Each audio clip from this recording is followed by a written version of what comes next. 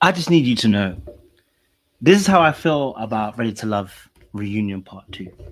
It was the blind leading the blind.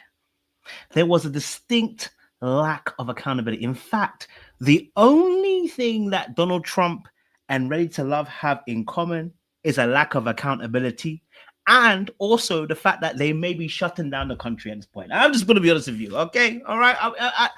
I was not impressed. Part 2 weren't part in anybody's imaginations. It fell flat. But I wanted to say this whole season, just like what you're seeing right now, was absolute Zaza nonsense. Absolute Zaza. Because I don't know what was going on throughout people's heads, but they weren't here for a connection. The only connection that I saw was with delusion. And that was throughout the whole entire season. Now, shout out to Rose. Rose did her big one, but there was a little bit of delusion. And even on that live that they did with all the girls, and I appreciate it, it was a very good live. I said, Rose, you forgiven Cam already? Even though he was on his shenanigans? I said, Cam, you forgiven Rose already? I know it was a year ago, but the old girl said that you was pregnant. Okay, said that you had condoms all over the place. Old girl crashed out and basically was cussing you out, letting you know that you ain't it. And we all happy smiles and gubba the gumbo, and we can't even ask what you know what I mean. And basically, when Cam was coming on there acting as if Rose was lying, and we still want to be friends, I said this is delusion. If we didn't know any better, this is delusion. But look, sometimes you have to, as the Bible says, remove the scales from your eyes. Sometimes there isn't an Ananias to come and touch those eyes. Sometimes you just need to remove the veil from your eyes to be able to see what it really is. Better yet, some of you need to change your prescription, okay? Because you can't see nothing, okay? You can't see nothing, all right? But today, you see me, I've got a bunch of notes here, okay? I'm ready to have this conversation. But of course, I won't be doing it alone. I have my people with me. I have my people them who are going to be chopping it up with me, okay? All right? So I want you to understand something. We're going to have a good time tonight, all right? But keep it cute. Keep it classy in the chat, okay? Don't do anything I wouldn't do, okay? man. Look, I have to say, look, first and foremost, this season of Ready to Love, pack it in, okay? Producers, storytellers, production. I know you watch my show. Pack it in. Next season, I want you to come correct. Don't come here without storytellers on the table. Y'all acting worse than Tyler Perry, and Tyler Perry got some bad storylines. But this, I'm going to need you to pack it up and pack it in, okay? Next season, I want storytellers, okay? I want storytellers. I want the story cohesion to match the editing. I don't know what you need to do, but let the continents meet, as Jesse Wu would say. I need your team to come together and produce something magical next season. Because honestly, this show, this season was abysmal. And then we took a 4-month break. Okay, it was like being in a toxic relationship with an ex and then getting back with that ex after, when you know you shouldn't get back with that ex. That's how it felt back with Ready to Love. Like, you know you shouldn't get back with Ready to Love. You know you shouldn't go back to Ready to Love. Okay, but a little bit of your toxicity took you back there. A little bit of hope told us maybe it'll change. Maybe it'll be different after the 4-month break. Oh, there must be a real reason why we had to take a 4-month break, and we come back to nothing but the same thing. So why do we take a 4-month break? Pack it in. I need you to pack it in and pack it in fast. Okay? Pack it in fast. In fact, let me even change my camera a little bit, because the way my camera is acting up, hold on now. The way my camera is acting up, hold on. The way my camera is acting up, it's gonna play with me a little bit, because this, I feel like it's on reverse. Hold on a minute now. Let me see something. Hold on, guys. 2 seconds. There we go. All right, cool. That's better. Because I felt weird. I was like leaning to the left and I'm leaning to the right. You know, the ones there, fam. Like, you're leaning to the opposite direction. And I feel like it's not clear, blood. Okay, cool. Okay, no, that's not working. Hold on. Okay, I probably need a little more light. Turn that up a little bit, because I feel like I ain't got lights. Okay, anyway, so we're gonna have a good conversation today. We're gonna have a good time, have some fun. you know, and break down some things as well. I said I'm waiting. I know the team are coming from behind as well, so that sounds a bit wrong, but hey, we can pause all we like. But we're gonna chop it up. But I wanted to play a little bit of the live. If you missed it, I'm gonna play a little bit of live. Okay, okay. I hope you apologize, Tay. You had her crying on IG. What happened to Tay? What happened to Tay? What happened with her? Why was she crying on live? My feminine issues. Yeah. So y'all knew I was sick on the show. Everybody's like, "Oh well, Rose, were you drunk?" He's saying this. He's saying, hold on. Girl. Let me get where cameras on. So I didn't know I was your number one, and I never. Can I just say something? Hold on. Can I just say something? On that live, Kiara was looking wonderful. I can't lie to you, bros. I don't know what happened, but yo, Kiara was nice. You know what I mean? I'm just saying. Kiara's looking pretty. I mean, she was pretty on the show, but when I saw her live, I said, damn. But anyway, let me focus. Okay? Let me focus. All right? Let me focus. All right? Let's focus. I felt like I was your number one because I saw all your energy being shifted towards Sahara. Now, I don't know if it's because of you trying to keep her calm or I don't know why the reason was, but you know, when we talk, like our conversations were actually more deep than they were with Hussein. We were talking on the phone for hours. Yeah. And you know, I'm like, all right, damn, like we really connecting. Our conversations is deep. We have the same viewpoints on life, but I'm still not getting that energy that he's putting in Sahara. Yeah. Like once I found out like he's buying her gifts and I'm like, how he's so invested and interested in me and I ain't even seen a damn rose petal. So that's why I was like, okay, I felt like I was being loyal to the person that was giving me that time. Even though it wasn't a lot of time, it was still more time than what you were giving me. So that's why I said to you at the retreat, I said, okay, if you're willing to try, I'm going to allow you that opportunity. But even after that, you still didn't step it up. So that's why I was still so focused on Hussein. But other than that, my decision would have been just as hard as yours. Yeah. I mean, I'm not going to I don't want to downplay my connection with Sahara because I don't want to shade one person over the other. Yeah. We know you had a connection with her. Yeah. But I understand that because I had to split my time. If you felt like that, I didn't give you as much time as I was giving other people.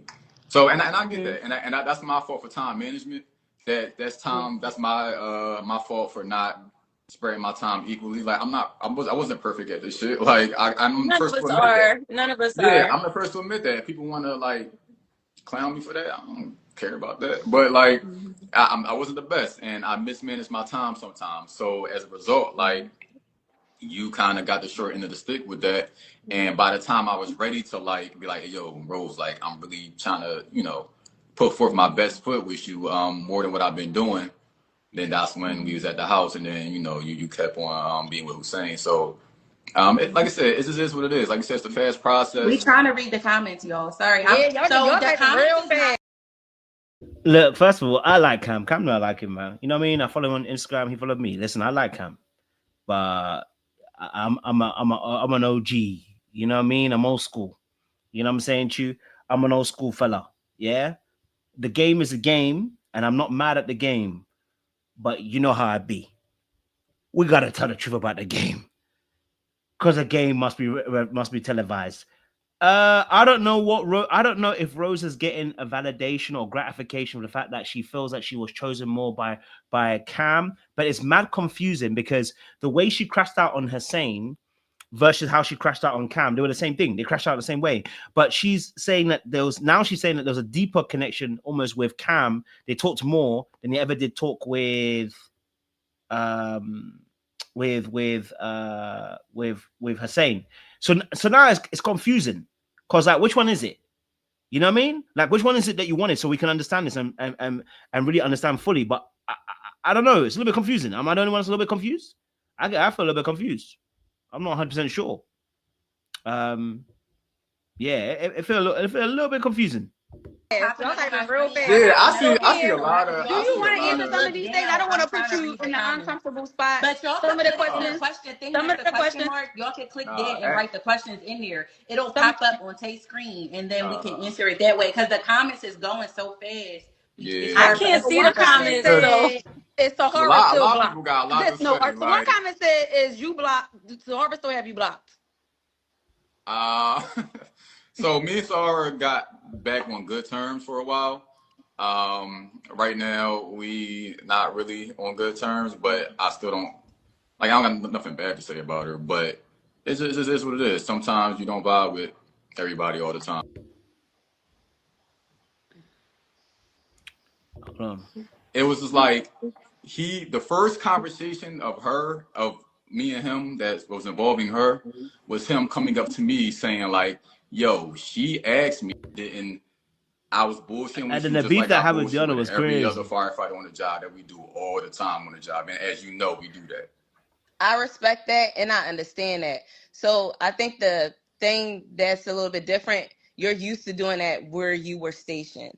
I think coming out in a different field, like let's say if you did that in North, that would have been calculated as how I calculated it.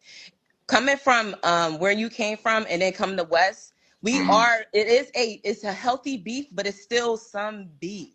So it's like when you come into somebody and you don't know who they are, and they kind of brand they because as when I came in, I had to be, rookie status. It's like I gotta be not on somebody's it's like you gotta be a little humble, basically.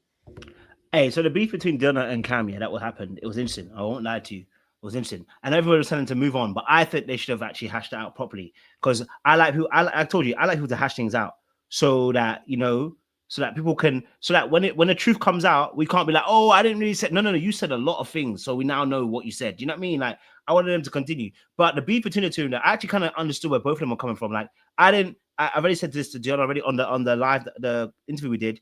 Are you sure that's what it meant? Like, I get what you're saying about the five beef, whatever, but you sure? Because when they explained it here, I was like, I don't really see that particular. I see both their points. You know what I'm saying, Chu? Like, I don't just see one person's point. So, I can see from both of their perspectives how this can be taken out of proportion. But of course, the going to the ex-boyfriend thing, that's a yes or no. Either you went up to the boyfriend or you did not. That's a factual one. It's like yes or no. And if he did, woo. If he didn't, then okay, then someone's boyfriend was like ex-boyfriend was lying. So it's quite clear. That one's a quite straightforward one. Do you get what I'm saying to you? I think that's a quite straightforward one. Got a question. Here we go. What the people really want to know, Cam, including me, because I'm the fucking people.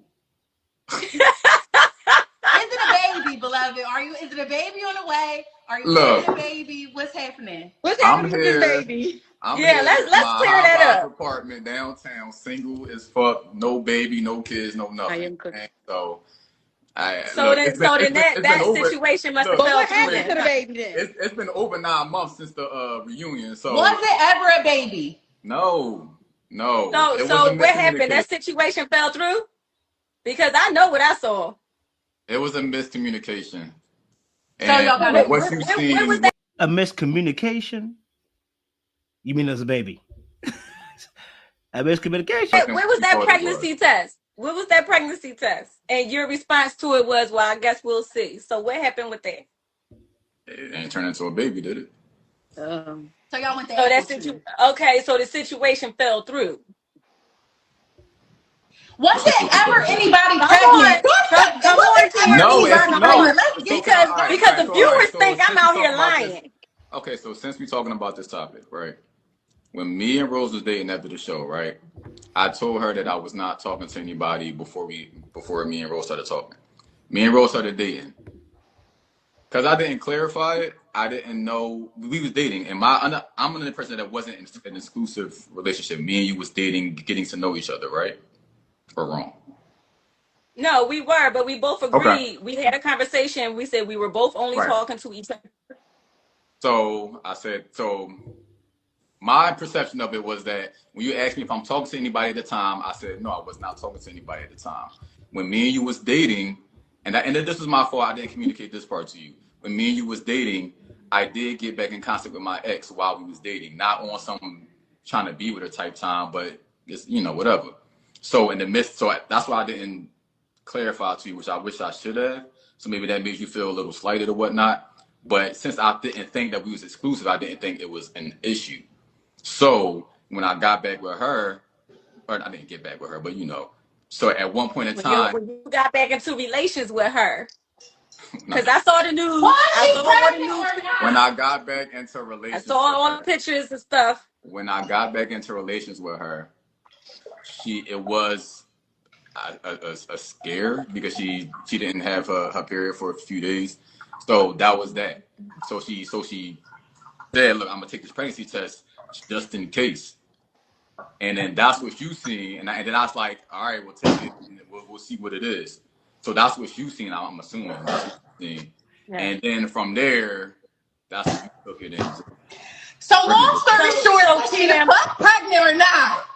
No, she was not pregnant. At the end of the day, she was not pregnant. Now everybody, now everybody's saying I'm lying. That's crazy. But anyway. So here's the thing. I so appreciate you, Kim, for being honest, because everybody think I'm out here lying. And again, no, you're not lying.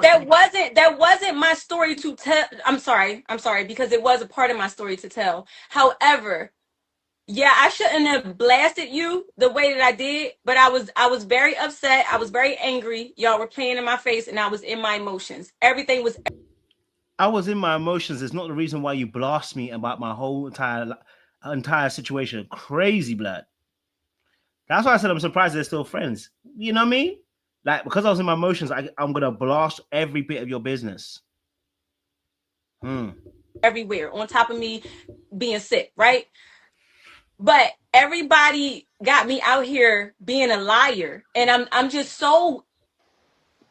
I appreciate you and respect you even more. I've always respected you, Kim, because we will have our differences, we'll go away, and then we always come back and we pick up where we left off at, right? But I so appreciate you for speaking up and being honest right now in this situation and clearing the air that I am not out here spreading false narratives or none of that other stuff. I thank you. Yeah, I mean, I'm not, look, Rose, I think you know out of anybody here that what you see is what you get. I'm not gonna lie about anything. What do I got? I know that about you.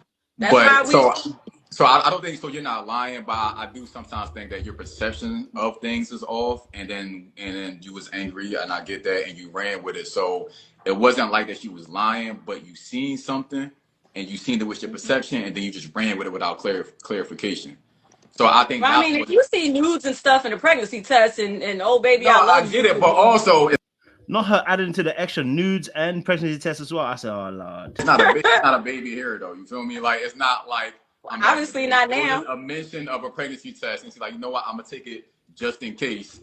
And it was not positive. I see the comments that it wasn't positive. It wasn't any of that. So that's what happened. So unfortunately, what happened at the reunion. We talked about that. Water under the bridge. I know you was hurt. And I didn't appreciate it, but like I said, we talked about it and we passed that. So yes. I got 2 more questions and then I'm done, Kim. I'm so sorry. I know I got the 21 questions, but I'm asking what the people want to know. And that's fine. Ask some questions. Ask some questions. Okay, so my second to last question, Kim, is during the reunion. Rose said something about being like in poly or something, and you said something like if they're cool with it. So basically, you like more than one woman at a time. So is that your thing? Do you think okay with it, and that's you might be like, oh, I don't even want a person that's thinking that way. I'm gonna leave. I might cheat. It's crazy. Yes, this is a mad comment. You gotta listen to my woman to be okay with me having sex with other people while she at home chilling. But I said that since I don't want to cheat no more, I'm going to be transparent about every little issue that I'm feeling when it comes to that. So if I get the urge, I'm hopefully that won't be the case. But if I ever got the urge in the future relationship to say, hey man, I might cheat, I will go to my partner and be like, hey, this is the way I'm feeling. How are we going to get through this? Are we going to talk about it? How can we handle this together as far as like, if you want to leave, then I'm not going to hold you. If you want to work through it, we can work through it. Kim, You ain't ready to love, beloved. No, because some people know. She said you ain't ready to love, beloved. Anyway, listen, look, we can talk about that all night, but listen, I've got my people them to come up as well and get my panelists on as well. But listen, we're gonna chop it up tonight because it's gonna be a good conversation, a bit of fun, a good time as well. But listen, we're going to talk about it. Okay, the panelists, I'm sure, have a lot of thoughts about the live, about the reunion, and so we're going to chop it up right now. So if you're in the room right now, if you haven't done a massive favor, we've got 250 people in the room. Do me a massive favor, make sure you're liking this particular live. If you haven't done so, please do it now. Please do it right now. Press that like button right now as well, before we get the panelists on as well. And if you don't know, on a Wednesday night, my brother will, my brother's here, so he can tell a bit more. But on a Wednesday night, we are back to our panel conversations as well. If you haven't joined us for any of those, make sure you tune in for those panel conversations. Okay. All right. I'm gonna just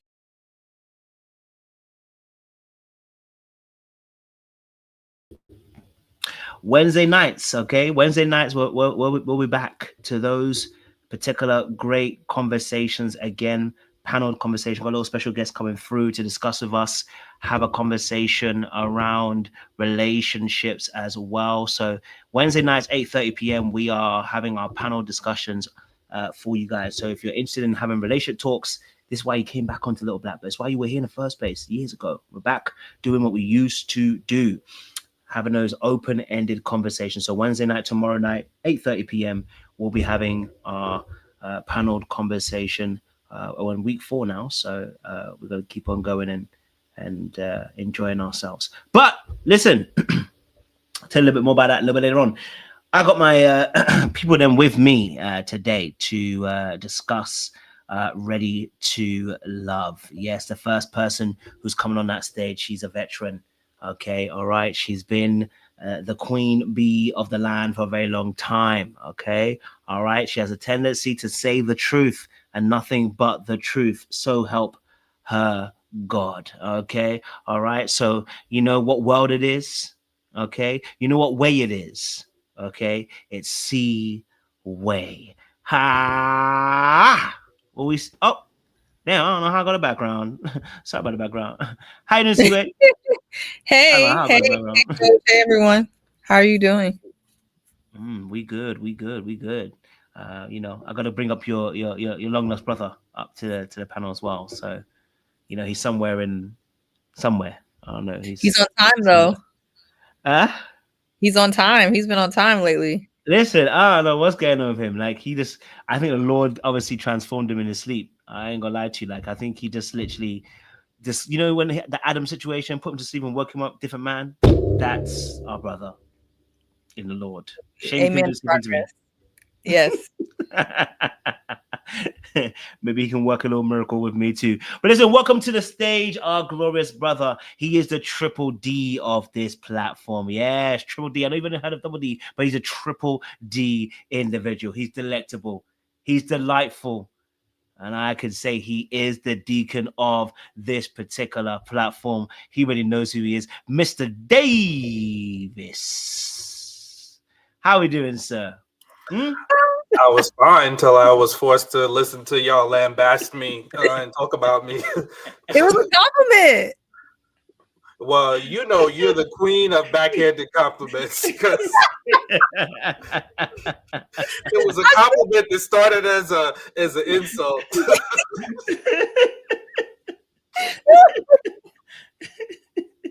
You look very nice. I'm telling you. Talk about you behind your back, in front of your face. What kind of crap is this? I just noticed how on time you were. You even got me on here on time, so I just wanted to, what does it give you your flowers while you can smell them? That's all. You was giving me those Chaz flowers, those petrified roses.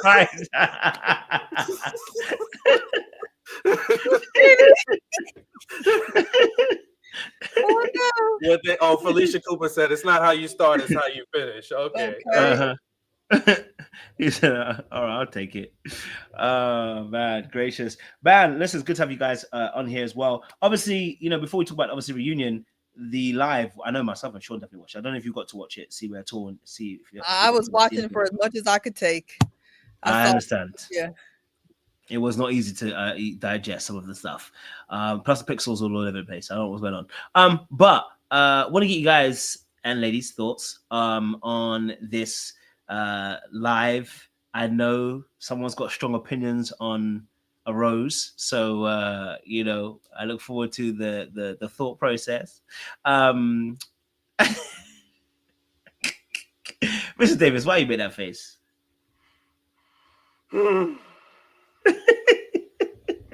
Care to let us know your thoughts? She stressed me out, let me tell you. Why is she stressing you, sir? I really was rooting for her. Mm-hmm.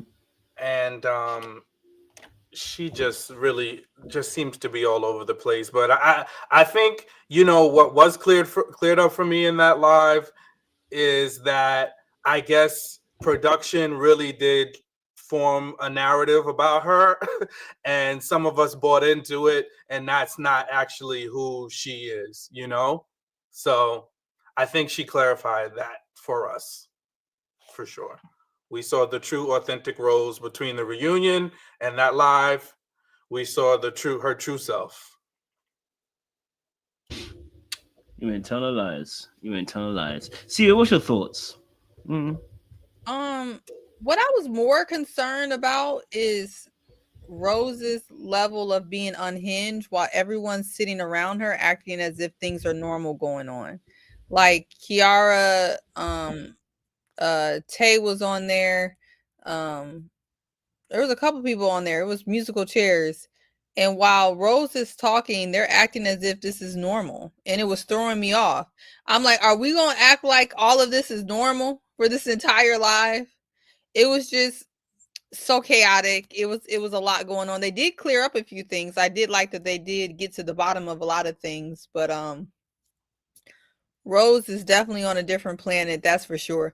I will say Cam's ability to take, shots to the dome and just keep it moving. He be taking a licking and he just keeps on ticking. I got to give him that. He seems like he has pissed everybody off for one reason or another. And he pops up there, he faces the music and he keeps going. I got to give him that. Because I don't know how he does it. I really don't.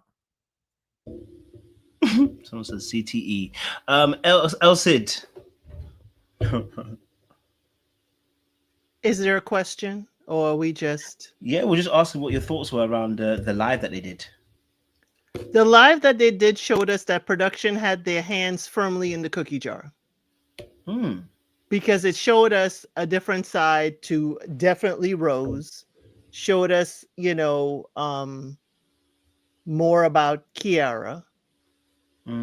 Deanna, I kind of saw, based on your interview with her. So I kind of saw that, but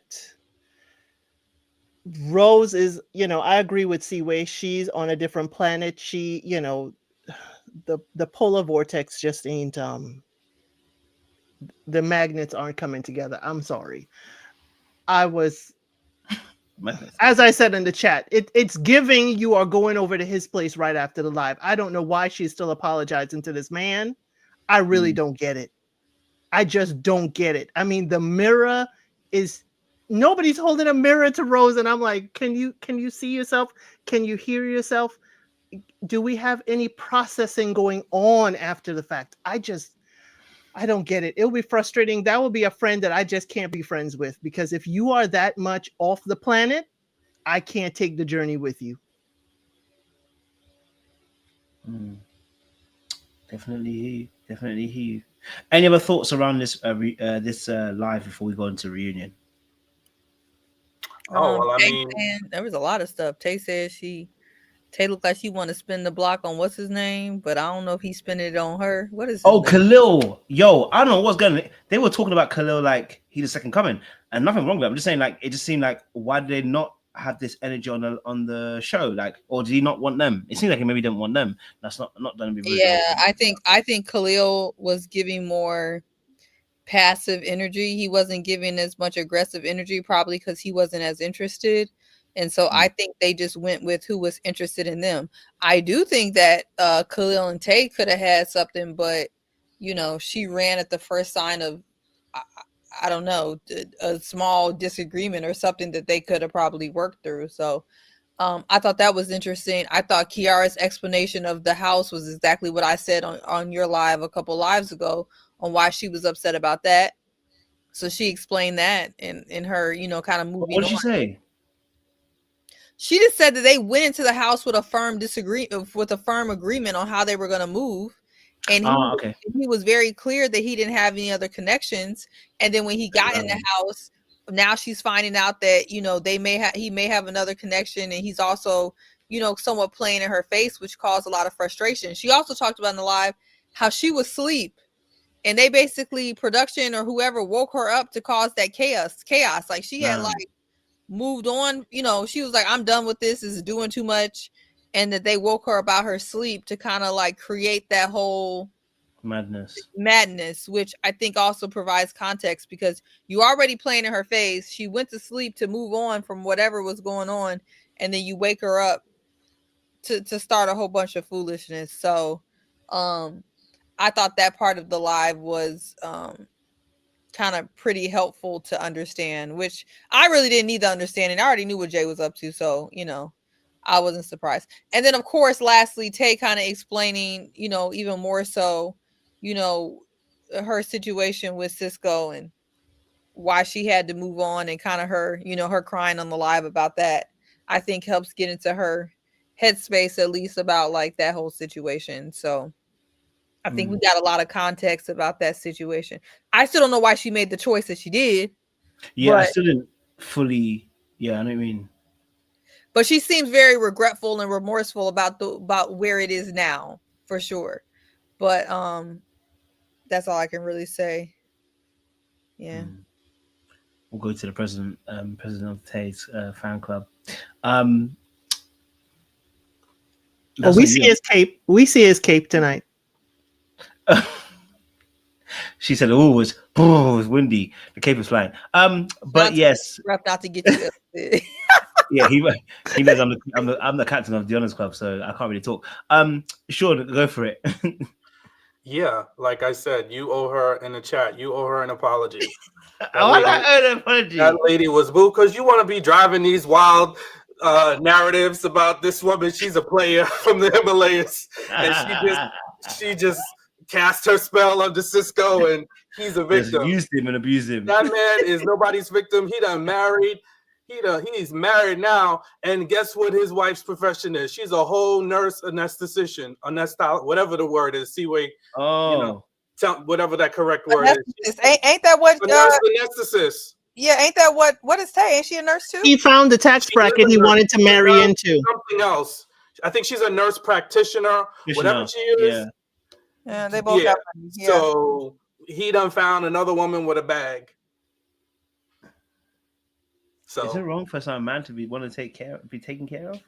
It's 2025, guys. We've got to get away from the patriarchy and get away from the idea that men can also choose to be taken care of. That's patriarchy. Oh, I mean, they definitely can, and they are. And that's why, Cisco, you go, boy. You go and enjoy yourself. Why are we mad at Cisco? No one's mad at Cisco. Cisco had made it very plain that he wanted Big Mama. He made that very plain. He was never lied about that, and he went out and found himself a Big Mama. So yep. He is one of those IG baddies that did find himself someone to sponsor his lifestyle. Exactly. So my issue was, and I heard, Kojo, what you were saying. I don't even know why you went down that rabbit hole, because it don't even apply. Unfortunately, Tay played herself. She ain't played nobody but herself. She said that she wanted a baddie. She got a baddie, and she want the baddie to have money. That's not how that worked. He's a 40-some-year-old baddie, and that is his skill. That is what he's bringing to the table: muscles, looks, gray hair, height. Indeed. Yeah, and maybe that too. That's what he's bringing. He never was given money, never was given stable, Never was giving finances, 401k, pension, cars, none of that. He was never giving that. Don't forget bilingual, Seaway. Oh, bilingual, right. Okay. Well, we He's know he know dispute. black from the minute he stepped on the scene. He let us know about his Isn't he heritage. unique? Yeah, so, Correction, though, I just want to correct this. Tay is the nurse anesthetist. This woman is a nurse practitioner. So I Not had this a woman, his wife, Sean. Properly, his wife. Not this If woman. you want to call her his wife, you can. I said this woman. yeah. Damn. Okay. All right. Okay. So No what we not Zaza gonna do here. is be telling me what I need to be saying. He said Papa, no who this Zaza woman? here. Who this woman? And they both, a nurse practitioner also can be a nurse anesthetist. But anyway, that don't really matter for the conversation. Oh, is it? Okay. No, I ain't mad. Yeah. But I just want to say, and I've been saying this, I'm gonna say it again since we're on this topic. What you lead with is what you're gonna get. What stood out to me when we went back and we watched what Tay said that she wanted, the first thing that she said she wanted, unless it's just as editing, she said she wanted a fine man. Well, that's what you put out into the atmosphere, the hemisphere, you know, the whatever, the universe. That's what you're gonna get back. She led with I wanted a fine man, and she got a fine man. She didn't lead with anything else, no qualities, security, nothing like that. You led with I wanted a fine man. You got one of the finest on the show. Finest, second finest, whatever you want to put Eddie first, you want to put Cisco second, depending on what you want. She got that. And you have to be very clear about what you're manifesting and what you're putting in the universe. And I feel like that's why she crying, she frustrated, because she know what she put in the universe. And my thing is, I don't understand women at that stature, this age, when you're in your mid to late 30s and you're leading with I want a fine man, you have lost me. Like I can't even get into your thought process. All of the fine men with money were taken up in the 20s. If you didn't get a super fine man, unless he's coming off of a divorce or he's a widow or you just something really interesting happened, why are you leading with I want a fine man and nothing else? That's unrealistic. And so, yeah, I think that's why she was crying, because she played herself. She definitely didn't play him. Well, she was listening to Kojo because, you know, Kojo says if you're not attracted to him, then don't go after I told That's women right, to Tay. listen to Kojo. That's women's choice. That's right, Tay. That's right, Tay. You learned a great lesson, Tay. She said she wants to be enamored with her dude, so let her find a man. Kojo gonna keep y'all single. I told y'all that she's attracted to. You gonna be married and sliding on the wall. He gonna be ugly and you gonna be sliding on the wall. That's a worst combination right there. And then the moment y'all break up, or the moment he do something that he steps out of line, he ugly. I gave this ugly ninja a chance. This is what happens when you help an ugly ninja out. They got the nerve to show up. You got an ugly man having you slide down the wall. That is poor punani management. That should not be happening at all, especially if you're fine. Well, it happens every day. Look at Lil Wayne. Look at Flavor Flav. And that's just the short list of some of the most obvious. You ain't ugly. What they say, you're not ugly if you rich. They weren't ugly. That's where you messed up at. He got all that money, they were not ugly. Anyway, now you just doing a slip slide argument here. Hola, Zaza. Down, girl. Hola, Zaza. I'm just saying. Miss T says Cisco was never her cup of tea. I mean, Kiara said it about Jay. It's true. Kiara said it about Jay. She said Beauty and the Beast. So she said she don't mind. Kiara says she don't mind, but then she tried to clean it up and say, you know, I'm not calling him that. I'm just saying I don't mind it, you know. I think Jay had a little charm to him. He just needed acne medicine. I don't think Jay was ugly. See, that's the problem, you see. Yeah, what? Because you see, when you ladies, when you say, "Oh, I don't mind him," you're tolerating him. Okay, I don't want you to tolerate your man. That's how we get that 70% out of you. You know, and we want a full 100%. Nobody's saying you have to go for Idris Elba. You know what I mean? Nobody's saying go for the finest man on the planet. We're saying make sure you find this man attractive.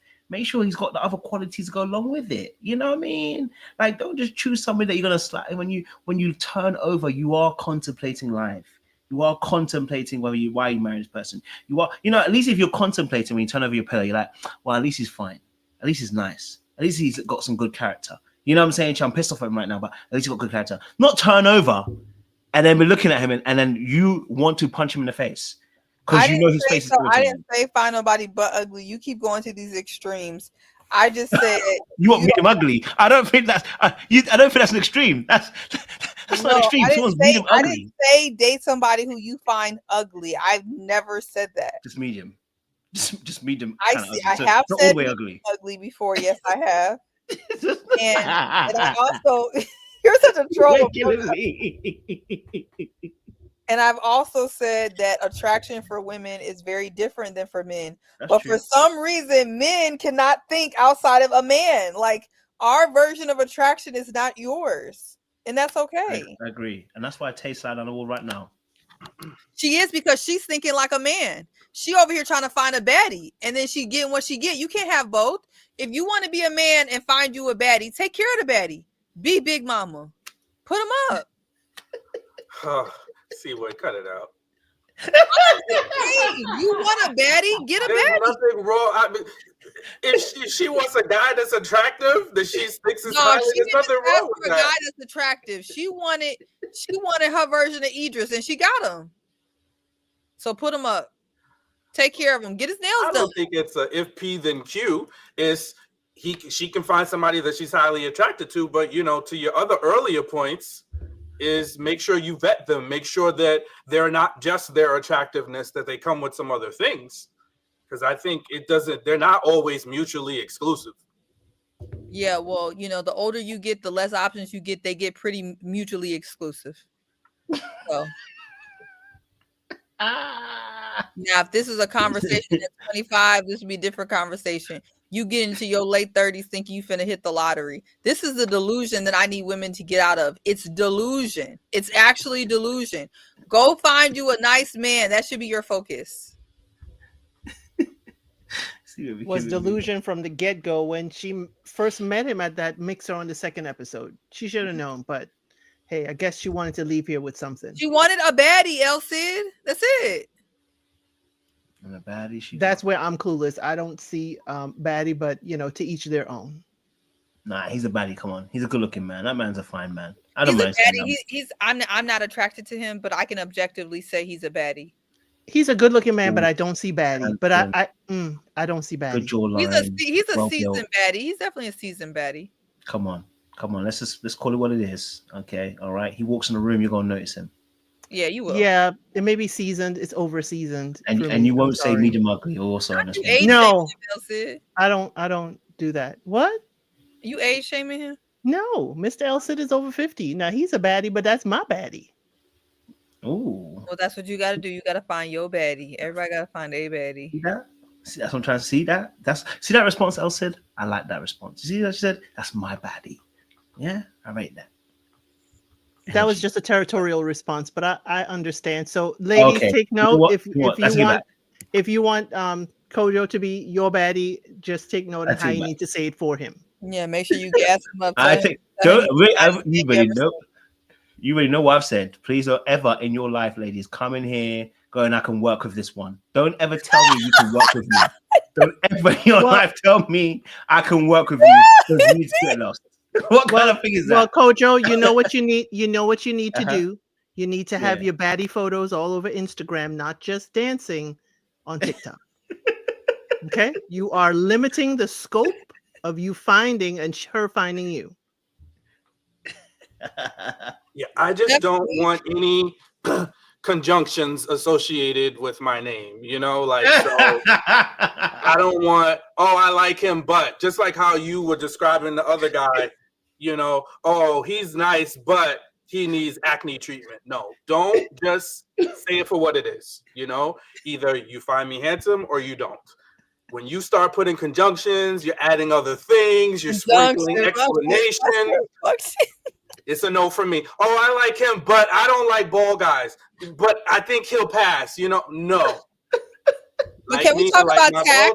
Or don't like it at all? Because that's what you're gonna get. Can we talk about Conjunction. tact though? Because I think a lot of women don't have a lot of tact with this. Like they'll say, like, yeah, when I saw you at Oh, first, Meet him ugly. intellectual attack. Meet him ugly. I have You tact gonna when it tell matters. us? I have tact when it matters. I would never be like Sean when I I guess first it met you. never I thought you matters. was ugly. I don't see the joke, gentlemen. Look, Yes. they about to block these blessings. Well, out. you must be Stevie Wonder, because we see it, we get it, we've lived it for the last almost 5 years. Because I'm as tactful as Seaway too. So Thank you. You look, Well, Elsa, we're Well, that's why you're on the bottom You're row. not helping her, Elsa. Because we know the that's tax. not an assist. Y'all gonna call a Negro. No. tell me how y'all really feel. I'm Tell me how complimenting y'all really feel. See, all the We meet him ugly and confessions, we a compliment. all the That's confessions my coming out. tax. right. Regardless of the slander that they're trying to bestow on me right now, the point still Slander. the point still stands. You know what I mean? You don't have to say everything that you think. So if you see a man, if you fall in love with a man and then later they ask you like what you think about them, you ain't gotta say, oh, I liked you, but I didn't like your belly, I didn't like your knees, I didn't like your socks. You just talk about the things that you really do like about them, because that's probably why you fell in love with them. You know, you can keep it cute. You ain't gotta say everything. Because they ain't gonna say everything about what they think. You don't have to say everything. I just think as women, we're just a little bit more comfortable being more honest. And I think you guys have to remind us that men have feelings too. Well, Kojo always reminds us, but yes, please remind us that men have feelings, and we just have to be a little bit more tactful. That's They have it. feelings, but they have wider shoulders. They could bear it. Okay. I'm sure they can. But you know what? I think you should always tell the truth. I think Seaway is absolutely right. I need you to tell the truth from early. Don't wait till you're married and you got the ring. Tell us before then, so that he knows that he's medium ugly to you, or that he's too short for you, but you made a concession. Say all the truths so he can be free. You know what I'm saying, Jew? Say it so he can be free. You know what I mean? Like, tell us the real truth about how you feel, so that we don't have to lie to ourselves. You don't have to lie to yourself. You don't have to bear and grit it. You know what I'm saying? You don't have to look at me and think to yourself, damn, let's go make it a few more years. The kids will be out. I want you to live your best life. I want you to enjoy yourself, and I want you to choose the right person for you. So please, let's follow Seaway's words of caution here. Women should tell the truth from early. Okay, all right. You don't like bald heads, leave them alone. You don't like a big belly, Well, leave what's them alone. wrong with You don't saying like I typically dated a shorter man? I typically dated taller men, Historically. but I fell in love with. Yeah, I historically dated taller men, but I fell in love with you. What's wrong with that? You know what? What's wrong? Go on, Sean. With? And I hate these arguments, but what if we said to you, you know what? I usually date light-skinned girls, but you're real pretty for a brown-skinned woman. No, we didn't say I real usually pretty date for her. girls. We didn't say that, Sean. We didn't say that. I usually date girls that are slim, thick, but I made an exception for you because I could see your potential. Yeah, but my response would be, and I thought you were supposed to be understanding the patriarchy around here. The response to that is our value system still in 2025 is still heavily in our looks. Like, for example, if I was to get on here and pop my ish, but I had a lash out of place or hair out of place, it'll be 10 comments about that lash and 1 comment about what I'm saying, versus you could come on here looking however and nobody cares. Our value system is still very much so in our aesthetics, and it's not the same for you. So there's the difference. We're in 2 different worlds. And we didn't use a conjunction when we talked about historically I've dated. You lot are wilding. You lot are wild. You lot are wilding.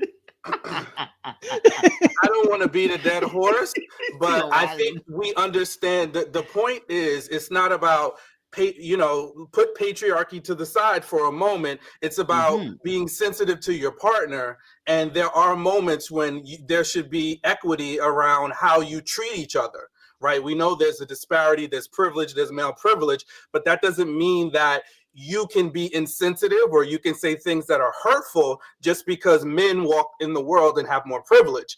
You're saying there's no benefit. You know what I'm saying? It's not like you're explaining a theory to me. There's no benefit in you telling me that you've dated taller guys before. Like, who is that helping? It's not helping our relationship. Can you tell that to Kojo? Can you tell that to Kojo? Because my response was to him.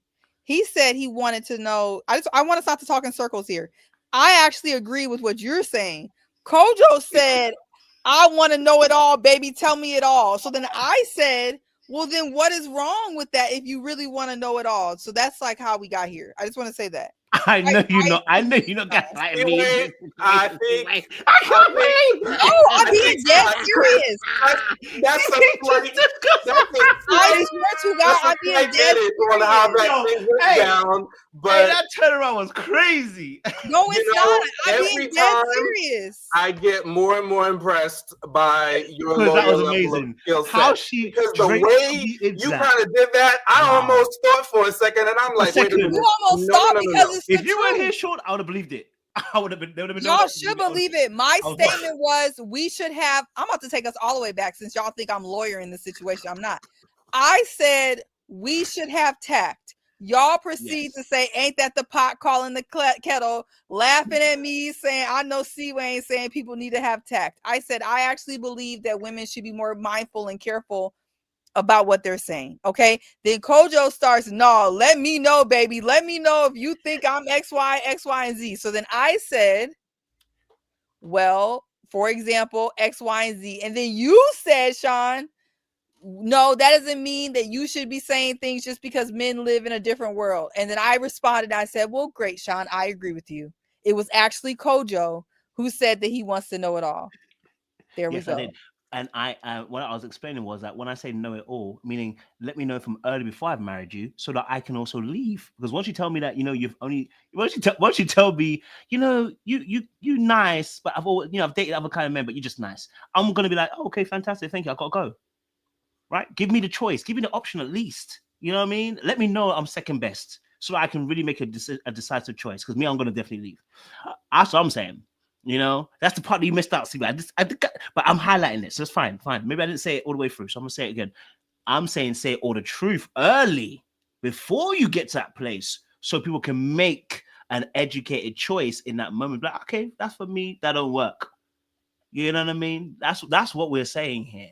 That's what you're saying. Sean didn't say that. Sean just said he doesn't think all that. I think I don't want to beat a dead horse because you really did a good job there, and I'm not trying to break down or make that argument irrelevant or your point irrelevant. But I think the point that we were making is like the way you said it the first time before you recapped it. It was more of like have the feeling, think the thought, but just don't say it.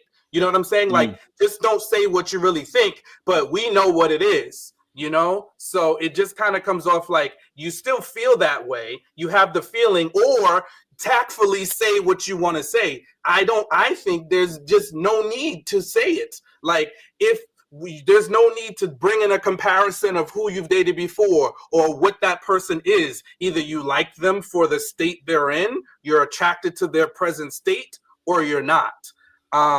That's the point I want to kind of like move the conversation around, because I've heard that the banter with a lot of women is, oh, we could just fix them up a little bit. You know what I mean? We could just clean him up a little bit and make him like we want him to be. No, either like him for who he is today, and that's it. Now that doesn't mean that the person is perfect. It just means in their present state, when you roll over, they wake up in the morning, you look at them, you're like, oh wow, I'm attracted to him. Yeah, well, I maybe I'm just different because I can be very attracted to a person in their present state and still perhaps there's aspects that I've dated before or maybe prefer. That doesn't mean that I'm not very attracted to you. So, and that's why I say just don't ask me questions you don't want to know the answer to, because what's the point, babes? If I'm attracted to you, leave my inside thoughts alone. If I like you, I'm attracted. Huh? That's the point. We have to know. We have to know. Well, I'm telling you, I'm attracted. It just doesn't mean standards. My presence alone tells you I'm still there. I'm attracted. That's how people tolerate people. We don't know for sure. We have to know. You're projecting that. You're putting how you would feel on them. Women don't think that way, and we've been trying to tell you this for about 2 years now in the comments. The comments have been telling you this for 2 years, and you won't take us seriously. We told you how you think is not how we think. But it's come out. But even Kiara, the point is that even after Kiara came out and was like, Jay's really not. This is what I'm trying to say. Like, Kiara, what ends up happening is that I call it self-betrayal for a lot of people. Not all. For a lot of people, it's self-betrayal. And I know people might think we're projecting, but it actually does happen. Even the Kiara and Jay situation is part of that betrayal. What ends up happening is that after you get frustrated and annoyed that you chose that ugly guy to you. I'm just going to call it real for what it actually is. You know what I'm saying to you? So I'm saying to you, listen, don't choose someone that you know, right, that you're settling for. You know what I'm saying to you? Oh, he's nice, he's good, but that's why Sean was smart the conjunctive. It is because when you put the but in there, if I'm dating you, right, I don't say, oh, Siwa's got great qualities, but I don't add a but. No, Siwa's great. That's my girl. Like, not you, literally, someone's wife. Don't leave the but out. You know what I mean? But like, I wouldn't say that. Do you know what I'm saying to you? It's like saying, like, El Cid and Siwa are great panelists, but you know, they do have their moments. Like then it negates. Anytime you add a but, it negates anything you've ever said before that. That's why I think women be coping though. I think, let me just let you in on the inside. They be coping. The way she was my man, she was very attracted to Jay. Don't let nothing that she's saying right now fool you. It just be with somebody, like, once you're like out of the situation, you get really pissed. You like, I fell for this ugly nigga. I fell for this fat dude. Now you're mad, but that's not how you felt at the time. It'd be the same way men, as soon as a girl doesn't want them, you know, getting their number, they be, I didn't want you no way. Yes, you did. I wouldn't pay that no mind. When she was really into him, she wasn't thinking he was ugly. I promise you she wasn't. You don't do all that for a man you think is ugly. That's not how that works. Oh, and do all of what? What did she do? She was really into him. You don't think Kiara was into Jay? I think she was. I think she enjoyed the attention. She would. I don't. Listen. And the live told, and I think she was rightfully so. I think she liked him. She liked the attention. But trust me, when somebody is fully into somebody, they don't cut them loose that quick. She cut him loose like nobody's business, and over him not taking her out on dates. So she didn't like him enough to bend her boundaries. And we've seen plenty of women, especially on that show, when they really like somebody, your boundaries get twisted in like a pretzel. Her boundaries were firmly intact, okay? They were an iron wall. Because why? He's an ugly ninja to her.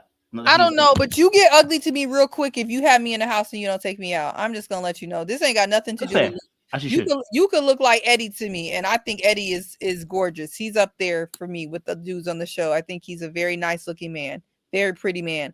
But if Eddie had me in the house for 30 days straight, talk about, baby, can we just sit inside? He's going to be ugly to me. I don't care what he looks like. But your insult wouldn't be that he's ugly. Well, that would be literally objectively insane to say. Oh, you see what I'm talking about? She said objectively insane. It's crazy. So you can't even make the joke. You can't even make the cuss because that's what I'm trying to say. Have y'all seen Eddie? I want that response. No. I want that response. He is that funny. Right. I want that response. Exactly. And I think that's what you guys are missing. I don't know if it's on purpose, but the whole idea is that it's not an insecurity. You know, and Nola, I see you. I don't know why you want to come at me. I don't know what the heck. It's not about insecurity. I don't think that the reason that Jay and Kiara aren't together are because of his looks. The point evolved to she was fully into him, and I said she was not. Okay? She was not. I don't know. I know why they weren't together. And she, based on what she said, and he didn't deny it, was because he was unwilling to court her appropriately. And guess what? I said because she has good boundaries, high boundaries, typically when women really are fully into a guy, they will let some of those boundaries slide to give the guy a chance. That is the construct of what I'm saying about Kiara and Jay's relationship. I'm not really getting into too much about Jay's looks or what he looks like or what he doesn't look like. I don't care, you know, like I don't care. The point is that attraction matters. And a lot of times women try to tell us, oh, it's different for us. It's really not, because it's our base level human reaction to what we visually see. Now, yes, could I see something that Kojo finds attractive differently? Sure. And the same for women to men. But you know what it is, and that's what we are lasering in on. We want you to be attracted to the man that you're with. Hard stop, full stop. Don't make exceptions for him. Don't say if we clean him up, he has a good heart, he's a good provider. Be attracted to him.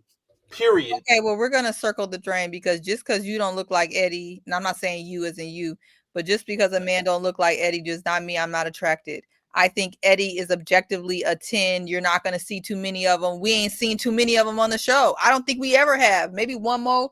What's that dude? What's the dude from the what's the last one? What's the other guy? I can't remember his two name. two ago? He was Miami. What's his name again? Tell us his name. Yeah. He was also a very. He was the one with the pretty flight attendant that I liked, who Sean liked. Yeah. With Mercedes. Yeah. Oh, Mercedes. No, Jean Pierre, whatever his name was. I don't know. It was Mark Anthony and it's been Eddie. I don't need. There you go. I know he had 2 names. And both of them are beautiful gowns. And I think what you're not understanding is that we can say you're a 10 on the outside and still not be interested because your personality is No, we agree with that. And so I think that's the dual fold. But we're gonna circle the drain here. At the end of the day, you should be with someone that you're attracted to. I fundamentally agree with that. That we don't disagree on. But feeling like women need to think you look like Eddie, to me, is delusion. I mean, we want you to see how you said it objectively fine. You should be able to say that about your husband anyway, or your partner. I should be able to, when I say not objectively, because of course that jumps, you put the word objectively, but you should be able to say the person's fine. No other ifs and buts, no other extra additives. I've always said it.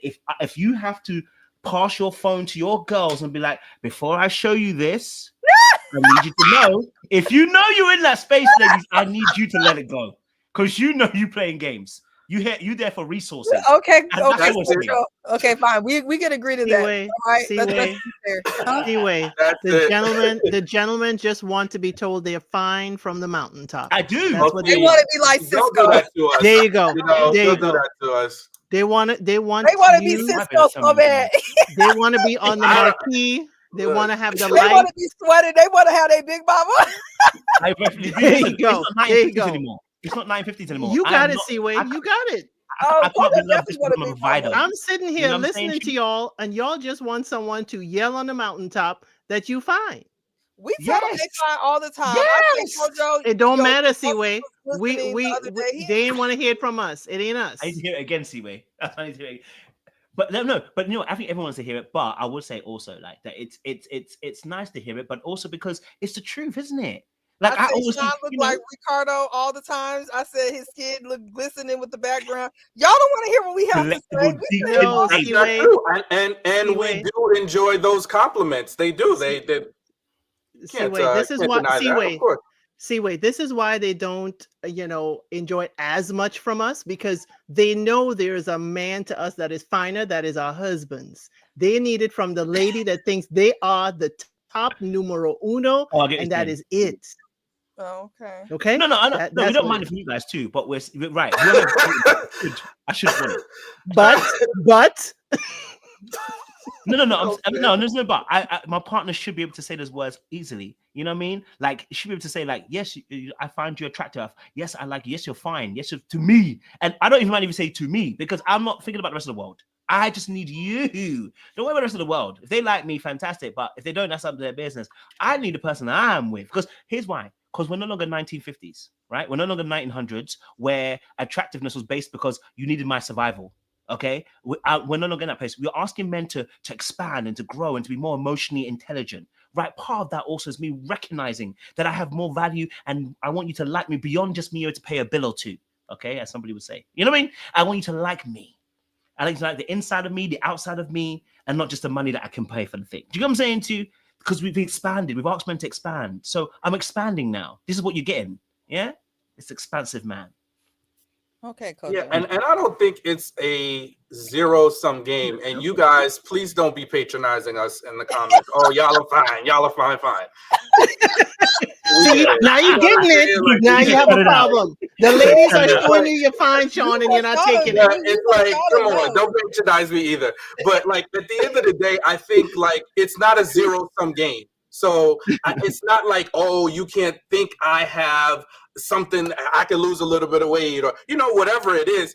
But the overarching point is that you should not have an idea in the back part of your mind that's like, they really ain't it, and I'm giving them a chance. You know, you know what I mean? Because that is where the dynamic shifts in your relationship. I think that's what this all is really rooted in. It's this idea that when this happens, sometimes the woman is like, I'm giving them a shot, but you got one chance to mess this up, you know? Because I know you got that crooked leg. I know you're a little bow-legged. I know you had to wear leg braces when you was a kid, but they still ain't straightened up. You know what I'm saying? Like the idea, those running jokes that really play out. My dog is losing her mind back here and stressing me out. Is the ball under the couch again? No, I don't know what she wants. I'm not sure. I don't know what it is, but I went off camera to check it out. She's barking at some inanimate object. I don't know. Abby. But we start praying for you. We don't know what goes to her. Sean, go check on Abby one more time because it seems like she really needs something. Oh, sounds like she missed her daddy. That's Daddy Davis. The lady that really needs him, and he ain't going. He ain't rushing to the scene. While Sean is gone, I do want to summarize. We gotta make sure Abby is straight. I don't think anybody should be with anybody for charity. But again, I'm gonna say this, and hopefully the men see it. Women are with men for so many things outside of looks. Like you should feel like your man is doing you a favor as well to be with you, not just because he's cute. It should be because he's a protector, because he's a provider, because he's a spiritual leader. He always holds you down. He always show up when you need him. I just feel like a man, like the looks from a man are like so minuscule to what to me a man is and what a partner is. And so I think I can't speak for every woman, but I feel like even let's just say a woman was with a man that wasn't as fine as some of the other men that she dated. She still thinks he's cute though, but he does all of those things. If they break up, she ain't gonna be like, I gave this ugly nigga a chance. I mean, because she gonna be like, this man was everything for me. He was like, you're not even thinking about that. So no, and you're right. The thing, you're actually you know right. what I mean? No, you're right. You should be able to look beyond just the looks aspect. But can we start with the looks? That's what I'm trying to say. Can we start with the looks? Let's stop that. I'm just saying women, especially I would say women over the age of 28 are not starting with looks. I mean, if you survey 100 women or ask the women in the chat, when you get 28 or older, I would say for men, maybe it's a 1 or 2 for you guys. For women, it's like a 4 or 5. And so I think that's why we don't see each other, like we don't really understand each other, because looks for women are a number 4, but we're talking to men where looks are a 1 or 2. And so that's why we're able to say things that sometimes come off as flippant, because we just don't care as much. And I think it's a sign of immaturity that when you break up with a man to say, oh, you know, he wasn't cute anyway. It's like, if it didn't matter to you in the beginning, why are we talking about it now? You get what I'm saying? Like, you can't just be like, oh yeah, I didn't like him because he was fat or he was ugly or he was short or he was this or that. When you weren't saying that, hi Abby, we rescued her. We weren't saying that before. So yeah. Okay, that's a fair point. That's a fair point. I can take that on. I can see how later on in years that the looks may not be as important, and I'm not discounting that at all. You know, as well. I think ladies can still have it all in this perspective. When I say all, what I mean by that, within reason, right? It's like saying me, okay, I find a woman attractive, but okay, do I need her to be the baddie? No, but I have a range of women that I like in terms of attraction, in terms of looks. I like different types of women. Do you get what I'm saying to you? So, you know, not everyone. You know, some women in the past I've dated with big back. Now I date with a small bum. Do you know what I mean? Like, I like a range. You know what I'm saying to you? So for me personally, it's like I like someone to find me attractive because I know I have great qualities. I know I have great qualities. So if you're looking for those great qualities, you're going to find them. Let's start there though. Let's start with the fact that when you look at me, you're not struggling to having to grow on you like a mold on the side of a pond or something. Like, you know what I mean? Like and I'm not saying that, oh, the person's gonna be like, it's like the objective 10. No one's asking for that. We're just looking for the fact that when you see me, you know what I'm saying? Oh, yes, I find him attractive. Yes, he's fine to me. Yes, check. Okay, does he have character? Does he have this? Does he have that? Yeah, okay, great, fantastic. That's what we love to see. And I'm just saying that because also as well, and you know, also as well, I'm just saying from my perspective, maybe I'm a little bit naive because I'm still, you know, 34. So there's a lot of life to live as well. So I'm still a bit young, as I like to say. But I also think from what I've experienced, again, this might be because I'm young, what have I experienced that, listen, the energy that you get from somebody that is attracted to you, from my experience, has been amazing. And when I compare it to people that go, yeah, you're cool, I like you, and then you grow on me, it's a hard fight at the beginning. You know what I mean? Sometimes it's a bit of a hard fight. No, it's not all, but sometimes a bit of a hard fight. So I'm just saying, you know, for me personally, you know, that So I it was truly attracted to you, not make you believe they were attracted to you. what do you mean? Okay. It was true, not that they made you believe it was true. Oh, I also trying to go down that lane of where women are gonna lie and not tell the truth about how they really see you. I already know you're gonna go down that lane. I know you now. You going down that lane. No, you again, when you're, and I'm a sensitive person to patterns. I'm also sensitive to the way that people move. You really can like, if you have dealt with many women, unfortunately some of us have, and I'm changed my ways, thank God. You start to get a kind of like feel for people that actually, when they have a high attraction to people who don't have a high attraction to you, right? And those people that can deal with you but are growing with you, like they're like, okay, I don't necessarily see it now, but I can see that you're kind of cool, and I want to rock at you and see what I'll go on. I want to get to know your mind, and I want to grow in that area. And there are other people where they're like, I like you from the jump. I see you, I like you. Okay, I want to get to know further, see more. And I'm saying to that, what I've experienced is that the energy is very different when that person actually does find you attractive and you find them mutually attractive. It just hits different. But I'm not discounting what the ladies are saying as well. I do understand that you might Kojo, have to help with all of this, I really wish you would you had the time. I wish you had the time to go through Maths UK, because it is wild. Here you go. I watched the first few episodes and we saw what happened to Sarah with Dean. Now, if she ends up falling for that man, if she falls for that man, yeah. That's what I'm going to say. Yeah. Well, let me clarify. I'm sorry, Seaway. I have to clarify. Well, one, I'm always speaking for myself, but what I said is, if you talk to most of the women, not all, right? Most is not all of the chat, that they would not say that looks didn't matter at all, but they would rank it lower. And I said 4 or 5. So if you're one of the women that ranked looks number 1 and 2, well, I would say you were probably in the minority, and you're probably like Tay, perhaps looking to be somebody's big mama. I'm not sure. Why she gonna be called Big Mama? Big Mama. That's fine. Why can't she like someone that's fine and just want to be an equal partner?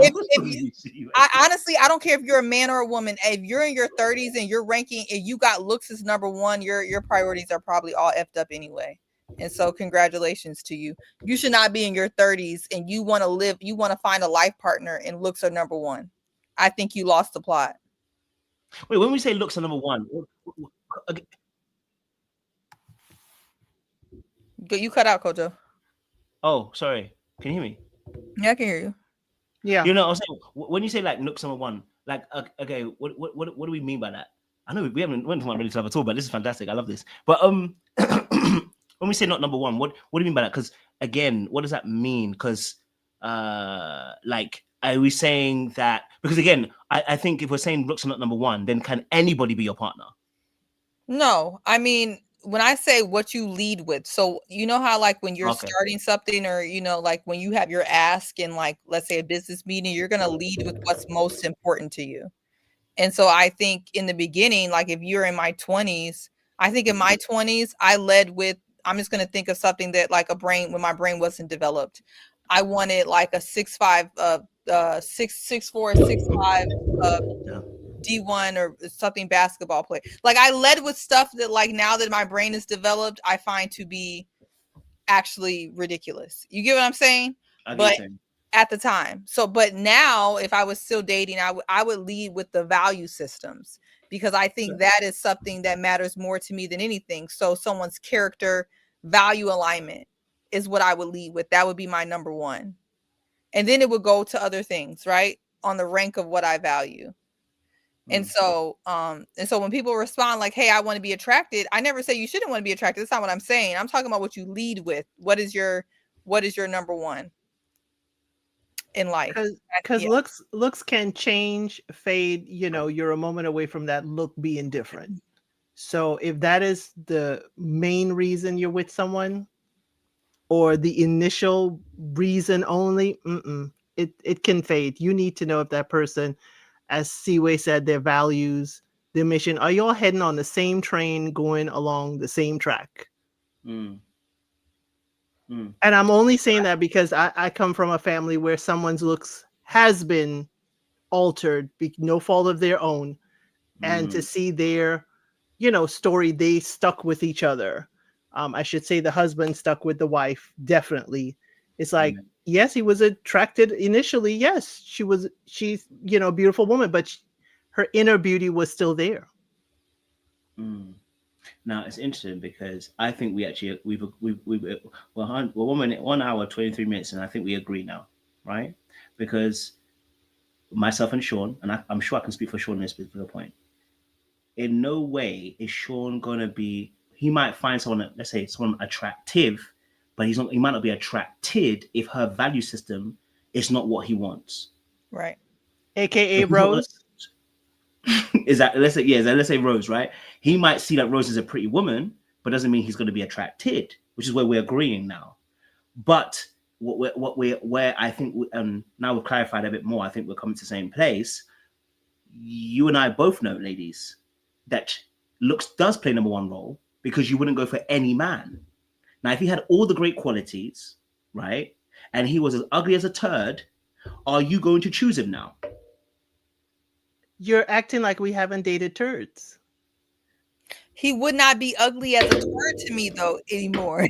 I mean, like I probably wouldn't see that, but that's just me. You wouldn't see him at all. That's the point. What do you mean? You wouldn't see him. You'd walk right past him and leave him alone. Kojo, when you're walking past, when you're approached by a turd, you just hold your nose. That's it.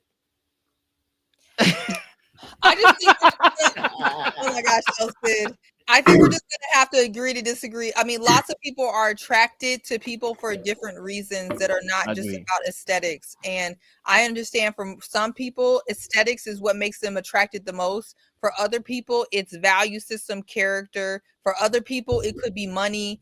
A lot of things get the people going. Some people love an ugly nigga with a lot of money. That really gets it flowing for them. Some people like different stuff. Everybody has different stuff that makes them attracted. To me, if I saw a dude that was a billionaire, but he was all wrinkled up and whatever, the money wouldn't do it for me. But that doesn't mean it won't do it for my sister next to me. Yeah, but that's like us men, who some man will not look at a girl's looks and be completely different to the men. But the majority of people, why wouldn't you go for that person? Let's say he's not even old. Let's just say he's so, like, you can think of the ugliest person you can think of, Seaway. Hypothetically, but he had the money in the world, great character, all that stuff. You gonna do it? No, because money alone doesn't make you attractive to me. I said he had great character. I said he had great character too. He has great character and money. Man of the Lord, you know what I mean? Well, that don't mean nothing. But he's, you know what I mean? It's just here is whoo, cooked. Like, I feel sick when I see him. Yeah. I'm not gonna be with nobody I feel sick when I see him. Of course not. Now, so it doesn't matter how much value the person has, looks are still going to play a role. I never said they didn't. I said a lot of people, they range from 2, 3, 4, 5 is what I said. Some people close their eyes and keep it pushing. And some people, they don't rank it at all. So leading on lead on from that. That's a really good conversation. Thank you for this. It's a really good conversation. I haven't had this much fun in a little while, so I'm glad you entertained, Kojo. Have me on my old debate days. This is your favorite freaking convo. Lord, it really is. We ain't never gonna let it down. We're gonna be back here 2027. But obviously talking about the reunion, talking about obviously things that were happening. We got to see we got to see the situation with Jay, Kiara. We got to see Cisco and Tay. And in fact, we should start there because now we're talking about obviously taking away looks and everything like that. But Tay obviously did not. Well, Tay in the end decided that she is. Well, she actually, I thought she kind of highlighted that he's a bit of a moocher. I ain't gonna lie. That was my position. I think she kind of indirectly kind of said either he's gonna be a moocher or he is a moocher. And I want to know if you got the same sentiment. I'm talking about outside of watching episodes before that. On this particular thing, did you feel like she was highlighting that he may be a moocher, may not be, maybe a moocher, or has been a moocher in that space? I want to know from you guys' perspective at all. What's the question? If we think he's a moocher? Do you think that Tay was highlighting that he is a moocher? Because she never said it. She never said it directly. He's the one that said the comment. I had to be corrected last time, so he made a comment. But do we feel like, based on how Tay kind of reacted, maybe on the episode, that reunion, that she also agreed or felt like he was a moocher or was going to be a moocher financially to her? She did highlight that. I think she said that when she highlighted the fact that he talked about, I always wanted a girl who lived in this type of apartment. I think that was pretty clear when he said he always wanted a girl that lived in this apartment and didn't indicate that he wanted to put on in any way or help in any way. Yeah, I think she made that pretty clear. Presidential.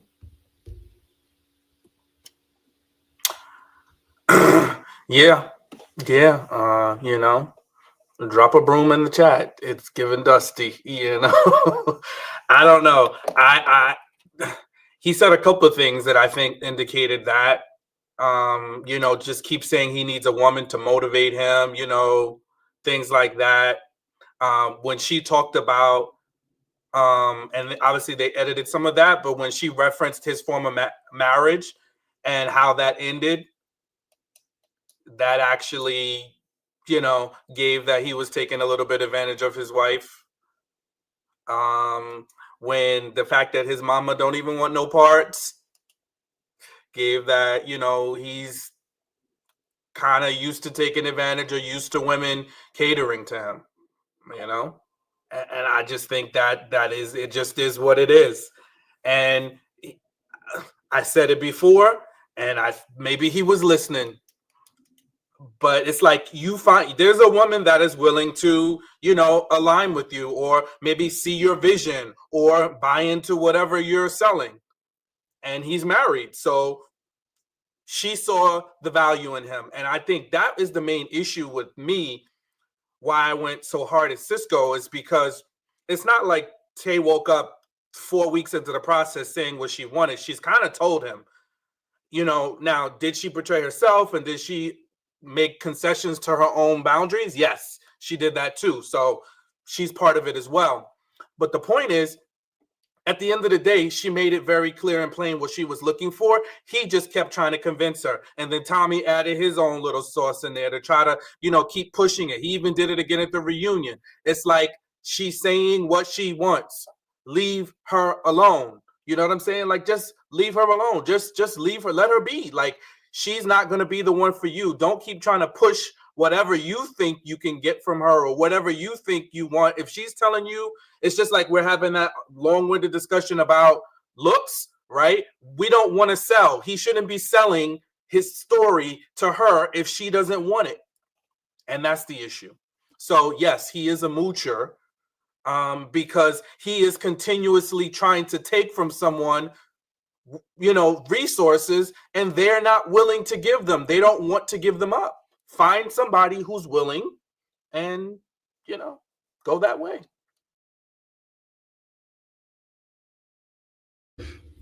Thank you very much, Sean. El Cidio.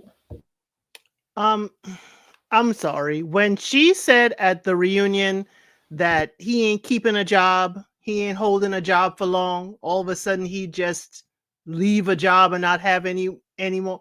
I was done. It's okay if you are building and growing to, you know, a goal, to a destination, to what you want to do in life. But it's another thing when your partner can't count on you to hold down that job. I mean, a job. Come on now. that to me was the instability that she was very scared about. And she gave him a shot. She had to see his work ethic. She had to see, in her mind, I would have been done long time ago, but she had to see his work ethic. Let me see if we could give this a try. Maybe he's not at my bank level. Maybe he's not at my, level of, an entrepreneur. But okay, maybe we could have this grow. But I can't wake up and come home on Thursday morning and you say you done quit another job. That just ain't gonna fly. Even, how are you providing for yourself if you're doing this constantly? I mean, daggone it, we're getting around on your bus pass. You got to have a job to keep it going. So I'm sorry. That was where I was like, he was unstable financially. I don't know if he was providing emotionally for her. That's between them. But Tommy's talk, I was highly upset with Tommy's talk. Tommy was not at that age. Tommy has been married to his wife for 9 years. She was forever a fiance until 9 years ago. So again, when you're giving people advice and mirroring your life, please don't mirror Tommy's life. Please don't do that. That was Tommy in his 20s when his wife was holding him down, and we can afford to do that in our 20s. But still, nobody's going from 20s to 30s to 40s holding someone down with the hopes that their comedy career is going to skyrocket. Tommy's wife, fortunately, Tommy has grown and Tommy has a successful career. But don't get it twisted. She was forever a fiance until 9 years ago. So again, what Tommy was saying, I'm sorry. I was not for Tommy telling Tay to stick it in there. But if she did, she went in, she knew what she needed and what she wanted from him. And when he did not match up, she had the strength to leave. And I applaud her for that. Not to, go in there. But if you're going in there, make sure you have your checklist. And if he does not meet your requirements, then get up and leave. And I was proud of her for doing that. Kojo, that poll is ridiculous because that does not even follow the conversation. What is wrong with you? Are you asking the men that same question? Are you answering the question? No, he's asking a poll that, like someone said, I forgot who said it lacks nuance. Anyway. So, Kojo, when you are dating a man, what is your physical attraction? Not dating a man. He says dating a man is in the question. I'm exhausted. You know what? In this post, I could have swore I blocked you. I don't know how. I don't know what you want me to do. I put the question. I don't know what you want me to do. I put the question. And they said 93% said they need physical attraction. So I don't know what you want me to do. What did I do wrong? When you're dating someone, how about that? Because some people date. You have some of the most intelligent followers or subscribers, I think, on YouTube. Do. You're like, the people who subscribe to your channel are very highly educated, very high IQ individuals. They know. And it's not a dumb bunch. Because they get you together real quick.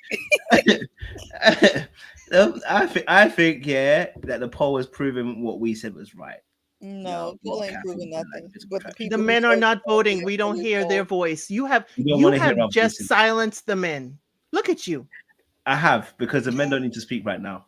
The poll is speaking. The women have constantly been speaking, and we're trying to let the men know that their voices can be heard here. And here you are silencing them. They said they dismissed that silly poll. I'm sure somebody answered that silly poll. We got 52 votes. Go for it. Sorry, anyways, so apologies. Go for it. There could be gay men voting. Well, that's true. Undercover. Absolutely terrible. I mean, we you know what? At the end of the day, though, and I've said this, and I want to say that I feel like Tay took a lot of accountability and responsibility in the reunion. I think she made it clear not to villainize Cisco, and she really made sure to say that it was her. You know what I mean? Like she just couldn't do it, and she didn't want to put him down. And I felt like that was big of her to do, because I'm always with the women, but I think a lot of times we do not take accountability for the things that we do. And I think it was very big on her to go in there and not play victim like we see a lot of the women doing. And she basically said, you know what? I effed up. It wasn't, I just couldn't do it, and I respect her for saying that, because at the end of the day, I'm gonna be real. There is a market for Cisco's. There's probably a couple women in this chat who may be quiet, maybe they chatting, willing to be a big mama to Cisco. I'm not gonna be mad. I'm not gonna hate the player. I'm gonna hate the game. Cisco is providing muscles, a little salt and pepper, and looks, and for some people that's enough. So who am I to say that he shouldn't be dating because he live in a room and don't got a car? Who am I to say that? If you're being honest about it, and there's a woman willing to be a big mama to you, is it my fault? Should we blame Cisco? I don't think so. I think where Tay messed up is he was very honest about that, and she did not ask the right questions. When he was talking about his wife in the beginning, I would have asked what happened. I would have known from the beginning that he kept on quitting model jobs and putting on his wife, so we wouldn't even have gotten there. I would have asked more questions. I think she just wasn't asking the right questions. And so, yeah. She did ask a right question, Seaway. She asked if he cheated and accepted the fact that he cheated in the past. Cheating ain't the problem here, though. Cheating is the least of her worries. He's over here trying to move into her apartment and live off of her. He ain't even got enough money to cheat. What room he gonna bring her to cheat? You don't got to bring her to a room to cheat. He ain't even got the backseat of a car. So there's that. Right. I'm trying to figure out where he finna go to cheat. I'm not even worried To about her place. Hello. That's where Butcher goes. Oh, okay. Well. Yeah, I forgot that your ladies are resourceful. He wakes up and he makes her breakfast. Mm-hmm. And there's a fine man in the kitchen cooking you breakfast. Why won't she take the offer? It better be baby boy style. Better be. That wasn't even a studio, y'all. He was renting a room. I mean, I don't think there's anything wrong with that part, because if he's got a plan going ahead, like I said, I think if he has a plan going ahead and he can be consistent, I didn't have a problem. That's not the problem I had with him. The problem I had was that and I guess it got confirmed by Tay, which is that there was more to the story of there was some inconsistency in the way that he can drop a job in a hat. That's the problem. So I think, if you've got to start again because you've divorced or you're on the process of divorce, a man's going for a thing, you're going for a thing. I'm not mad at that. But I think the key thing is obviously what was the vision? How are we going to go forward? What was your plan going forward? And maybe it wasn't the right time to date as well, being in that space, but it was just also, I guess there was some inconsistency with the story with that as well, that would prompt a woman to be like, someone's not quite right in the milk, in a sense. So I hear what you're saying. And Nell said, I'll do. Well, I have a song. You like to hear it? Well, here it goes. And I think this song, although it's dedicated to women and men's attractiveness will never equal or be nearly close to the beauty of a woman. So we know that. We get that. We understand that. But we still want to be desired. And I think that is the point from the man's perspective. And here goes the song. Walks by me every day. Her and love are the same. The woman that's stolen my heart, and beauty is her name. I'm hoping I can make you mine. Yes, I do. For another man steals your heart. And once this beauty is mine, I swear we will never be apart. What's the song? Drew Hill Beauty. There you go. But he also found another woman in his bed. The woman that's Elsie, why do you have to be a storm cloud? Because Elsie gonna take it back to cheating every time. I don't know what they're doing. Elsie be triggered when it comes to that. After he got her, somebody else was sleeping in his bed. That was the song. Wasn't that another song? Somebody? It was another song. It was right after. Right after he got beauty, somebody was in his bed. Yeah, that's a different song. Somebody was sleeping in their bed, his bed. Yeah, that's what I thought. Well, that's not good either. I don't know, but let me tell you, I didn't need to learn like Tay did. when I was coming up and just coming out of law school, I learned the hard way, not the hard way, but the easy way. Dudes would come by to my high rise. If they came in, they be talking about, oh, I can see myself in here. I said, no, you can't. Never came back. Never came back. You're not moving in here. Put your bags here. The F? No. We ain't MM. No, they be little mamas. These dudes been little mamas. This is nothing new.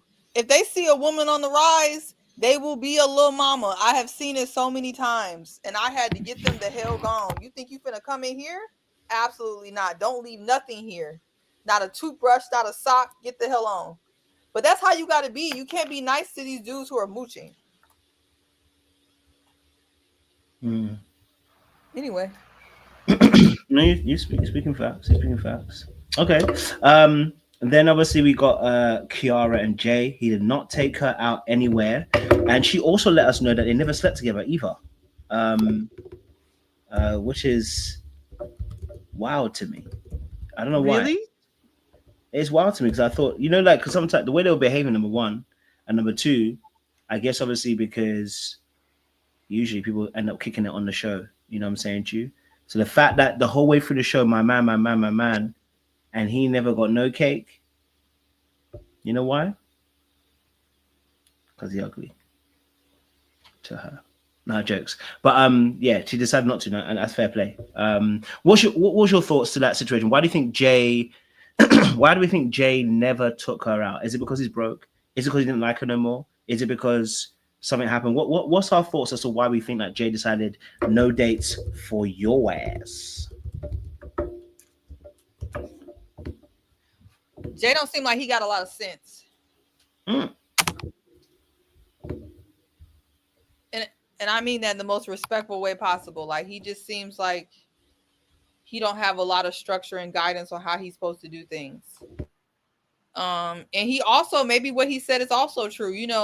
Maybe he was overstimulated also financially moving around. He also didn't, want to be out in the street as much. But that's my thought. You gotta be able to court a woman and treat her right, or she gonna move on. So.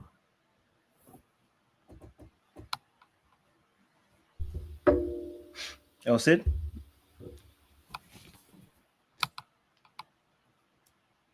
Sid just stuck on y'all cheating, so we can move on. Oh.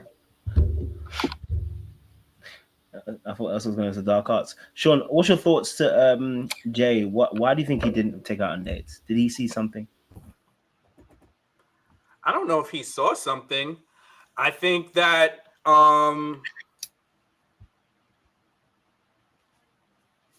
what am I trying to say? I think men, we often negotiate with women, and we try to negotiate to see how far they're willing to move away from what they want to what we want.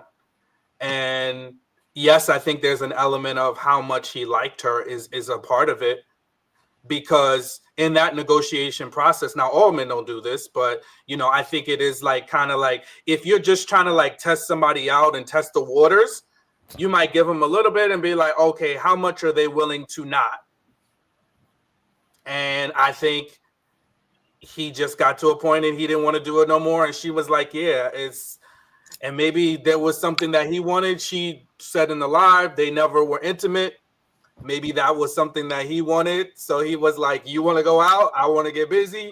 I don't know. I'm just throwing scenarios. I'm spitballing things because I don't know, but I'm thinking that that's probably part of it. I do know that when we really like a woman, generally, we're going to want to spend time with her, and not just in the house. We're going to want to go outside and do things and have experiences. Now, if he's like an extreme introvert, then, I get it. It is what it is. They're just not two people that are, aligned with each other, because she likes to go out. She likes to do things. And he seems to either not or not wanting to make accommodations, because he kept saying, I'll do it in a week, in a month.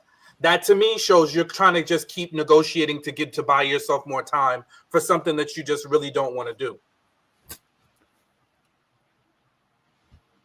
Yeah, I'll be honest with you. I think maybe it's me giving him the benefit of the doubt. I think more than one truth can be correct, right? I think as much as he said bougie, I don't know if he really. I don't think he had the level of finance, and maybe didn't have the level of finances for that bouginess. But I also think that he might have seen certain traits that he did not also rock with, and silently put her away. Okay, because when a man goes, I don't, I'll see you in a week's time, and I'll see you in a month's time. He ain't trying to see you. It means something. I mean, obviously it's baked, so he don't want to see you. But I mean, there's something that he's seen, or something that he's probably felt was a particular behavior that he didn't like, but maybe has not voiced it, and so he's silently quitting in that space rather than just telling the absolute truth as to what was going on. Do you know what I'm saying? And maybe also when she actually came to the house, as much as we saw the editing, maybe the family were like, yeah, and after they said, yeah, Negro, leave that girl alone. Okay, and I think Jay's got a little bit of toxicity in him anyway. I think Jay's got a little bit of toxicity in him as well. And my thing also too is I'm kind of glad that Jay left her alone, because after she brought that ex and thought that was cool, you ain't got sense. I love Kiara. She's fine to me. Fine. You wanted her just to bring nobody like the rest of them did? Absolutely. I'd rather you do that than bring somebody who's potentially a P and potentially somebody who is not your friend, and you pretend as if they could be your friend after you try to date twice, and they still like you. Yeah, no, you moving mad, and you are crazy to me. Can I say, please? Go for it. Jay is giving me, you're caught. I don't have to put in any effort. That's fair. It's giving me that. Okay, you said you with me, and we just gonna be coasting. Doesn't mean I have to put in effort. Remember, he had those long relationship. What was it? One was 8 years, and one was like 11 years or something. Are we putting in effort? Or is it that you're my girlfriend and we just coasting, and when I throw you a few crumbs, you need to be well satisfied? It's giving me low effort. It's giving me, we're together. I no longer need to court you. So does he know that? Has he seen that? Has he experienced that? Has he seen couples where they are still courting each other, have date nights or whatnot? Or is he thinking, dang, if I take you out, we got to go out times 4. We got 4 kids between us. Well, times 6. We got 4 kids between us, and then us too. Because I'm sure he's not staying in the house constantly. He's taking his kids out. He's going out and about with his kids. Elsie, that's why I said people giving him too much credit. He just ain't got a lot of sense. He think that's okay. He thinks somebody supposed to sit in the house. Is that tact? Is that the tact in action? It is. Very much so. I could say something worse, Sean. Yeah, say it. If you're going to tell it, then you got to tell it all. I sure don't got to tell it all. Because I like Jay, actually. Why don't you tell it, Sean, since you know it? I didn't make this assertion. I did it. But I like Jay. He just ain't ready for prime time. I just don't think he's ready for her. You know what I mean? I think I don't know. I don't think she's wrong like that. I'm not saying that she's. I'm not saying that anybody's more wrong than the other person. I wish she would have communicated, but I don't think anyone's more worse than the other person. Like I said, because I'm sorry. I told you I would have left you the moment that ex came. I would have left you. But gentlemen, if you are not doing the horizontal mambo and this lady is this possessive, I cannot imagine if you are giving her the delash. I'm sorry. I wouldn't either. I wouldn't go anywhere near someone who is this possessive and this calling out somebody else and this, I wouldn't do it. I would be running from the hills from her. So I kind of not believe it, but if that is what she says, then I will take her at her word. What she said she wasn't given? They didn't have nothing? Oh, Jay's here. Hi, Jay. Hi, boo. Yeah, that's what she said on the live after. I think you probably left by that time, but yeah, she said that people don't believe them, but they never They were never intimate before, during, or after the process. Oh, well, then I'm inclined to lean on to Kojo's side then. He was slowly exiting out that situation because just what Elsie said, if you're acting this crazy and I ain't even gave you the pipe, imagine if I do. Imagine how you gonna be if I do. Exactly, Coach. Don't make me come on camera to do it. Like, imagine. So despite Kojo be imagining. I do feel like, he may be a lazy relationship person and stuff like that. Mhm. And I do feel like he may have talked a little bit more than he can handle as far as I like bougie and all that stuff like that. Because if you're telling me I just need to be in the house, I prefer my layup with my person and all this stuff like that, but I'm attracted to bougie. You were just talking Zaza, as Coach would say. But I also do believe I do believe Jay is sensitive enough to sit there and be like, I ain't piped you down and you're going at me like this. You want to bring other women into the situation. It's my man, but you're stuck on the fact that you feel like Sahara was number one when I told you several times you were my number one. The women have told you several times you were my number one. I'm going to slowly back up out this situation because you cray. You way too much. And on top of it, you tried to manipulate me through the situation. Let's be clear on that part. I know Kiara might be fine to a lot of people, but we're not going to forget the fact that she was trying to be manipulative the whole time she was doing that stuff. This whole time you're talking to the wall instead of talking to me, holding on to an attitude for something that really wasn't that serious. What was more serious is him talking about how he touched all his friends like that, but then he was in the back touching one of the men's too. So I don't know. Jay probably do touch all his friends. Wait, what? Yeah, he was giving a massage. He was giving a massage to one of the guys in the back. In the backstage. Was it Cisco or Eddie or one of the? One of the guys was getting a whole massage. Yeah, now maybe Jay is a licensed masseuse. I forget which guy it was though. Maybe Jay is a licensed masseuse. I don't know. But you know what I'm saying? If you're not even taking the time to know me as a person, know if I'm a charmer, a flirt, whatever the case may be, and then you got these crazy friends, sisters, or whatever talking about I'm flirting with them because I said something. Yeah, y'all too much. I'm a back out the situation myself. You know what I'm saying? Like, they said it was Naeem, by the way. Huh? Naeem. Oh, it was Naeem. Okay, yeah. He got all them kids. He got to relax. Listen, I missed that whole thing, but I bet you and Jay ain't nobody's fool. If they ain't get down with the get down, he want to stay in that house to talk in her ear, to talk her through it. So I don't think he had enough foresight to be like, oh, I'm not going there with Kiara or it's not going to go. No, he was like, let's get acquainted in the house. Ready to Love them paid for all them dates. So we did all the dates. Now let's sit at home so I can talk in your ear and I can talk you through it. That's what he wanted to do. Trust me. And Kiara was like, no. No romance without finance. We got to go out on your dime. Like you said, you wanted. So exactly. That's all that was. Hey, and I'm here because I'm two ways with this stuff. Like a week, okay, let's decompress. We were in a hostile environment for a minute and stuff like that. We do need to decompress, take some time. But a whole month, my guy, stop with the tomfoolery. Stop with the whole tomfoolery of it all. Because if I ain't got a date in a whole month, you got me. I'm dating somebody else. Yeah, she should have got the hell on. I'm trying to figure out. Kiara should be praised for her boundaries. She realized that he was playing with her, about to have her in the house for 30 days and 30 nights, and she got the hell on. I don't see the problem.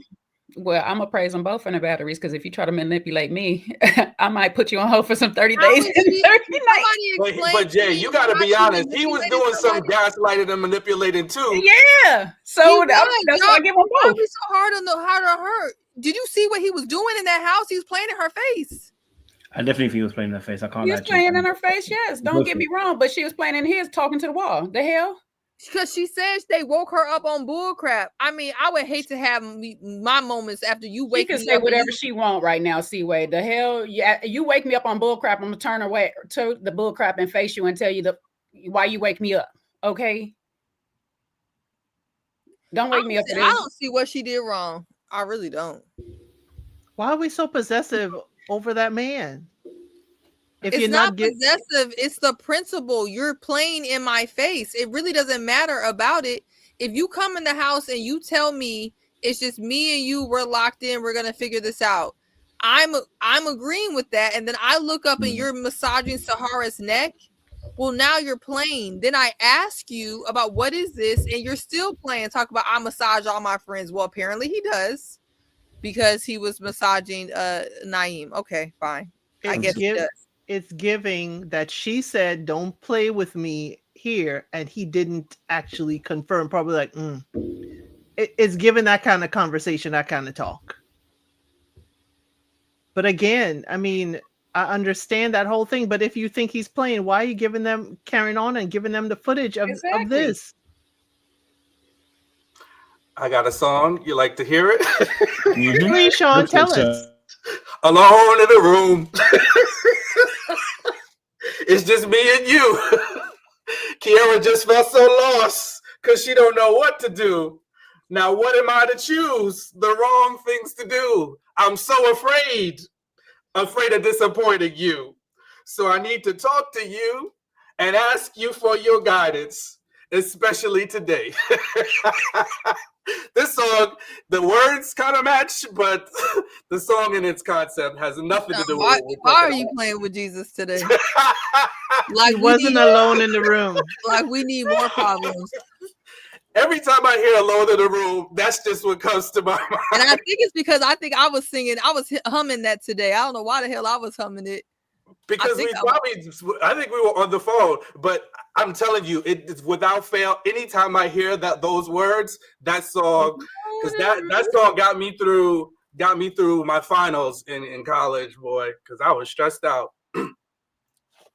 Well, I'm not gonna hyper scrutinize people's reactions, because boy, if it was me, the way y'all be talking about me on here would be really bad. So I'm not gonna sit here and scrutinize her actions. He was agitating as hell with all that gaslighting. So whatever she did after that, she did after that. That's how I feel. Well, he did say on the reunion, you know how many B's I got in my phone? I mean, that was just straight up bravado. Don't y'all crucify me. I'm not getting left behind in the rapture. Jesus is in everything. So we missed the rapture. Didn't you get the memo? No, we didn't, because that's folks was predicting the rapture, and our Lord predicted it in 1999. Jesus said, "No one will know." So he might have been coming, but then when y'all want to be out here trying to predict that it's coming, he was like, "Yeah, you will not know. You will not know. You will not be able to predict." But Jesus, I can tell you, and most of these people ain't being taken, so they don't need to worry about it. No way. They gonna realize when they see all the shoes on the floor. You know, it's interesting because I'm like, see what she was not doing the most when she called Sahara up in that room and all that stuff like that. And I know you want to be like how she want to react, how afterwards is how she want to react, but how she reacts is still indicative of the type of person that she is. Well, because if a person playing in my face, they're gonna be playing alone. My face is not gonna be in theirs to play in no more. You playing by your damn self. Well, I think you know how we are. I think we'll abort mission real quick once we see what's going on. But not everybody is like that, and not everybody has enough life experience to know when somebody is truly playing in your face. Yeah, but I'm not gonna co-sign. I'm not gonna co-sign foolishness, because when I co-sign foolishness, I'm telling you okay to go play. You playing back in that person's face, because that's what she was doing. She trying to get a one back. What you trying to get a one back for? Just go on. You got your lick back when you move on. But you want to stay in the childishness, and look where you at now. Well, she's you sitting for a whole month waiting for a date. In a new relationship, hopefully happy. Yeah, but you sat for a whole month waiting for a date when you could have moved on to a new relationship a long time ago. Probably 3 or 4 relationships. You could have had 4 or 5 dates going on while you were sitting there waiting on that man. 4 or 5 who? Dates. Oh, okay. Damn, is my accent that thick? Yeah, go on it, Sean.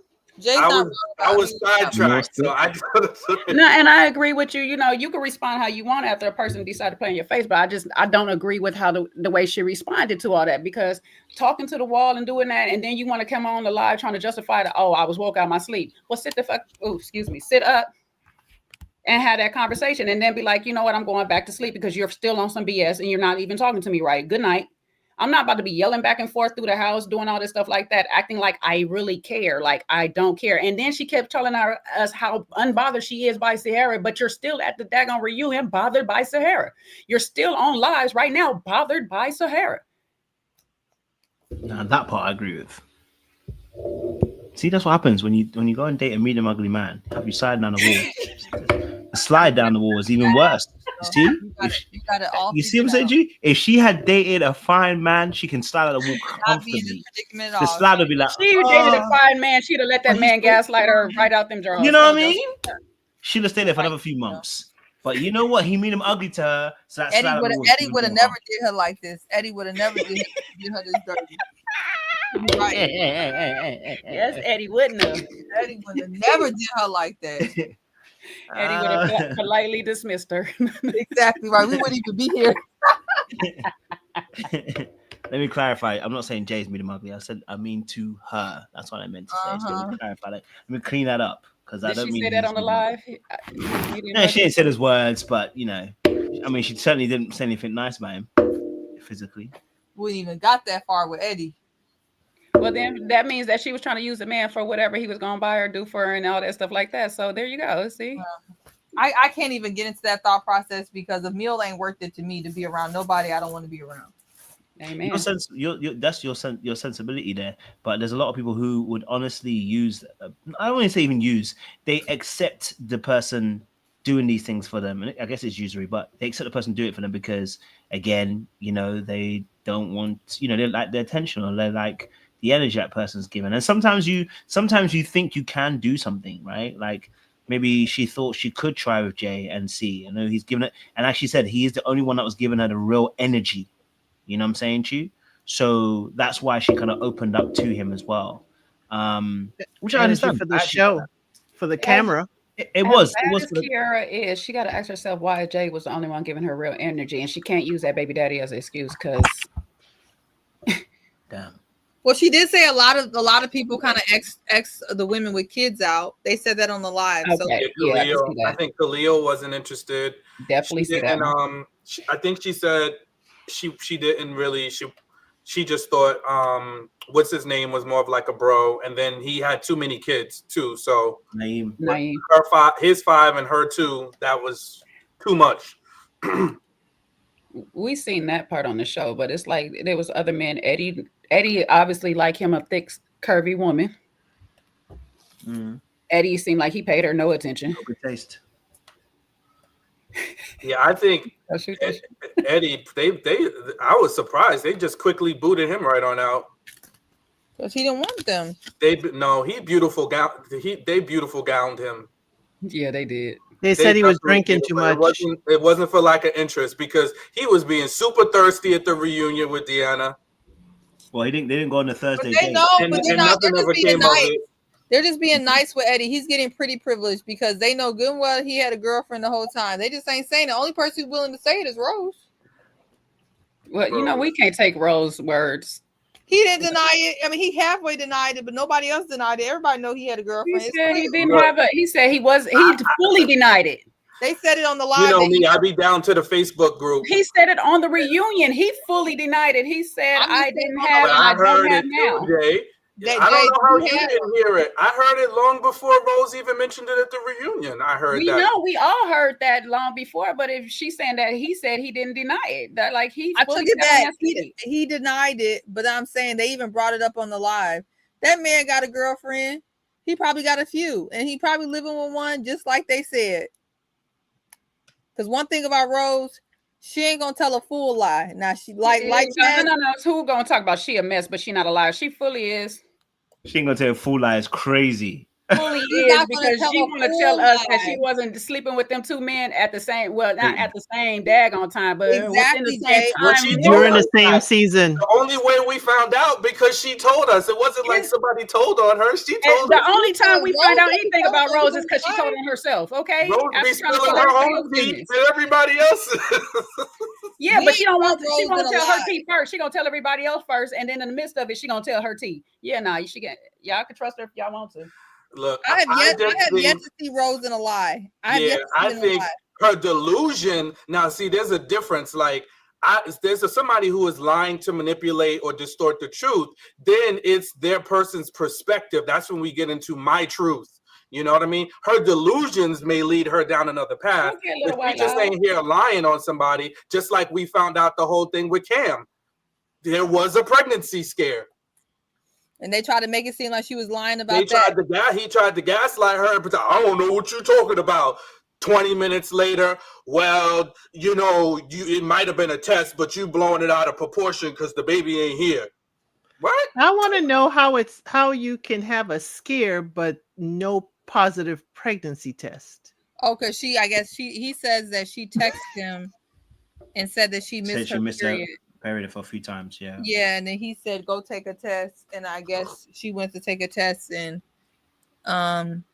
it was negative. So Rose was fishing, but she saw the whole conversation in the phone. That's where she okay, but a person going through your daggone phone, that's a different point though. That's not a different point, girl, because you wasn't gonna say that you went through the phone until you decided you want to be out and just say how you got the information in the first place. She never said she didn't go through the phone. She said she saw it in the phone. Now, Jay, please don't make me defend Rose because I think she's You already started defending her. So I'm not gonna put nothing on nobody that ain't fair. The difference is nobody that's not fair. You can defend her all you want because the lady cuckoo for Cocoa Puffs. That don't make her a liar. I'm not just because somebody's cuckoo. I'm not gonna put things on them that they don't deserve. So a person is sitting there all season long saying this person is my number one, but then get on the live and say, Cam, you were my number one. She just because she's touched does not make her a liar. Oh, we gonna push the goalpost, Lord Jesus. It's the same goalpost. No, it's not just because she's touched. She cuckoo for Cocoa Puffs, but you said that don't make her a liar. Because it doesn't. And you know why I want to push back about that? That's how people who are touched get ignored and stuff be happening to them because people think just because they're touched, they're liars. You can be touched and not be a liar. And so I'm not going to put nothing on you because I think you're touched. She has yet to be proven to be a liar. Sitting on stage telling somebody you're my number one while I'm effing my number two and getting mad at my number one for me effing my number two or whatever, but then tell my number two you are always my number one because we had deep conversations and all this stuff like that, and you was top before Hussein or whatever, but then I told him on the reunion, I'm glad I chose Hussein first every single time. Okay, let me let you know. Anybody who says I'm identifying with certain behaviors because I'm trying to give someone the benefit of the doubt through my perspective, Kojo can't save you. Kojo can't save you. Kojo drinking his tea. Kojo not saving anybody. You asked me a dumbass question. That's number one. Number two, back to Jay. I feel like personally you're viewing things through a sane rationale. Her brain is not wired like your brain. And post Kelia, whatever, you were blocked before. You must have made a different account. I'm at your head too. Just give me a second. Enjoy. So me personally, Shaw's like, no, because I done had enough, both of them. Gonna ask me that question. Can I meet you all in the middle? I didn't want it to go from me and C-Way to anybody else, so we can move on. Yeah, no, but I think the discussion is worthy because some people like pick and choose when they want to go down the path of a nuance. The nuance is that there were many things that people, and this is what people do to people like Rose too. This is the other foot. Like somebody that is erratic, can be emotional, a little bit a lot of it impulsive. People use that and then they call them a liar. But when you dig under it, there's truth to it. She can be delusional. She can be very erratic, all of the things. But it don't mean the major things that we talked about, the things that she brought up at that reunion, they were not lies. They weren't lies. Being delusional is a lie to yourself. I don't give a damn. But okay, I hear you. They weren't lies because there were things in the street. She did her due diligence. Good, congratulations, Rose, because she had to find some truth to cover up her lies that she was already telling. But all right.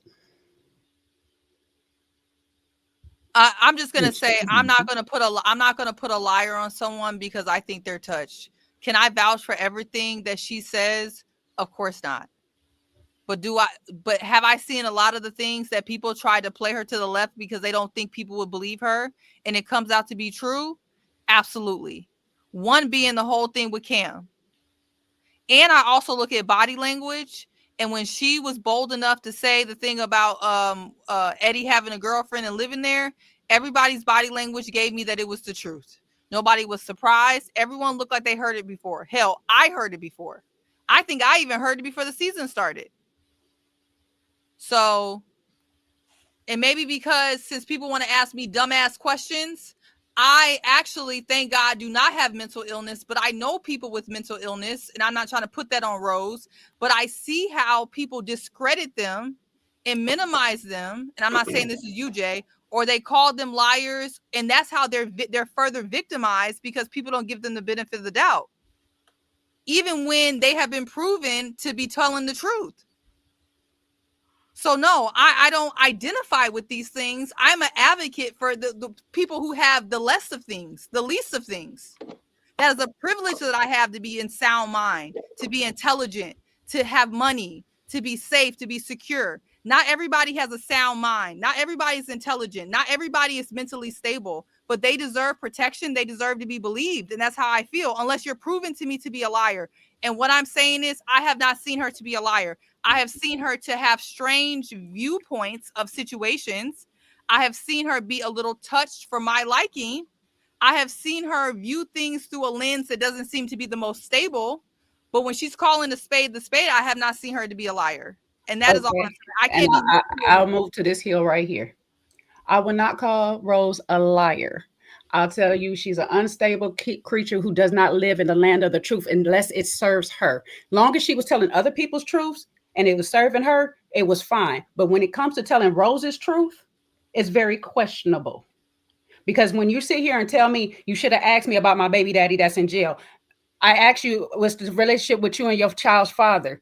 That's on you to volunteer that information. So when you withhold that information and then get an attitude behind me for my daggone choice, look at yourself, baby. Look at yourself. Because you didn't want to live in the land of the truth. So don't come at me trying to figure out why my truth is hurting your feelings right now when I make a decision on I don't want to deal with you and your delulu. When you sitting here telling me I'm your number one, but you go and sleep with the number 2 seconds after, don't talk to me. So I'll say she's an unstable creature that don't live in the land of the truth too well unless it serves her. So she's not a liar. Hey, two truths can be right, right? Well, I could add, but I'm not, because I think like there's so much nuance in this, and I don't want to take my YouTube university degree and my lack of MSW and psychology, but I think a lot of the things that we're talking about do happen and play out with people in the real world that do have some things. Like, I think those things can go together. People, when somebody is erratic or compulsive, they do things like that. So they may jump from one person to the next. It can happen. And sometimes just we as human beings, we make bad decisions back to back. It's not a linear thing like, oh, we just wake up and like, you know what? I'm going to stop doing that thing that's got me all screwed up today. But, we can definitely move on and not. And Jay, I don't disagree with nothing you said. She definitely, when she was talking about herself, she wasn't being very clear. I think she was more covert or try to cover it up a little bit. But one thing about her, when she gets to telling everybody else's tea, she seems to be very clear. When she's spilling other people's tea, she seems to have a good memory. But I don't at the wall and hope it sticks. But most of it stuck. Most of it did stick. I don't know how any of them are calling her friend, because she seems like she will tell all your business. Even Phil on my side. No, I mean, if you tell Rose your business, you silly. I wouldn't be telling Rose my business. She done spilled everybody tea. Now we think Hussein. Wait, is she in the chat? Is she in the chat? I think Rose is in the chat. We're good. Is she in the chat? I think that's her. I think tea with Rosalie. I think. I'm not sure. Don't. Hey, we listen to him. If they, They should come up and tell us the Well, truth. she is here. I Just definitely know Yeah. Kiara's in the chat. I done got my I blood think Kiara's pressure on. raised trying to defend her because people asking me crazy questions in the chat. Y'all know I'm a crash out. Leave me alone. Oh, hey, Rose. We love you. No, Sean does. Speak for yourself. Nope. There you go. But I do think it's important on both sides to give both points of view, right? There are people that get taken advantage of because of their mental health, but there's also an aspect too where you may not lie, but you embellish. And embellishing it can be also problematic for people too, right? Or you can conceal information. These are acts of deceit. So you might not be an outright liar, but you can be deceitful, right? Or you can be concealing a certain thing. So I think on both sides, I see both arguments. You know what I'm saying to you, in that particular space. Because also, what I think, let's take lie off the table, but let's say this particular aspect as well, right? This particular perspective, which is that if you are, I will say this, that some people are truth tellers, right? And there are some people who also will tell business as a way to hurt you. So because they're hurt, they'll tell the business. Like she said in an actual live, she said it wasn't her business to tell. It really wasn't. We didn't need to know the stuff about the situation with Cam and whether he had a pregnant girlfriend or right? We didn't need to know. You know what I'm saying? We didn't need to know. We didn't need to know that extra details. But if you want to tell us, all right, cool. But now that's going to be added to how people are going to perceive you. Because sometimes you're telling business that don't need to be told. So the erraticness is going to feed into how people are going to look at you, go, okay, you are a little bit erratic. Yes, the way that you move, we're not really rocking that. And now they're going to question your character because of the way that you spill those beans the way you do. And it's erratic, seemingly erratic in a particular way. So I can see how that can actually be, I can see how on both sides, people can take that person in a particular way. Do you know what I'm saying to you? So yeah, you can be taken advantage of. People might not believe you because you are the erratic person. And you can also be right and also be wrong within what you've said, and you can also be on the other side, which is you can embellish. You can say things that that really and truly is your get back. You know what I mean? Because for me, wild. Yeah, go for it. Go for it. It's wild because you're taking yourself down too. You're spilling your business too. You're being perceived in a certain light too. So when you are spilling that, it's like kind of like you're scorching the earth, and you getting yourself caught up in it. It's like, okay, it's like you're doing this, and then you're like, oh, I'm sorry, it's not my business to tell. And then you're going again, and it's like, oh my, it's it's just too erratic for me. I couldn't, do that, or, be close to someone who would actually do that. And now it is branded on television. It is forever.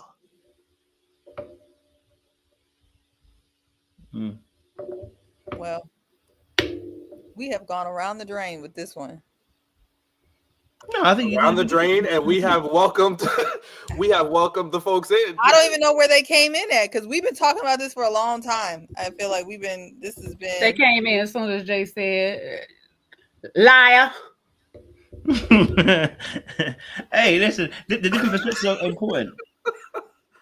Jay, whatever pot is calling the kettle black. Well, I guess they shoot. Prove me liar. Prove me the one that spilled somebody's tea. Please do. Rose said she just got here. But you see, as a person who I feel like will tell the truth when need be, there's a lot of people who will weaponize that because I may be more blunt, maybe more outspoken, whatever. So I guess personally, when I see stuff like that, I'm like, just because someone's blunt and outspoken don't mean that they're not telling the truth. Because a lot of people like to be very covert with their mess. And personally, I'm not gonna lie, I'm glad we finally had a reunion where people were spilling tea, because most of the time people don't want to spill no tea. So no, I think spilling tea is cool. I think it's not spilling tea, but I think telling the truth is cool. But I think Elsa said the right thing, right? But then you can't now be mad at the audience also calling you out. You see, because you thought you were shooting them, and you don't realize that you're shooting yourself. So as you blew them up, you blew yourself up. You know what I'm saying to you? So it's like now you do look erratic because and again, that's probably the editing as well. But then obviously when she explained it on the live, etc., right? We've gone from Hussein to Cam. Okay, was it Cam? That's number one, or was it Hussein? Now we found out that, okay, no, she had a deeper connection with Cam, not Hussein. But the way that you flipped out on Hussein, I'm like, okay, wait, hold on a minute. So you had a very deep connection with both men, but Hussein wasn't, seemingly, We didn't see her saying disrespect to her. Cam, on the other hand, I can see, you know what I mean? Cam definitely, you know, with what she's saying, potentially, you know, on that particular aspect. But, you know, I think that the blow up is what people are going to look at and be like, okay, wait, what's going on here? You know what I mean? Yes, Elsid. But if we flip it, and if it was a gentleman at a reunion talking about the ladies on the cast that he has, you know, had quality time with, I mean, we would be roasting him. More than roasting. We might say he had a bit of an abusive tendency. Why would he out a woman and her sexual, what sex she's had with her? And then say also the fact that she if he ended up saying, aren't you pregnant? Are you not pregnant with someone else's child? We'd be looking at that man with raw, not even just sassy, but like, that guy's got a nasty streak. We'd look at that person very they got a nasty streak. Oh, Rose said he was arrested for domestic dispute on an ex-girlfriend. He was held over the weekend, didn't let go. Well, there we go. But that's not a surprise to me because I already knew that Hussein was twerking around that bush. He didn't really, you know, pause. He didn't really want to say what it was. I knew it was more than what he was letting on. So there you have it. And we still spilling. Well, she needed to spill because y'all calling her a liar. But arrested is not the same as being, you know, arrested is not the same as in being like you got booked, right? Maybe you got fingerprints in a picture. Yeah, she said you had a problem with him, but you've been to jail. I think she said you've been to jail too, or you've been arrested. She said something too, and he had been. Okay, so again, I think that just proves the point again, though. What was the purpose of her bringing that up? Oh, I don't know. He needs to be torn down in our eyes because we are, you know, judging her harshly. That's my point. Like, then this is why I'm saying that you're gonna come out looking erratic and look like you're being mean, because I don't understand. I didn't understand why. I can't remember, and maybe I need to watch it again. What was the point of her bringing that point up? Even if he chooses to say for himself that I don't want to date somebody whose baby father's in prison, that is his prerogative. Move on. Kojo, what the disconnect is probably is because we also saw her say this was supposed to be us coming in here, you know, together. This was supposed to be our happy ending. How can you, you know, consider you want to be with this person and this was supposed to be, you know, the person you walk in with? Why would you tear them down then in like within this whole scene? That's where the disconnect is for me. If I thought I was supposed to be with this person and we were supposed to be walking in happy together, I would not be tearing them down in front of cameras. Well, I think that, like I said, I think that comes into alignment with what I'm saying. Why this is important to also be able to look at yourself and take accountability. Is why I said that the whole reunion was unaccountable people, because this aspect of the situation, right? Like now, and I think this is what Siwa is also saying. Also, you've said as well, and Jay's also kind of says as well, and Sean. It's like also it's not a safe space, right? If I tell you information that's about me and you blurt it out on national television, and again, it looks vindictive. Like and I think Elsie, you put it correctly. If a man comes out and says something about a woman she's kept a secret and she's told you, and he comes out on national television and outs that secret, we would look at that man and be like, wow, he can do some damage to a woman. We'd start labeling him. The names will start coming. You know, the abusive word, you know, he probably gonna do something to her, all those things. Because why is he spilling secrets that you've told him and outed you in the national public? That a man who can do that, he can do anything to you. That's the next thing that will come out of the mouth. Can I say this to? Yeah, I didn't mean to cut you out. Can I say this to Rose's point? And Rose, how she just put this, it was the audacity of him letting me go for something I had no dealing with when he was arrested himself. That was something he should have told me on the show. And I'm not telling you how to do it because you handle it how you handle it in that moment. But had you handled it in this manner and said this right there, the outcome and reaction of people would have been a lot different. Because just throwing it out there without the context behind it is like, you didn't tell me. And it could be editing. I'll give you that. It could be editing. You might have said, you didn't tell me about your arrest or whatever the case may be until afterwards. You know what I'm saying? But had you came with it with that thing, it'd be a lot more different than just saying, how you gonna let me go when you've been arrested too? Because now you just sound like you just throwing out anything just to get back to make a person have a bad review, or like you told Cam, you got a good edit and stuff like that. So bam, let me throw this out there. It just sounds crazy.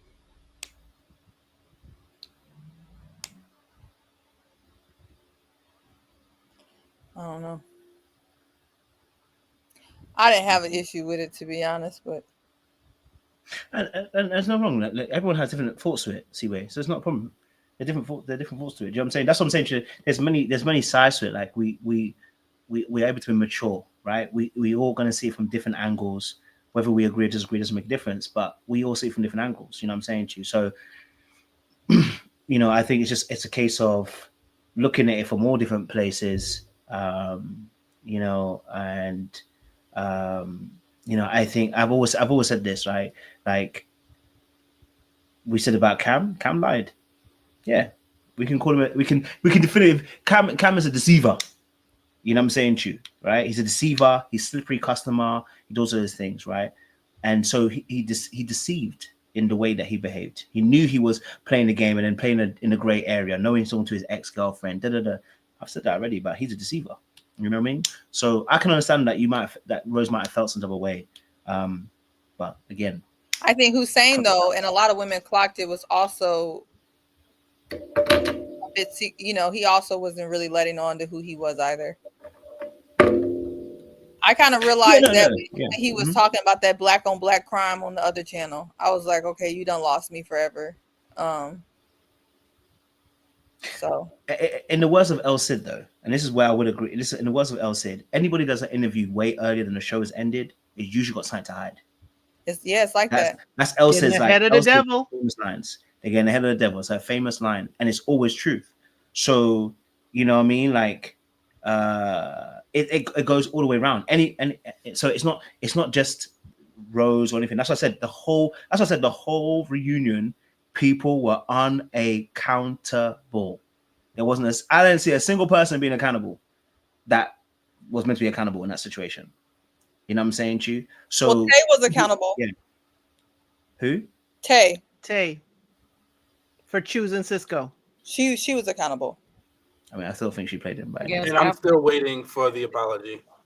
I ain't getting one because she still played that man. She got her toes curled, okay, and knew that she wasn't going to choose. She knew got her toes curled, knew she wasn't choosing that man. Come on, Kojo, cut it out with the narrative. I'm sorry. Did she not get her toes curled?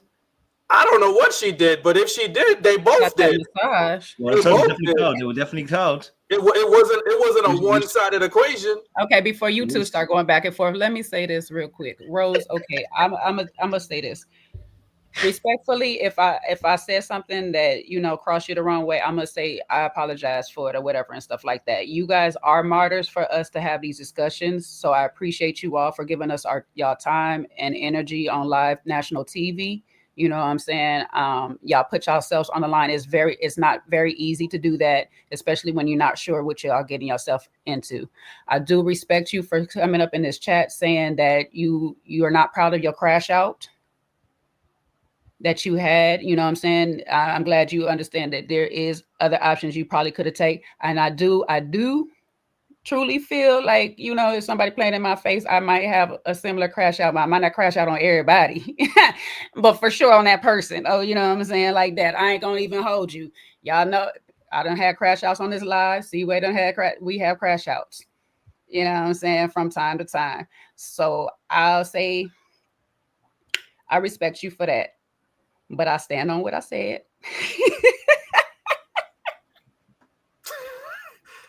Well, look at that. Well, I mean, that's the only reason why I get on you, Jay, because I feel like me and you, if we were on TV, they would be tearing us up. And I'll be tearing them up with them because they would be tearing us up. So that's why I be really slow to like do too much of like the tone policing, respectability politics, because I feel like I would be crashing out, and then people would be look. They already be getting me here talking about why did C-Way yell at me because you said something stupid to me and I yelled at you back. But good, Rose. But then they don't want to talk about that. You can't get mad. You can't get mad if they call you out for that, though. I don't. I'm not saying you are. I'm just saying. So it works. It works because I'm on here, right? So like, yeah. So I'm used to it. So that's why I have a little bit of.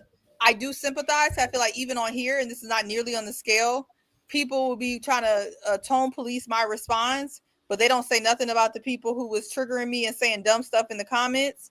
So I would just say if I was on TV. you know, it'd be really hard. So I try not to overly critique people's actions. Now, if it's a pattern throughout the whole season, then yeah, I'm gonna talk about it. But yeah, that's it. I might not crash out on Listen. TV, but I'm for sure getting these daggone chat. We've all, but listen, we can all crash out. I've crashed out on here before, but do you know what happened after? I had to apologize. Did I not? That's the whole point about accountability. When you know you crashed out and you were wrong, you come out and you say you're sorry. I've crashed out before. What if you're not sorry? And so then you can't. Then I don't want to hear nothing about your truth, because we're gonna call you out. Okay, If you're not gonna be accountable, I just want to know if you're not. What happens when you're not sorry? I didn't know what the next step happens. Oh yeah, you can't complain. You can't complain about then what happens next when people say, well, they don't agree with you and they think you're wrong for that. You got to hold your lip then. You got to hold it down. Since you said you're going to hold it down, hold it down. You know what I'm saying to you? So if you're 10 toes down, you say that you believe it wrong. Hey, I've done it myself. Hey, if I think I'm right, I'm going to hold it down. But then I have to also be aware by me saying I'm holding 10 toes down, that if they come their way, they can come their way. I can't say, oh, y'all can't come at me. No, they're going to come at me because they think I'm wrong. So I'm going to hold my position and be like, I think I'm right. But then you have to be aware that that person's they're gonna hit you left and right for that. You know what I'm saying to you? And I'm just saying it because I've got things wrong and I've had to apologize several times on this platform. So I'm not talking about my ass like I don't have to apologize. I apologize a few times. People have torn my singlet, called me all sorts of names, and some of those situations they were right because I was wrong in that behavior. Do you know what I mean? So you just got to own it when you move mad like that. Do you know what I mean? You know, so and I think, and here's my personal opinion. I think it's an excuse if you start saying if cameras are following you around. There's certain behavior, like I said, we all have crash outs, but when you make a mistake, just own it and say I'm sorry and move on. We've all crashed out. We've all moved mad. I think when you start saying about if cameras are following you around, it's an excuse to what we actually do. Yes, if cameras followed me around, I'd be apologizing after many times after too. Absolutely right. That's it, and you own it. You know what I mean? I would say, now I'm a full-blown Leah. I'm only apologizing if I'm trying to get y'all back. If I don't give a damn, you already know. You already, see, if I touched your heart, I don't give a shit. Well, we know you not apologizing, Jay. I feel like I'd apologize more than you. Yeah, they will add more before. They gonna add way more when she apologizes.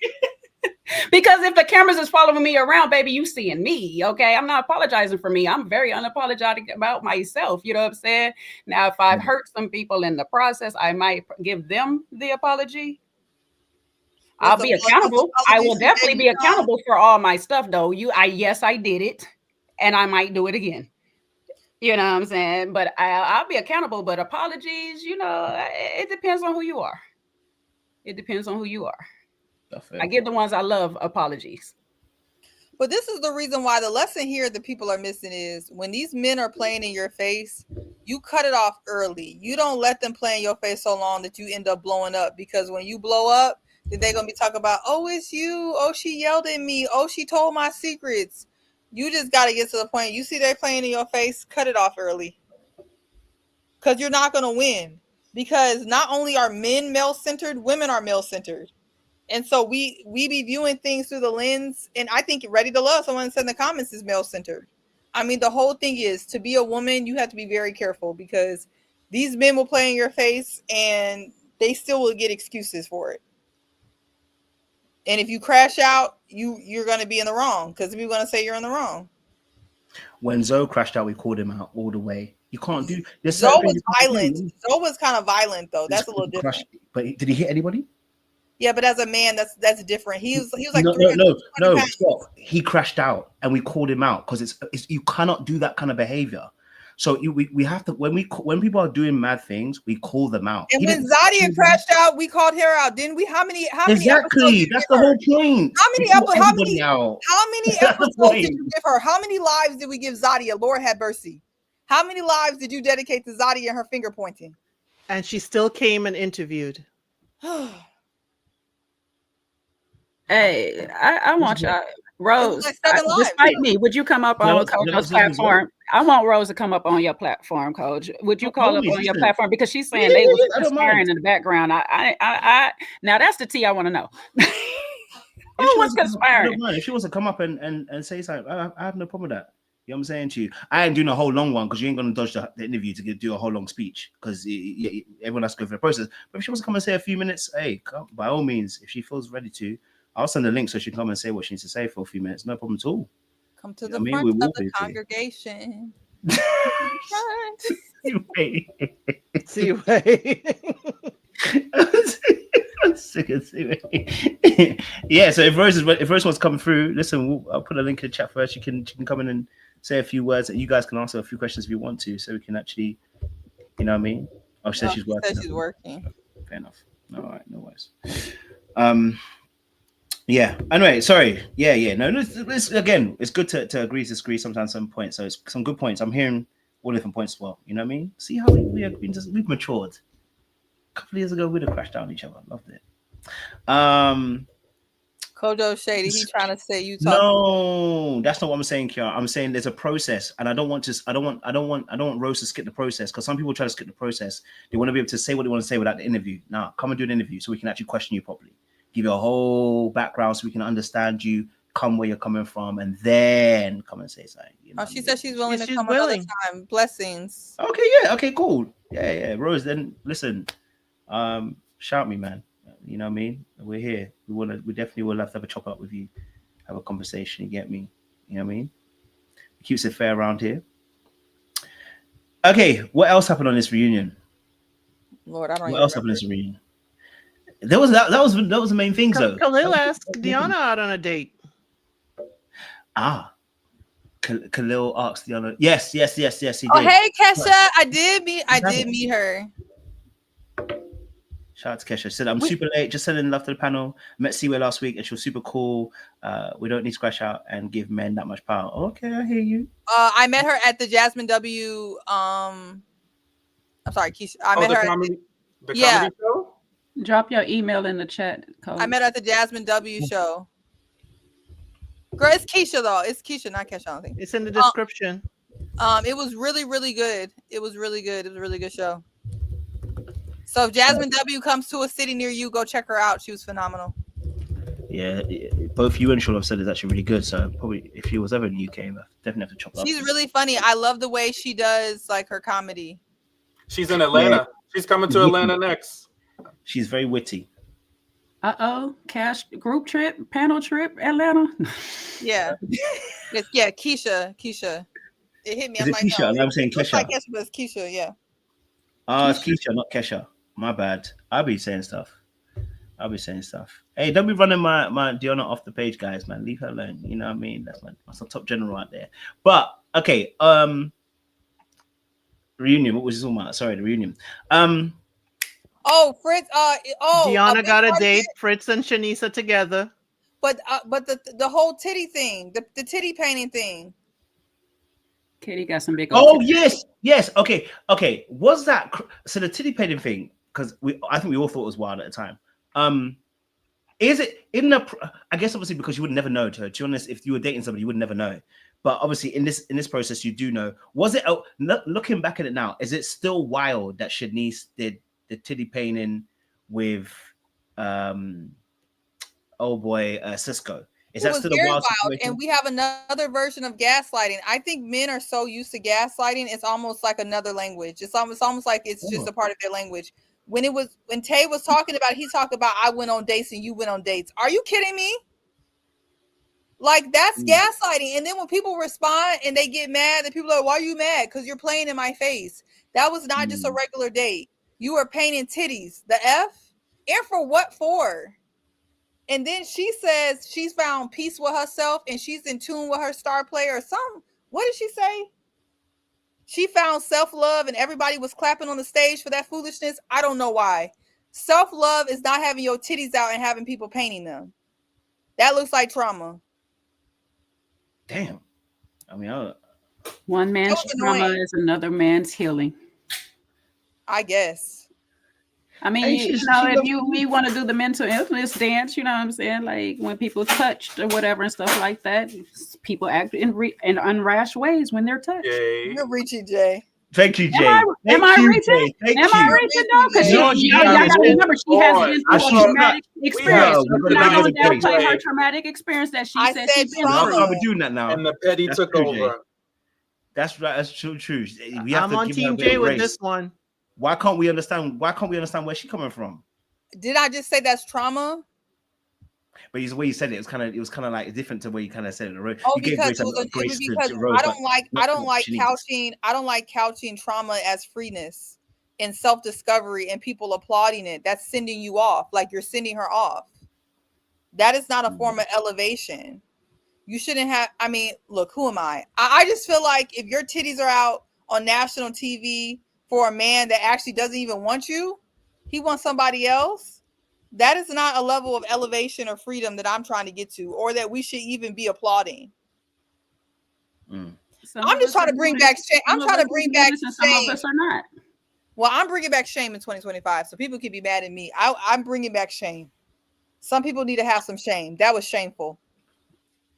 Clothes is overrated. I feel her pain.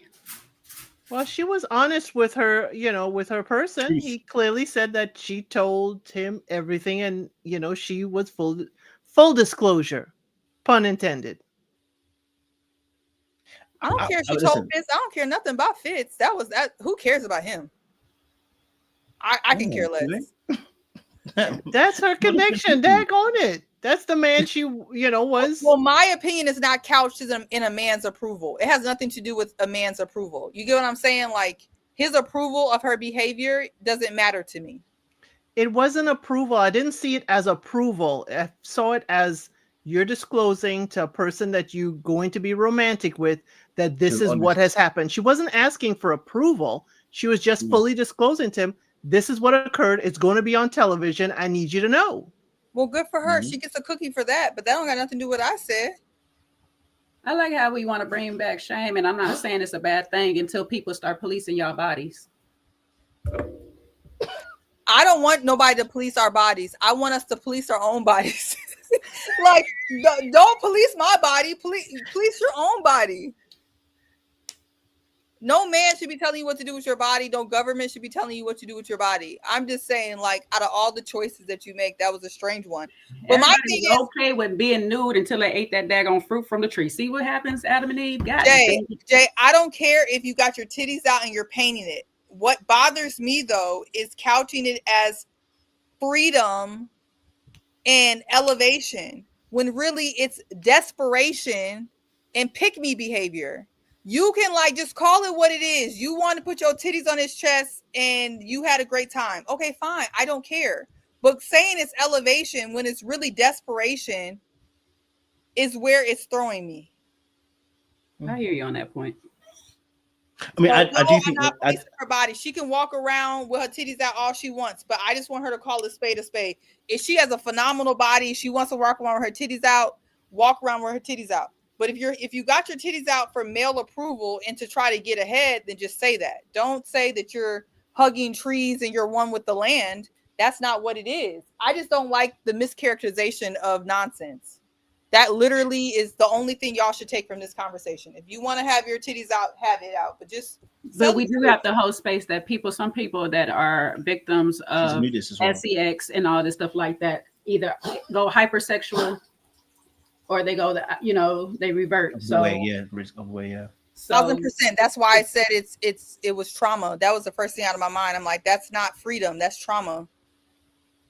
That's a trauma response. So I was copping pleas for her too. I said it was a trauma response. That's what I said. We heard you, Seaway, but I'm just saying the fact that it's the way you're saying it. I ain't gonna lie to you. It sounds very different to how you did the roasting. And I'm not saying it's wrong either way, but you're actually saying you want to bring back shame for her. You never say you want to bring back shame for Rose. That's why it will sound the way it sounds. It will sound. Listen. I don't disagree with what you're saying. I actually think that I think the motivation of why she did it. Apparently someone said it was actually for threats, not for necessarily Cisco. So, but it did. I questioned the motive as to why she did it at that moment. Do you know what I mean? For thingy, but also at the same time, I have to hold space. As she said herself, she's somebody who's a nudist. She's comfortable with her skin. I don't personally like that kind of stuff, but she said that she's a nudist. She's open to that kind of thing. But I also agree there's another space to it with motivation as to why she did that date with him when he's not necessarily a nudist. It can be perceived as being very sexual. But I don't think she actually did anything wrong because she was very honest about what she wanted to do. You know what I mean? Like he knew what it was. She knew what it is, and it was on Cisco to tell the truth. It was on Cisco to tell the truth, and he did not tell the truth. He did not tell the truth. So the onus is on him, not on Shanice. You know what I'm saying to you? So I mean, but I agree with you. I hear what you're saying. She didn't owe her anything. And I think we're talking about like how I characterized the conversation about Rose today. If we talk about all the different conversations that I've had about Rose and the things that happened on the show, I think it would sound similar to what I'm saying right now. My fervor in this was, to me, mischaracterizing nonsense. I was passionate about the thing with Rose today because I don't like, if I feel like you are a little different or you're a little touch or you got a little thing going on and people are just automatically not calling you a liar and not believing you, I'm passionate about that subject. I'm not minimizing any of the things that were done on the show. So it's just very different. I was passionate about that particular subject, just to clarify. That's fair. And I also think trauma and being a little touch are two different things. But that's just my opinion. Fair. That's fair. I'm not mad at it. I mean, listen, at the end of the day, listen, I do think that she tried to wheel him in with that. Do you know what I'm saying to you? In that particular space. But she did say she's a nudist, and I understand that. I think Tutu, again, I'm saying I think Tutu's can be truth. I think she can also feel an air of desperation, or at least I wouldn't even say a desperation, but a wrong tactic to try and draw a man in by using her body, and not necessarily using who she is as an essence. But she may consider that her body and her sexuality is a part of her essence. You know what I'm saying to you? So I can hold those both things. Of course, it didn't work out for her in the end. And also maybe something could be said to when you are using your body that earlier on, there's no guarantee that the person will buck the trend to be with you, and you may feel some type of way after. Now, the question is whether she felt some way after. Did she feel some way about now using her body and now it didn't work out? Or is it truly for her a motivation of being, she's a nudist, she's comfortable with her naked body and doesn't mind that exploration of someone painting on her skin? Again, that's going to be something, again, from her perspective, that I'm open to both sides of the conversation. Do you get what I'm saying to you? So I don't want to force down a lane, because I can see how both sides are. So I'm not discounting you, Seaway. I definitely hear what you're saying too. The motivation could be that as well, in that essence. Yes. Sorry. Go ahead. But did she really lose out? She got the gentleman that she was interested in. I mean, if we're to believe the reunion, she and Fritz did get together. So did she lose out? She was honest with him. He saw exactly what she told him was the truth, and they're together. So I don't think she lost out. Fair enough. Would I have done that date? Definitely not. But in the essence of what, who she is, being a nudist and being, open with, her expression of her body, I don't think she missed out. I mean, at all. She got what she wanted. She found love with someone on the show. Yes, Jay. So I was going to say,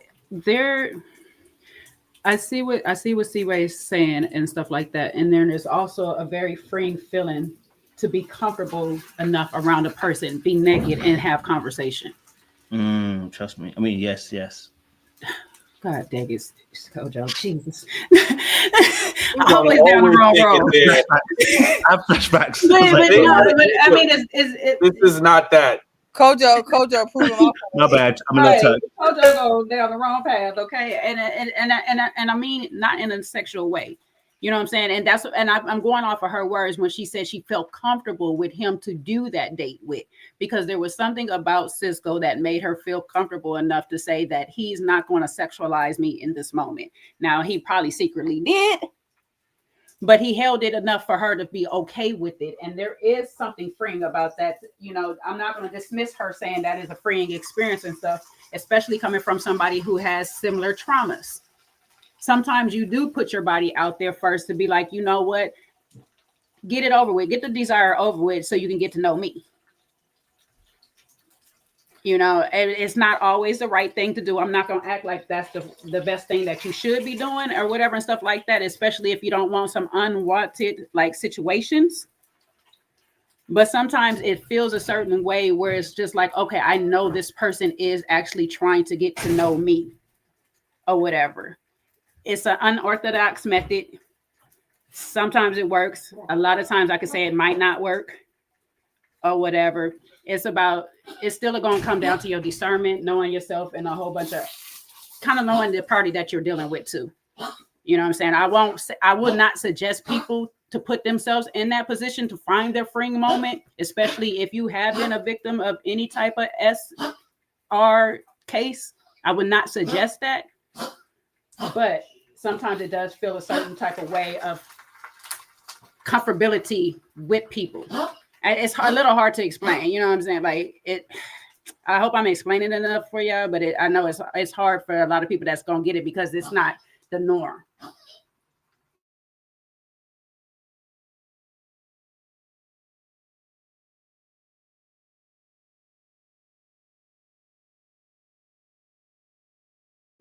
Yeah, I get what you're saying, Jay. I think at this point in 2025, everything is normalized. So at this point, what is even abnormal? We are desensitizing. Yeah, that's my dog. Y'all know she got that on trachea. But we are desensitizing ourselves too much, though. We do need to put some holds on some things. I ain't gonna even hold you. I'm with you on that, Seaway. Close policing. Right. yeah, we are. I'm just making a joke. But I do think though.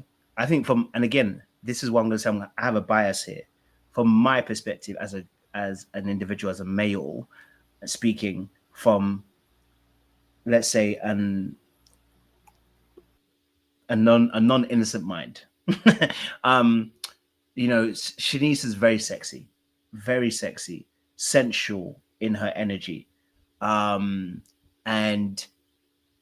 that first date would have been wonderful, but the place I'm in right now, that date would put me off because I feel like you're trying to buy me with your body. That's my perspective. Again, that's me being centered in that space and seeing it that way. But she may not see it that way because, again, she has a different perspective, or someone else might have a different perspective. And I'm open to that as well.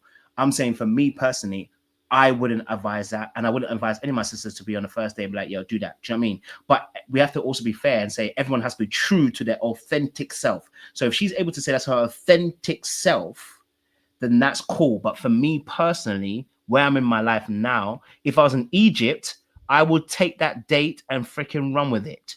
We'd be at the pyramids. Okay? All right? Mummified. Because that's a wonderful date. To get sensual, touchy, and have access to your body already? Listen, baby, that's the kind of stuff you do with people that are fine. I keep telling you, see? You don't do this with medium ugly people. You do this with people that are fine. You know what I'm saying to you? Yeah? Why do we always end up back? Because Kojo still wants to have that medium ugly discussion all the time. I wish this was never said. Jay, we already had it for like an hour and I know, and he wants to. I knew where it was going to go the other day when he brought it into our group chat. Kojo, has someone made you feel medium ugly? Is this why this is coming up over and over again? Jay, please. People have made me feel fine as heck. That's what I'm saying. That was me, Seaway. I'm saying to you. People have made me feel Kojo be having fake triggers. Just like how Easton wants to be oppressed so bad, Kojo wants to be oppressed too. I'm just saying, like, you just I'm oppressed in that space. He's dying for that space. You know what I mean? Like, it is a lot. I'm just saying, it is a lot in that space. You know what I mean? For me personally, but if it's an authentic self and she has good boundaries, and is able to, implement those boundaries, then for her, she might see it a different way. But for me, as a man, I'll keep it a buck, baby. That was easy access, and that's not how you want to start things with me. You know what I mean? Easton is in his skin. Please don't ask. But for me, and I'm with you on this, Coach. For me, and this is my little bit of judgment to her or whatnot. Be free and all, but the first date, way too early. Way too early. For me, I don't know what other group dates they had and all that, but like a first one-on-one date, I wouldn't say go down this path. Well, according to everybody, Jay, she's a nudist. If she wants to put her titties on his back, so be it. It's her world, and we're just living in it. Decorum, and none of that actually exists. Okay, so I understand being a nudist and all and stuff like that, but there's still, like you said, the decorum of it all. There's time and space for everything and all that stuff, and we just don't live in a world where you could just freely do that. So if we lived in a world where you could freely do it, I know there's areas in the world you can, but yeah, I don't know. The first date, but you know, for me, it's the first date of it all. Yeah, and Jay, not you, Jay, but Jay. So when Cisco kept on taking his shirt off and sweating on people, we did say something. Oh, he goes in the sweat, man.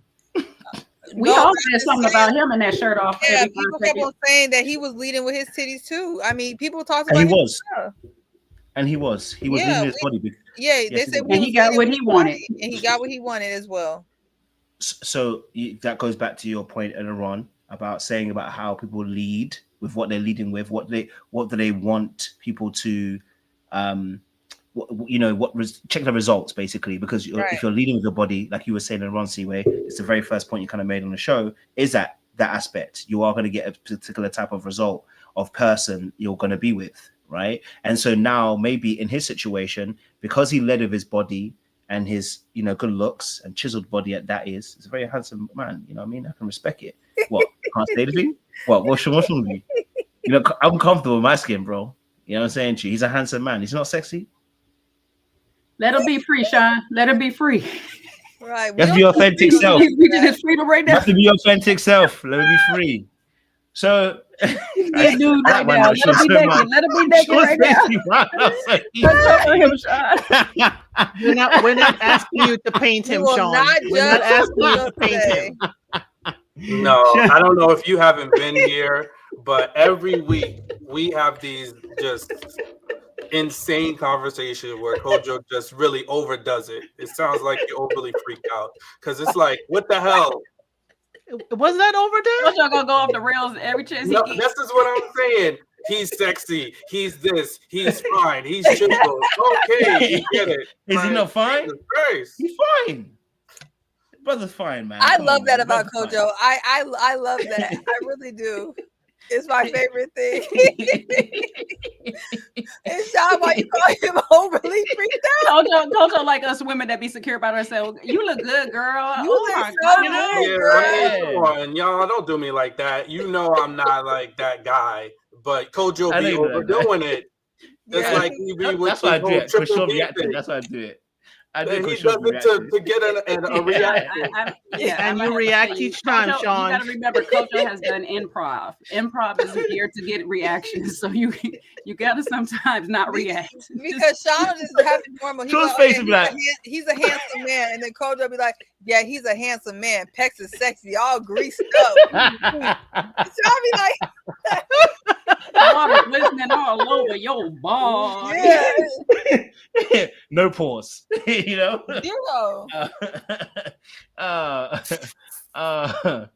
Just let it go, Sean. Let it go. Look, y'all are the one that brought it out. I was minding my business, making my facial expressions. I didn't say nothing to that man. I say them eyes wasn't minding their business. That's why you're called delectable, Sean. Nosy Nurse Report said indelectable. He's always calling a man delectable.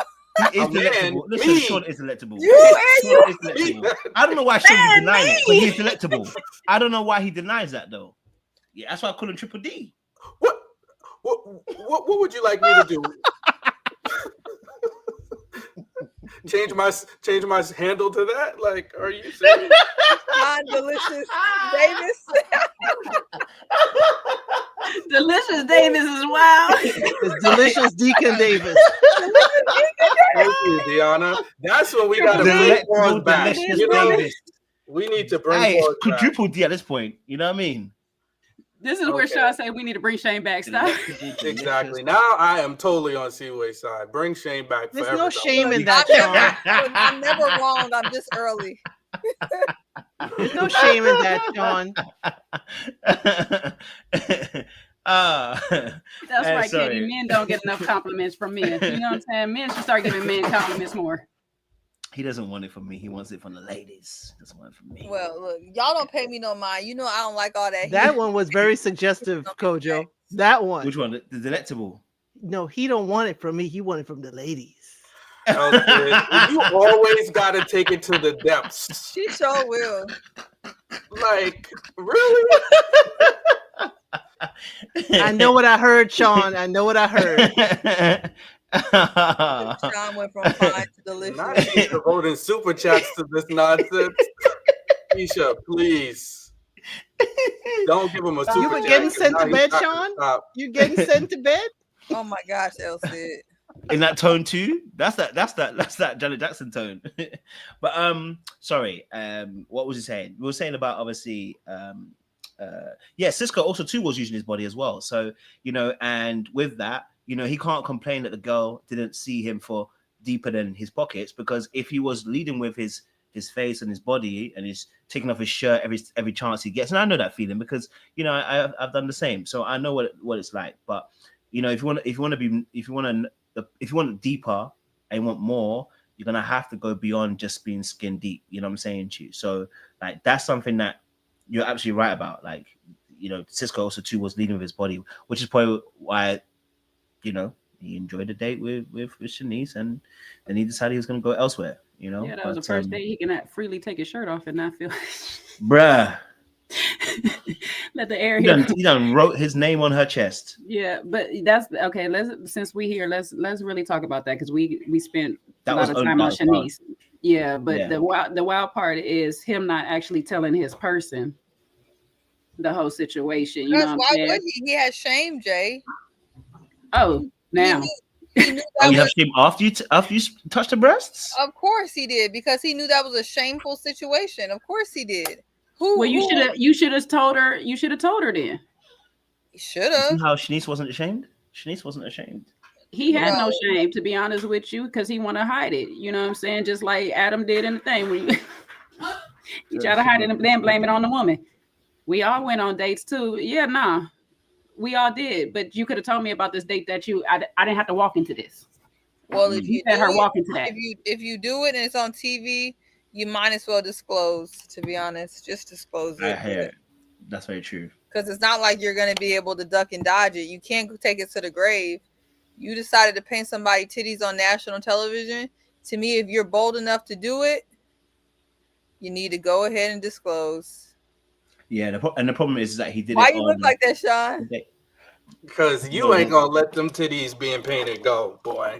I mean, I just literally thought it was absurd, and I could not believe it was on my TV. I mean, it was a couple of things wrong with that. Yeah, put it up, man. Yeah, it was like remember, she wasn't just her breast out. Why is it on my TV? I think her vajayjay was out too. Everything was out. It was covered. Absurd. Yeah, that was right. Yeah. If I'm seeing vajayjay on the first date, Tommy said you was comfortable with everything out in front of the crew, everybody, so she was fully out. Yeah, I'm sorry. Yeah, I'm not even gonna shame. I'm saying that as a man, you know, who's, you know, not always had the best intention all the time. You know, that's not going to send you to I'm gonna wife you up, for me personally. But hey, Fritz says, like he said, it's a freak. But me personally, I'm saying to you, it's not gonna send me to that place.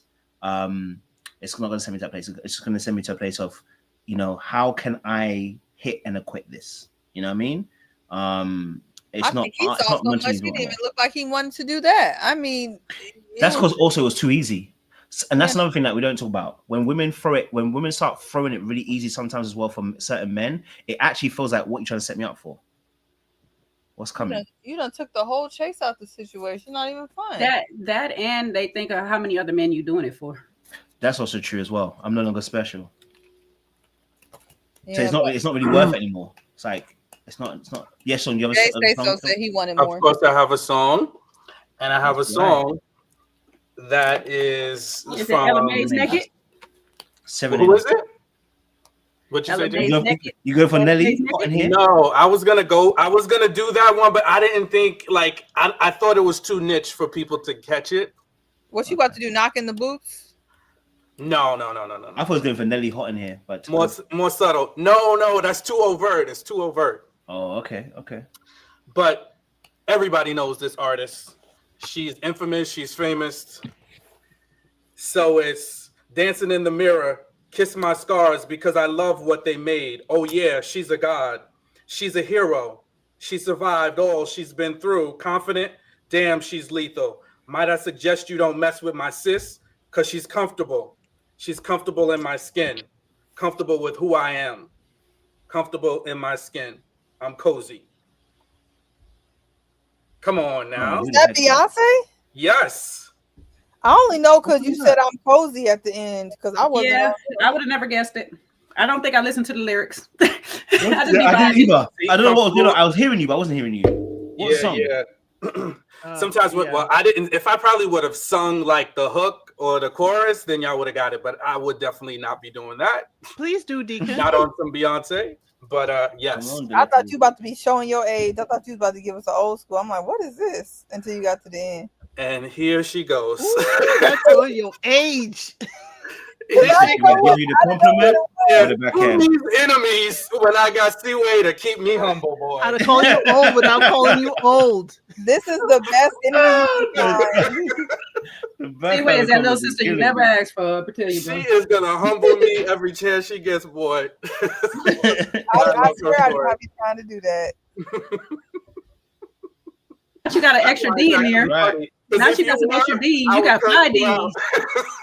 5 Ds. Delectable Deacon Daddy Day. Lord. Pentagon D, boy. You know what? That really rings, though. I like that. I really like that. Delectable. Nobody's supposed to be here. Delicious, delectable Daddy Deacon Daddy Davis. Welcome him to the stage. Delicious, You gotta tell delectable people that's your Deacon name. Daddy Davis. What? Ring to it, Sean. You might want to roll with that one. 5 Ds. 5 Ds. Not middle aged. That was it. Delicious, delectable middle-aged Deacon. Not the middle age.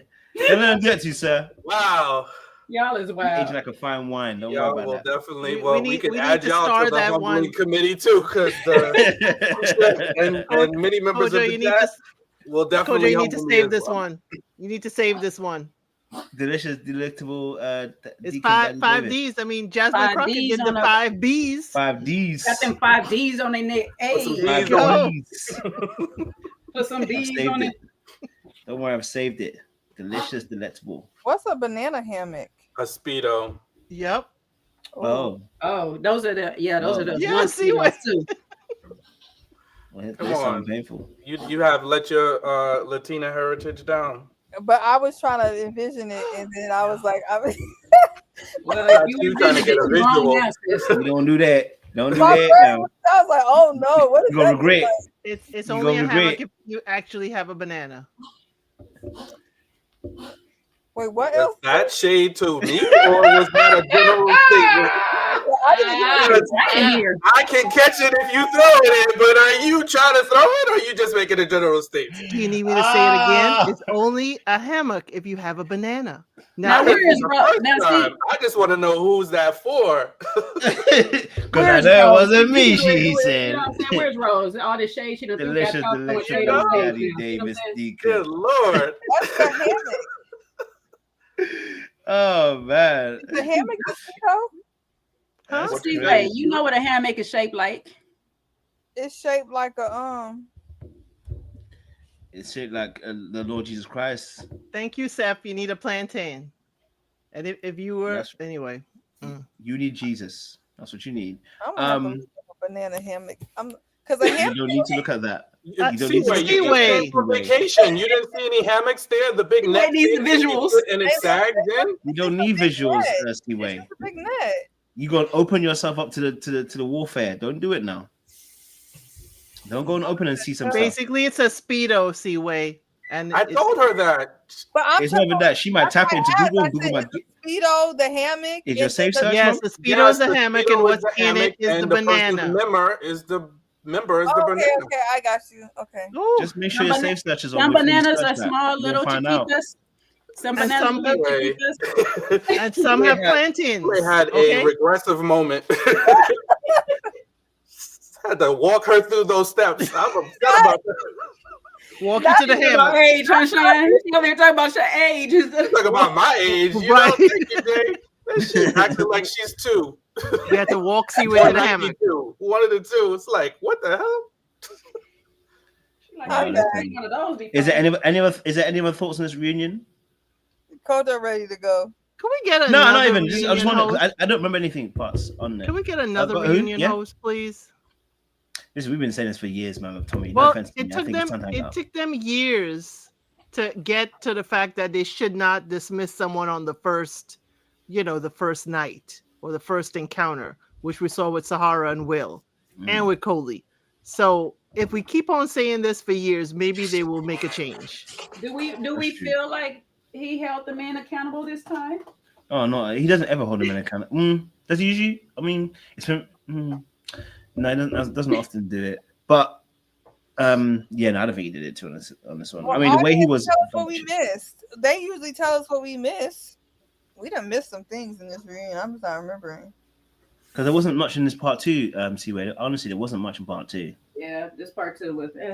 What was looking spicy next season? Shot at Deanna, Angie, who was supposed to be together, Angie and Khalil, but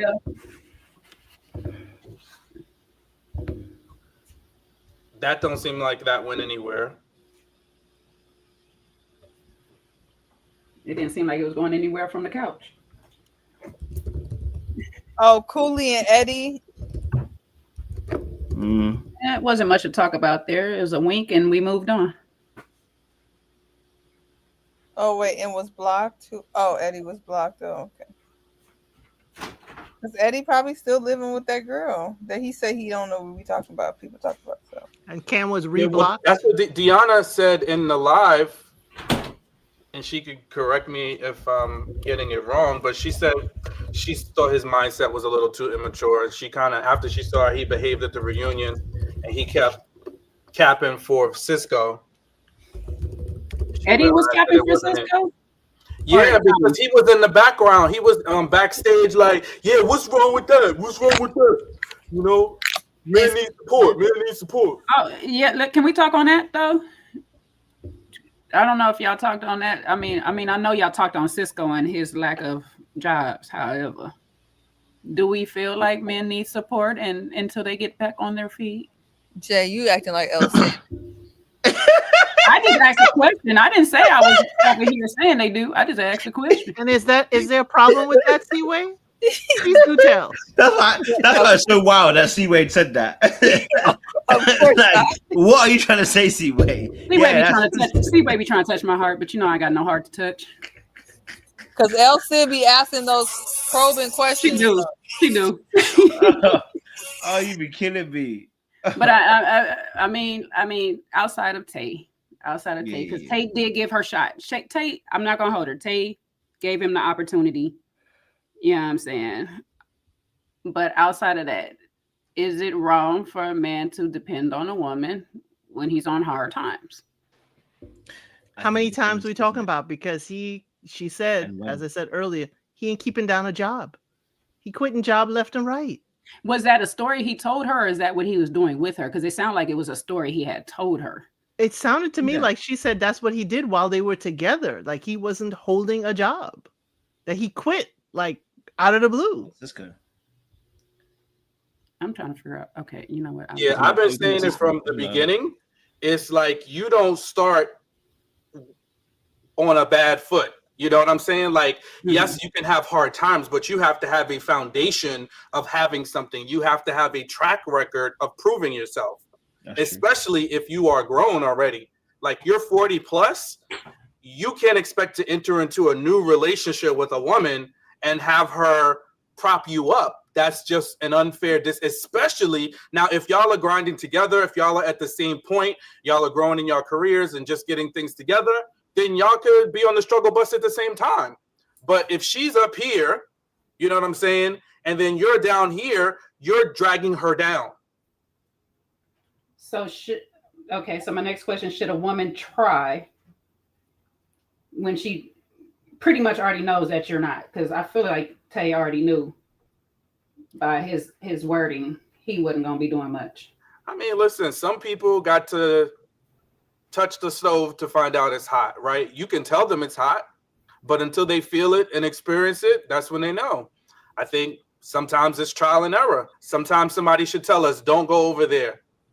But Jay, how many times somebody tell you don't do something and you didn't do it? Sometimes you got to find out for yourself. People don't tell me what to do. They know better.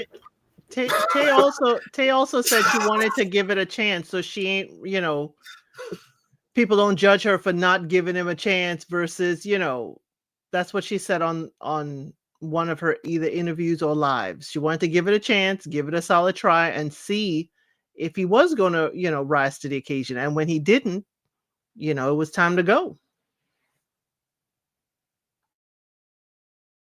She a better woman than me. Right. It depends on what season you're in your life, and it depends for how long. I mean, we're not going to go, you know, 12 years a slave here. I'm going to be too hard on take because she's younger. So. Right. You know, but she has her timeline, and her timeline was within a year. And I don't see anything wrong with that timeline within a year. You're going to scope it out, look left or right. And if he is not progressing with his plans or whatever, then, you know, like her, dip out.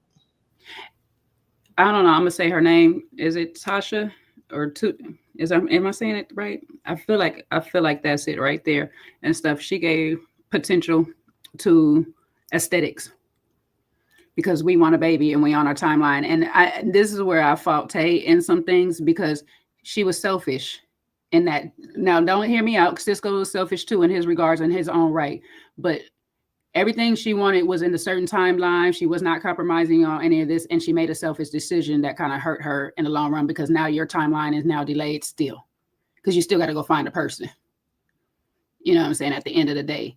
So I think sometimes we got to throw away these timelines that we have and stop putting ourselves in boxes and just let things happen the way they should, because if it happened the way she should, I'm not saying she should have ended up with Khalil or anything like that, but she would have been better off sitting back and just really looking at Cisco and not having to fully give him that chance by saying we picked each other and all this stuff like that. But just like, let's just see. Let's just see. You know what I'm saying? I got a time window, but you got to be gone in 2 weeks in her time window. For me, like you got 2 years. You got 2 years. You want all of these things to happen, and he ain't got months to show you. If he ain't got it already, he ain't got it. You got to move on, mama. That's why I said she's not a dumb cookie. She's a smart girl. Toes were curled, okay, and a man was there to be a prop for a few weeks, and she got what she needed to get out of him. It's cool. On to the next one. There's nothing wrong with that. Yeah, that's not what it is, though. I didn't get that impression from her in the live, though. I think that's really deducing it to something very base, and I don't think that's fair. Here's my thing, too, and this is coming from the dark art side of it. I can give you anything in the live afterwards. I had time to sit and think about my answers and all this stuff. The realest thing that she said is, I didn't want to be judged for not giving him a chance. And I think that pressured her more than anything, besides her timeline. That's the realest thing she said in that whole thing. Because you gave somebody you knew in your heart, your gut, your instinct as a woman, he was not prepared or ready or on your level where you needed him to be for the things that you wanted overall. But you probably watched the show, knew how people would judge you. And I don't have a problem with her saying, no, you're just not my person, like she did with Khalil. That's fair. Some people are going to judge you for that part. You don't have to give everybody a chance just because people are going to say something. If they're just not right for you, don't waste your time. She wasted her own time. And that's where I feel bad for her in a way and stuff like that. Yeah, he's fine. You can F that man off the show. You can dismiss him and still F him. How many of them done that? But she wasted her own time, and that's a setback. Something that she has to work on. You know what I'm saying? Just giving people, and this is coming from experience, giving people a chance because based off of potential. That's a dangerous thing to do. That's a dangerous way to date, off of potential. No, show me first, and then I could see the rest of the potential in you. But let me see you in action first. And I'm gonna go off of the way that we support these artists out here. A lot of people don't support artists until artists is supporting themselves. Show me your work. You're not going to, then I won't be in the place to sit there and say, oh, I feel like you mooch off a woman. Well, you let him mooch off you, sis. At the end of the day, you let him. You one of the women you let mooch off you. Don't be that.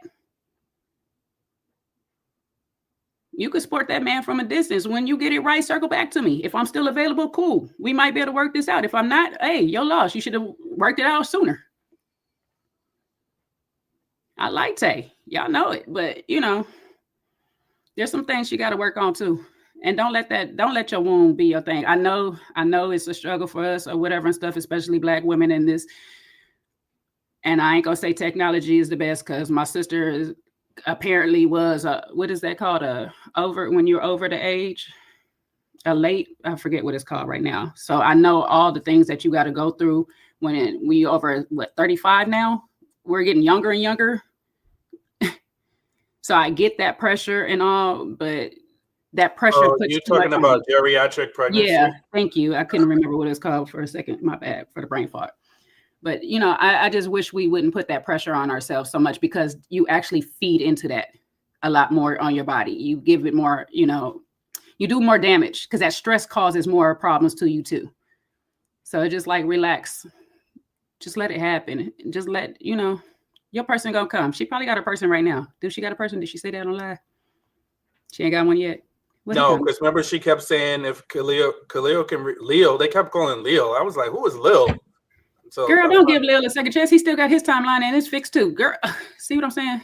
The confusion of it. Yeah, I definitely hear you. You know what I mean? I'm glad we got an eclectic view on this. I still think she played a man, but you know what I mean? I think she was clever. I think you know what? We can kill two birds with one stone out here. And even I also think it could be true that she felt like people would judge her. Although I'm surprised by that because maybe it's me. I can't remember people judging anybody, and maybe I need to remind of some examples of judging the ladies for not giving someone a chance like Cisco, like who's unstable. You know what I mean? Like seemingly unstable. I don't remember the audience ever backing the man and be like, yeah, you should have given him a chance, sis. Not in this show. What about there were people in the comments for sure. And I don't think she was talking about like previous seasons. I think she was talking because there's like a split. There's people in the comments that are saying like, yeah, she should be able to have her stuff, you know, and he should be able to have his stuff. And then there's other people like, oh, give him a chance. He don't need you. You know, there's women coming in there caping for him too. Tommy did a good job of dragging it. He even dragged it all through the reunion of pushing it. I'm sure the producers. What about Mirla? I'm sure the producers had a good time of doing that too. Okay, that's right. See, wait, bring it back to what's that other show? Married at First Sight. There it is. I think y'all like to see women suffering a little bit. I think women suffering is normal.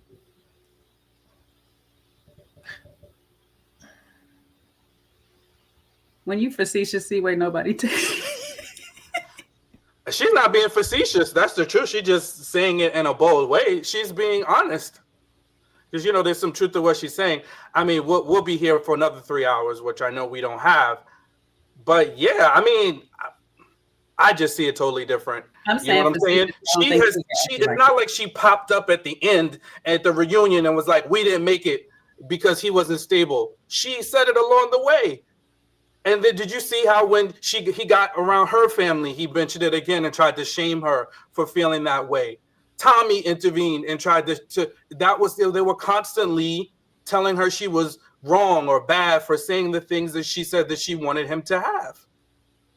And that's my point right there. I want her to be in a space where people don't have that say over her life because it's her life. Can't nobody say me I won't. Jay, you know what the problem is? She invited all that commentary when she entertained him. The moment that he said he didn't have a car and was renting a room in a house, she should have exited stage left. But the moment that she started to entertain the idea, then people started feeling like they could tell her what to do and what she should tolerate. Linda, you hilarious. So there's that. If she probably should have just shut it straight down, but the question is, why does she entertain it? Because it's a part of her also that resonates with someone like Cisco. Sometimes people choose people because they see a big fish and they're willing to go into self-betrayal, in that space. So even though you may have values that may say, I want a man to be stable, all those kind of things, kind of going back to Seaway's kind of point here, the fact that she saw this fine man is what caught her off guard, and she betrayed the values for catching the big fish. That's what tends to happen to people, right? So the reality of the situation is, that's what I said. And then it gets to a certain point where that man has also not lied to you. He's not manipulated you. He didn't gaslight you into his position, right? He told you his truth from the very beginning, pretty much from the beginning, let's say that, about his position in terms of his financial aspect. If you then decide to go on at that point, you know what I mean? You have to ask a question as to why you want to go on. It's like me talking to a girl that's not Christian, and she tells me she's another faith.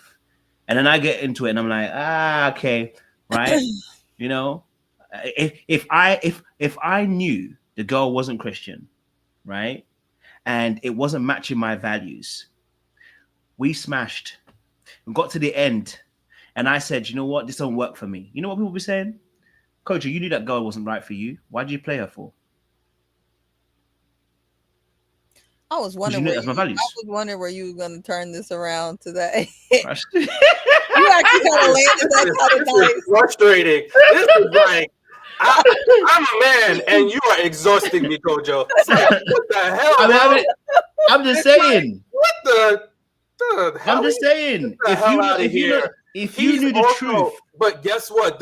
We can swing that pendulum right at him, because if he knows what she wants, and he knows that he's not there to give that to her yet, why does he continue to push himself on her and then also try to guilt her for feeling like he doesn't have what she wants? Why doesn't he accept as a man, like, hey, I'm not where I should be, and move away from her because he knows he doesn't have anything to offer that she wants from a financial aspect? Because I know you're about to go down the sexual route. You know what I'm saying? Like, you know what I mean? So it's not like all Tay and it's not all Cisco. So I just feel like, yeah, they both went into a situation that was a losing battle. And I agree with you, Sean. That's why I started off where they both were selfishly unaligned. Right. You know what I'm saying? They both went in with the agenda. Their motives and intentions weren't in alignment with each other. And they didn't talk about that part or listen to what the person's actually saying. Like, I need somebody to be my support system. Well, I need somebody to be my baby daddy. Like, that's what basically was being said. And neither one of them was listening to it because we both got our own agenda. So neither one of them went into this thing with the right intentions. They weren't actually looking for their person. They were looking for a person. I can take both of them being a problem. You know what I mean? I can take that both of them were being selfish. I can take that both of them weren't really being honorable towards their value systems. You know what I'm saying? At the end of the day, everyone's got to be accountable. So, you know, I definitely say that. Yeah. So both Cisco and Tay, if they knew their value systems and knew what they're about, I'm gonna stick to a hard left and say, you know, if he's honest and he's true to what he said, and he said, this is what I'm bringing to the table, and you say you're cool with it at first, or you say you're not cool with it, but you still want to mess with me, yeah, the onus is on you. You know what I mean? Like, you know what I'm saying? Like, but then he can't also cry, because if she has told you that's what she needs, you can't cry about it at the same time. So I definitely hear that, but I this was definitely spy versus spy in the dark arts of truth telling. Yes. And she came up, I think personally she came, well, actually someone could say it depends who. I think she came out on top. And there's nothing wrong with that. Game is game at the end of the day. You feel what I'm saying to you? How did she come out on top? You're not gonna understand it, Sean, but she did. Well, he's gonna feel like he come out on top because of his current situation right now. Yes, is actual. But at the time. But at the time, yeah. She did, Sean. She did. She conquered that boy. That boy got conquered. Fully. He got conquered? Conquered. So he's a victim. No. This is a victim. No. They played a game. They played a game. How and he did lost she the game. conquer him? Because first and foremost, if she was really being intentional about, well, I'm coming from a dark arts perspective. Let me say that first and foremost. Let me say it from a dark arts perspective, right? Like, the objective of the game at the end of the day is to be able to get out of the situation as clean as possible. Because when you went in, you know that person said they have a set of values. You have a set of values. You do not match your values. So at that point, when you're going further and deeper on, right, you're going to get as much as you can and get out of that place as clean as possible. Try to get as much as possible. The problem is whoever catches feelings first in that situation gets hurt the most. Now, the way that Cisco was looking, that man looked broken. That's why I said I feel like she won the game. But I mean, Jay and else is about seeing this in perspective. So you buying those tears? He was crying. He was crying on Naeem's shoulder. He was crying at the reunion. He was crying during the process. He was breaking down when somebody extended a prayer to him. Emotions don't come. It's not a difficult. Just because he was crying, don't mean that he's broken. It just means that he knows how to weaponize those tears to get what he wants or garner sympathy. Or some people are highly emotional and it shows up in tears. So maybe he got his feelings hurt. That don't mean that he lost. So you think it's manipulative? If you can think that's manipulative, yes, because he's on to the next. He's this man today. A year later, probably less than 1 year after Tay and him finished and stopped seeing each other, is already married. Not even in a series. He's already married. We could say that. We could say I'm not gonna say we're not, but if you can easily believe that he can be a manipulator, I need you to also be able to be open to easily believe that Tay can also be a manipulator in the situation too. That's she could. Yeah, she could be a manipulator. I don't see that based on the person that I saw show up throughout that whole season. But I don't see her as somebody that's manipulative. I'm not saying she's not flawed. I didn't say she doesn't have errors in judgment 100%, but I don't see her as manipulating, doing all of this. You see Cisco. Was Cisco manipulating her? Was Cisco manipulating her? There was some manipulation involved because he continued to try to force her to be in a situation with him, knowing that he was not up to her level in terms of what she wanted. And he kept telling her, no, can you believe she's mad at me because I don't have a car? She's saying it's a problem. And then pulling all the people in to try to convince her that she should still be with him and still should give him a shot. Yeah, that's hella manipulative.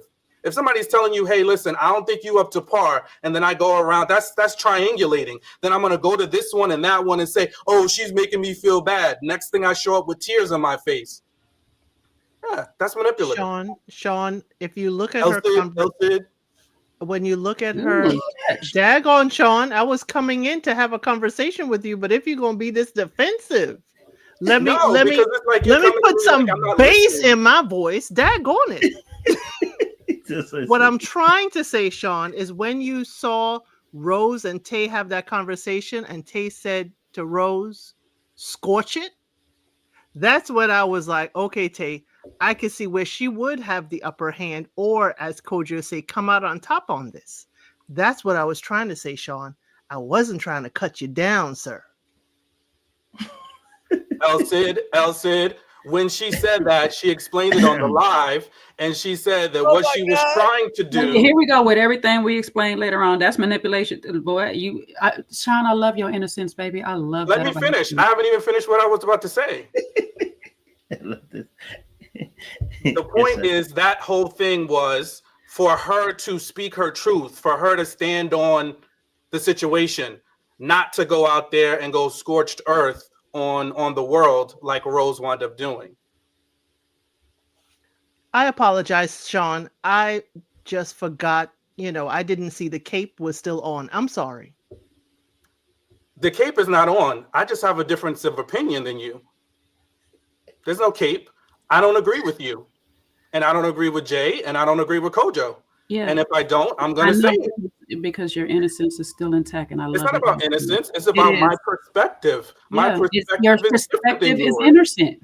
It's not innocence. Yes, it is. No, don't call it innocence, because that also that's my perspective on you. That's my take. That's my take, and that's my perspective. You're talking about me. Yes, that's my take on you. That's my POV of you. Yeah, well, guess what? I don't agree with you, and I think you're jaded. And I understand that's respectable. You don't have to, but that's my POV, and I'm allowed to have my POV. Well, good. And I got mine. You have an innocent POV, and I like that. Well, I'm innocent. Call me innocent. Leave my deacon alone. Well, if Deacon Delectable is innocent in his 40s, that's a beautiful thing. We should applaud That's that. what I'm saying. He's mad because he got an innocent POV. That you He's come not from a innocent. very, I He's not innocent. He's not innocent. I actually agree with you, Sean. He's But not I'm just innocent. saying, if you happen to be innocent in your 40s, well, then God bless you. That's a great thing. He taking it like it's No. something. That to me, when you say that, that is demeaning. It's telling me that I don't have the experience enough. I'm naive. That's not coming from saying you don't Well, have the I'm experience. telling you how I'm it saying your sounds. experience has not tainted you. It's still innocent. I'm Your childhood telling like you POV is still it has intact, and nothing that's a to do with beautiful thing. innocence. Okay, It's just my opinion. Your heart is being touched again, Sean. No, my heart's not being touched. I Yes, just it don't. is. I just wish that at the end of the day, if you don't like my opinion, then tell me I It's not disagree about with not you. liking your But don't opinion. tell I'm just me telling you that that I'm it's coming from an naive innocent or space. that I'm whatever. Just tell me you don't agree with me. It's not saying you got lack of experience or anything. It's coming from an innocent space. You're not tainted, All I'm jaded, and all of saying those is beautiful things and stuff I like that. personally So do that's not like crazy that. that you take it as a I negative. don't like it. So I'm asking you, if you disagree with me, tell me you disagree with me. I Don't disagree talk about with my you in my innocence. way, okay? And it's innocent. I feel like it's Well, innocent. You again, can't tell me then what my that's POV you're is going to when I continue can't to get tell the you what reaction. your POV is. You're going to get the reaction that you're going to get from me because you're Okay, not let your respecting what reaction I'm shine, telling baby. you. It is okay with me. Well, then it's okay It's with me still as gonna be well. my POV, and I love the fact that you are an innocent bystander. Well, I'm not an innocent bystander. I have a different opinion than you. Okay, and I so think you're wrong. Hey, sorry. Jay, Oh, we're what's your gonna right and perspective on Tay? wrong. Okay. What's your perspective on Tay? You're two are the funniest. Ding, What's ding, your ding, perspective ding, on Tay? These two will fight like till the Wait, end who of you the night. asking? Jay, what's your perspective on Tay? What's your perspective on Tay? As far as is she innocent? No. Okay. She's not innocent. She had her own reasons and stuff like that. Will I say she was manipulative in it? It depends on how you look at it and stuff like that. Her truth can be manipulative, just like Cisco's truth could be manipulative. But if you're telling me that you have a timeline and you need somebody that's stable, and you meet a man that's stable, but you don't, and according to the live, she didn't choose Khalil because he wasn't pursuing her, and that is perfectly fine. I do understand that. But you choose a man who is not stable because he looks good. That's telling me you had your own motives. Your motives is not pure. Now, maybe you was hoping you could manipulate that man into a job and get whatever that he needs to get or whatever, or motivate him to work or do whatever you needed him to do. But you had your motives. Your motives was not to actually find your person. You wanted a person. Like she said at the end, I got my man. You either wanted to walk out of this thing with a person. You didn't care who the person was. And so you got it. At the end of the day, I don't feel totally bad because her gut was telling her not to go there. But she studied, listened to everybody else. And you cannot manipulate a person that don't want to be manipulated at the end of the day. You can't force me to do anything I don't want to do. She wanted to do it. So she wanted to be manipulated, if that's the perspective we're going with, because she had her own gain at the end. That's my perspective. Deacon? What do you want me to say? Oh, I don't know if you wanted to say something. I didn't want to.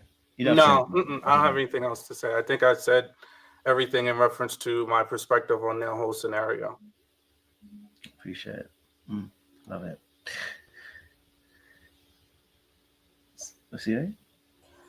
Yeah, I mean, I guess I didn't even get a chance to weigh in because they were going back and forth. But I guess I don't even know what my opinion is. If I lean with anything, I lean towards what Sean said. But maybe that's because I think we all view things through our perspective. So like for me, I don't do dark arts. I'm a straight shooter, as you guys know, sometimes too straight, sometimes too blunt. And so I don't view things through, I guess Jay could say I have an innocent perspective maybe too. I don't view things that way because that's not the way my brain thinks. Unless I see something objectively like that, I don't view things as like you know, underhanded, manipulative, things like that. I personally just feel like in the midst of them both not being genuine about like being serious about what they really wanted out of life, they both played each other to me. And I definitely feel like he came out better because he's the one that's married and doing fine. I mean, if you want to say that she came out better because she got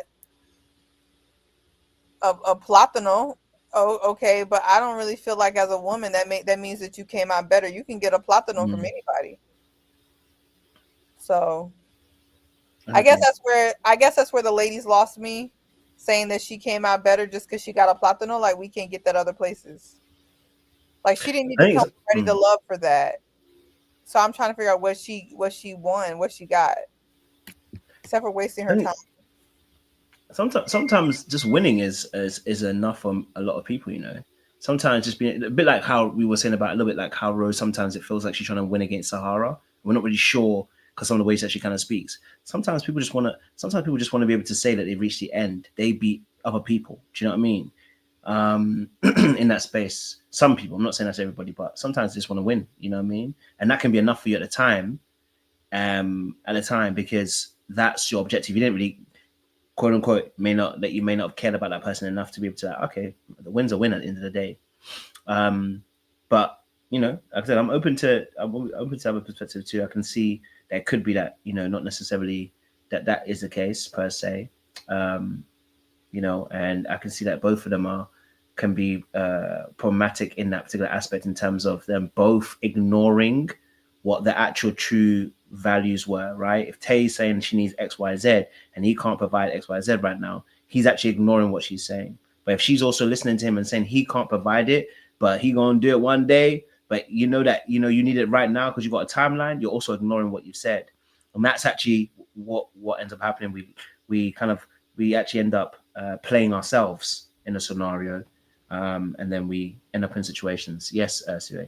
I think what it appears like we're conflating is who had the upper hand versus who got the best of the situation. I feel like Tay always had the upper hand in the situation, and she ultimately is the one that called it off. I don't think, though, that she won from the situation, and I think that's where I disagree. She always was in control. She always had the full amount of information. She always kind of strung, you know, him along on her program to see if, you know, if he could ever meet her standards. When she found out that, you know, he was never going to meet them, she cut him off. She was always in control. Okay. But as far as like who gained what from the situation, she gained nothing from it, I guess, except for what you said in your example of she won. Okay. But, you know, as far as winning, she gained nothing. And so that's where I'm going to, you know, draw the distinction. I think the distinction is good. I think the distinction actually makes a lot of sense in that respect. The definition of the words in terms of that play. Yeah, it makes sense. It makes a lot of sense. I guess the last few minutes, Coley, am I saying her name right? Coley, and Eddie kind of let Coley know that, you know, he weren't really feeling well. On the reunion, they kind of spoke about the fact that she tried to move to him in a sense, and it didn't necessarily work out as well. Although I don't remember the segment and what they actually said, which is kind of weird. I just remember they had a segment about them. Any thoughts on the Eddie and the Coley situation and how we saw it? Because obviously she pretty much kind of threw herself at Eddie. You know, she kind of threw herself at Eddie. Any thoughts on that? If not, we'll wrap it up and call it a night, mate. And Coley's another beautiful gowns. She's a cloud dweller. Let's say Sean has thoughts. She's a beautiful woman. She is. Yeah, definitely beautiful gowns. You know, no disrespect. She just comes off as a space cadet. These are Sean's view, Coley, just in case you watch this and message me. Beautiful woman. Very beautiful. I can't lie to you. Coley said, "You can't bend the block on me, though." She did say that. Yeah, you can't spin it twice. And Eddie was like, Coley got standards. She said, "You ain't bending the block on me." Eddie said he ain't trying to. You can do what you need to do. I don't think Eddie was necessarily trying either, but he only said you can't spin the block because she'd feel embarrassed by that scene. That scene was embarrassing though. Yeah, it was. Yeah, it was. But if it wasn't public knowledge, that block would have been spent. She went at the doorstep. That was hard to watch. Can't lie to you. She didn't read that room at all, boy. Nor did she read the stairs. I mean, it was very tough to watch to see her kind of lean in. How to get off them stairs? Eddie weren't trying to have it. You know what? That's like, yeah, I don't know. It's one of the ones where it's like Eddie did how Cisco was supposed to do. What Eddie did is what Cisco was supposed to do. Down to The Eddie did was what Jay was supposed to do too. Yeah, both of them. Eddie's the only one who act like he got some decorum. Eddie even said, "I don't know how Angie and Deanna would feel about this." Exactly. he just said it. Yeah, that was his excuse for not trying to do anything. Exactly. He didn't say I didn't want to kiss you. He just said, not in front of my other connections. Exactly. Basically, he got some self-respect. He said, "I don't want to never go." Yeah, no, it was. Yeah, he definitely did that. I think he would have done it if the cameras weren't there, maybe. But that's what you call common sense. I'm glad he has that. You know what? I'm not mad at it. I'm not mad at it. You know. Oh well, we haven't talked about Sahara. I do apologize. We didn't talk about Sahara and her choosing herself. And fair play to her. You know, it was a right choice to make. In the end, you know, I felt when she started, she was rocky. Can't lie to you. She could have gone home first week and second week for me. You know what I'm saying to you? And the third week if she needed to. In fact, she could have gone home for the first 4 or 5 weeks. But she managed to be as diligent and resolute as the Sahara Desert she's named after. And so I want to get you guys' thoughts and ladies' thoughts on this. She chose herself. Reunion. She was more chill. I didn't say it. Okay. She was more like keeping to herself, not necessarily getting involved in any of the madness. What were you guys' thoughts on Sahara choosing herself and seeing her in a reunion? She wasn't in any of the mess, which was crazy, to be honest.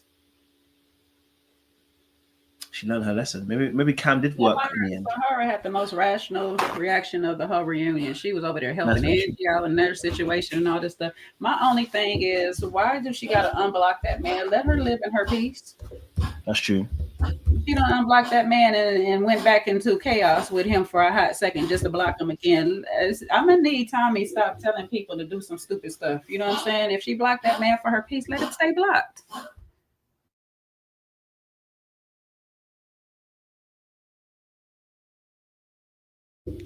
Let me sound like the deacon. Do you owe Sahara an apology then, Kojo?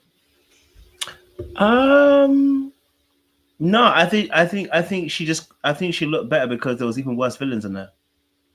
I'm gonna be honest with you. There was even more worse villains. You know what I mean? And she crashed out a few times. What I did like about Sahara is that she did, the assessment. She looked around, she assessed how, Cam was treating her and felt that it was not up to par. And she said, I'm gonna go stage left. I mean, when we're talking to these ladies about, watching how a man actually treats you, behaves around you, Sahara certainly applied that. Now, she is not the one being, told about any escapades and stuff, on the show. She hasn't, as you said, she was production portrayed her as the wild child. And by reunion, as you said, she wasn't in anybody's drama or mess. She wasn't. And I was thinking she was going to have at least a flare up, but she didn't. She hopefully learned her lesson. You know what I mean? And she grew, it seems, as well. Maybe that's what Cam was at least good for. At least he taught us some chillness and some calmness. Really? You think he taught her that? I mean, he was coaching her through the whole season, it seemed. Who was coaching her? Cam. Jeez Louise. Please. Was he not coaching her on her heated energy and everything like that? Was he not doing that? Coach, I will tell you, like Cam, you would like to think you are the catalyst or like to think you're coaching her and you're changing her behavior. That's what you'd like to think. She chooses how she wants to behave. Okay, there's a change then. Firefighter and the arsonist at the same time. And no pun intended, because Cam is actually a firefighter. I was going to say pun intended. Pun intended. Like, come on. You can learn even from the person who's trashed themselves. But the reality situation, he was telling her to be like, be calm, be chill. You know what I'm saying? He was saying those things. We actively saw that. Did we not? So either she changed or she didn't change. That means, you know what I mean? Yeah, I don't think he had anything to do with any change that may or may not have happened with her. What his little words may have had to do, who knows? But I don't think that's why we see her at the reunion any less chaotic than you might have thought she was going to be. So who do we give credit to that then? If he's having those conversations with that person, who else do we give credit to that to then? And I'm not saying he has to be credited for her whole change. I'm saying like I can give credence to the fact that his words would have been some level of seeds in her mind. Sometimes when I'm away from chaos, I react different. Some energies bring chaos to people's life and bring out other energies. He was not peace. Let's be all the way for real. Kim was not peace in the slightest. So it may make her act in that side of her what's not so peaceful or whatever. But when she found her peace by blocking that man, she could sit down, think clear, and have rash decisions. I'm not crediting him for crap. Right, because she was thinking clear and had rash decision and words when she was speaking to Fritz, the poly of it all, the polyester of it all. She had, I mean, come on. She wasn't crashing out on Fritz that we saw on television. So to credit Cam, I mean, daggone it. I can't roll with you on that one, Kojo. Hey, I mean, listen. I think we can give her a little bit of credit because she was crashing out before Cam. So this it's not like she just suddenly started crashing because of Cam. She was crashing out before then. You know what I'm saying to you? You know. So for me personally, I think sometimes someone can be a villain at the same time and still teach you something. You know what I'm saying to you? Like they can end up teaching you something, even if they are villain and evil to you in a sense. Some of their traits you can take and be like, all right, you know what? I heard you. You're correct about that, but I ain't gonna let you get me in that space. You know what I mean? We understand that the Batman did learn something from the Joker. Does that mean the Joker is any less a villain? No, I'm not. But I've never said he hasn't been a villain. I said that did he teach us something? You know what I mean? So I'm still calling him a villain. He's still a villain. But I can see that from what it looks like that there has been some level of change in terms of information being swapped over between the two of them talking or whatever. That there has been some level of change. Actively, what we've seen. Some people are calm chaos. Joe Buttons is calm chaos.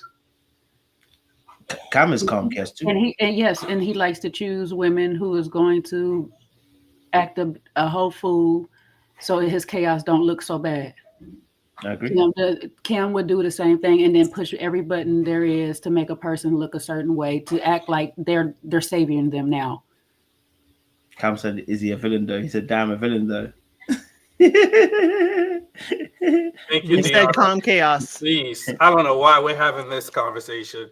Yeah, no, I just feel like why even intimate that? Like, what's the why we have to give him credit for something? How about she showed up, she didn't show out, she did a good job holding her composure. She also did a good job in mitigating when Angie showed up in that room, turning up about whatever information she got. And she calmed that down. So how about she found a way to self-regulate? How would she find that? She found her. She burnt a candle, Kojo. She burnt a freaking candle. Who knows? Within herself, she's a grown woman. She's been managing her life this whole time without Cam. She made it to her 30s without Cam, and still being above ground. So and being removing herself from Cam. Exactly. No one's saying that. No one's saying that she didn't regulate herself before, but she was unregulated on the show before Cam. So it's not about Cam because she was unregulated. It's not. She didn't become unregulated with Cam. She was unregulated before Cam. So all I'm suggesting is we've seen conversation between her and him, and he's spoken about her being a bit more calmer. Spoken about how her behavior is a little bit, chill it down a little bit. So all I said was, well, we saw a more chill person towards the end of the show. Maybe some of those conversations actually helped her be able to understand. He's still a villain. I've called him still a villain. I'm still saying a villain. Do you know what I mean? But if you don't want to give him no credit for it, I understand if you don't give credit for it. Or maybe you saw what production wanted you to see over and over again. That what? That she was, maybe could be considered brash. That's why I'm like, I don't give him credit for anything. Sahara chooses when she behaves and who she behaves in front of. That's why I said, even though she had, yes, the Fritz thing is what tells me, you know, the whole thing. Sahara did not crash out on Fritz that we saw. So as Sean said, to hold her composure, know how, you know, to behave, and did not crash out. She had perfect conversation when Fritz was there for the date. She didn't want him on. When she had to eliminate Fritz, and they had issues when she was the polyester thing, she knew. So yes, she could be disappointed. Yes, she could be feisty when she's disappointed, whatever. I don't see it as a crash out. You may, and I could see how you may see that, but again, Sahara was, you know, being herself, and two, I didn't see it as crash out, and he's the one to kind of calm her down and teach her how to be calm in her life. I'm sorry. No sensei. No sensei. I'm sorry. Let's also add in the fact that she didn't crash out when Kiara and Jay brought her into that mess. She politely dismissed herself, calmly had a conversation with everybody and stuff. Her crashes out only came with Cam. Let's be honest. Her real crashes out only came with Cam. In the beginning, they just didn't like her personality, and she crashed out because she was out. So she might have specific triggers for why she crashes out. Do you know what I'm saying to you? Yes, I'm just Cam is suggesting. not going to be credited if she has both sides to her. Obviously, Cam cannot be credited because, oh, you just need to be calm and all this stuff. When a person is telling me to be calm, but they're not being my peace, I'm not about to credit you for that, because when she was asking him, hey, this will make me calm. Let me know where you stand. What'd he do? I don't know. I don't know what to do. He kept her in a gray area. He kept her in limbo so she can have crash out moments. That's not somebody that's trying to make you calm and all this stuff, bring peace to your life.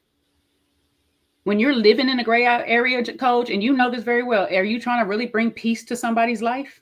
Somebody outside of yourself?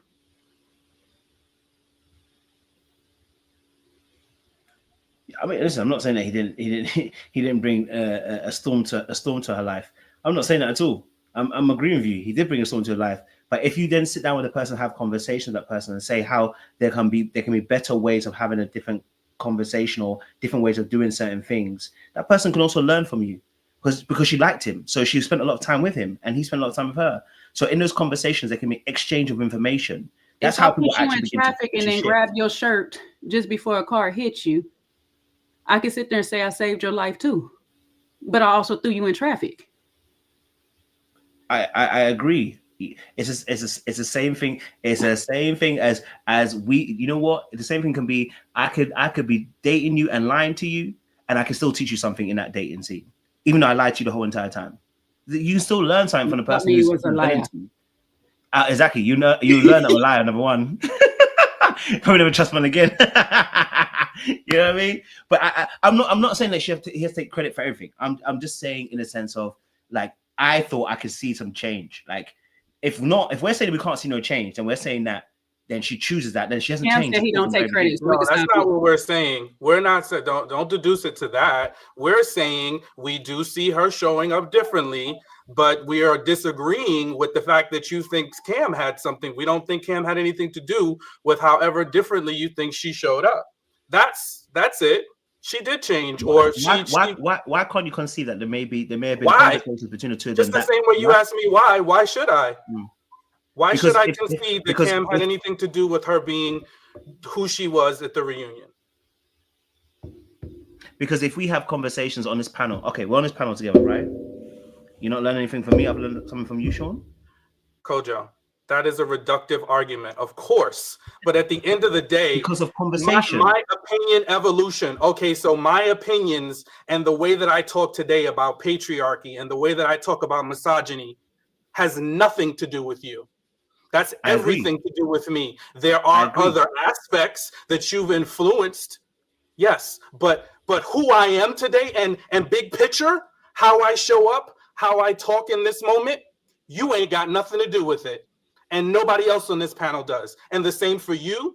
Everything that you have, your platform, and the success you have, I don't have anything to do with that. That's you. Did I help? Did I participate? I absolutely did. But I will never say that you wouldn't be who you are without me. or you're just as good as you are today because of me. No, I'm a speck. I'm a speck in the grand scheme of your life, and I would never be that egotistical to think that. And I don't think anybody else should insert that somebody else's growth is because of someone else. No, it's because at the end of the day, I don't care how much Cam talked to her, she still had to make the choice to show up and do what she did. So I just think it's minimizing her for who she is by saying, oh, Cam helped her. No, he didn't. She did that because she's Sahara. She showed it. Just like if she goes to we take the other extreme, if she decided to crash out, that's not Cam's fault either. That's hers. So the positive, the same way.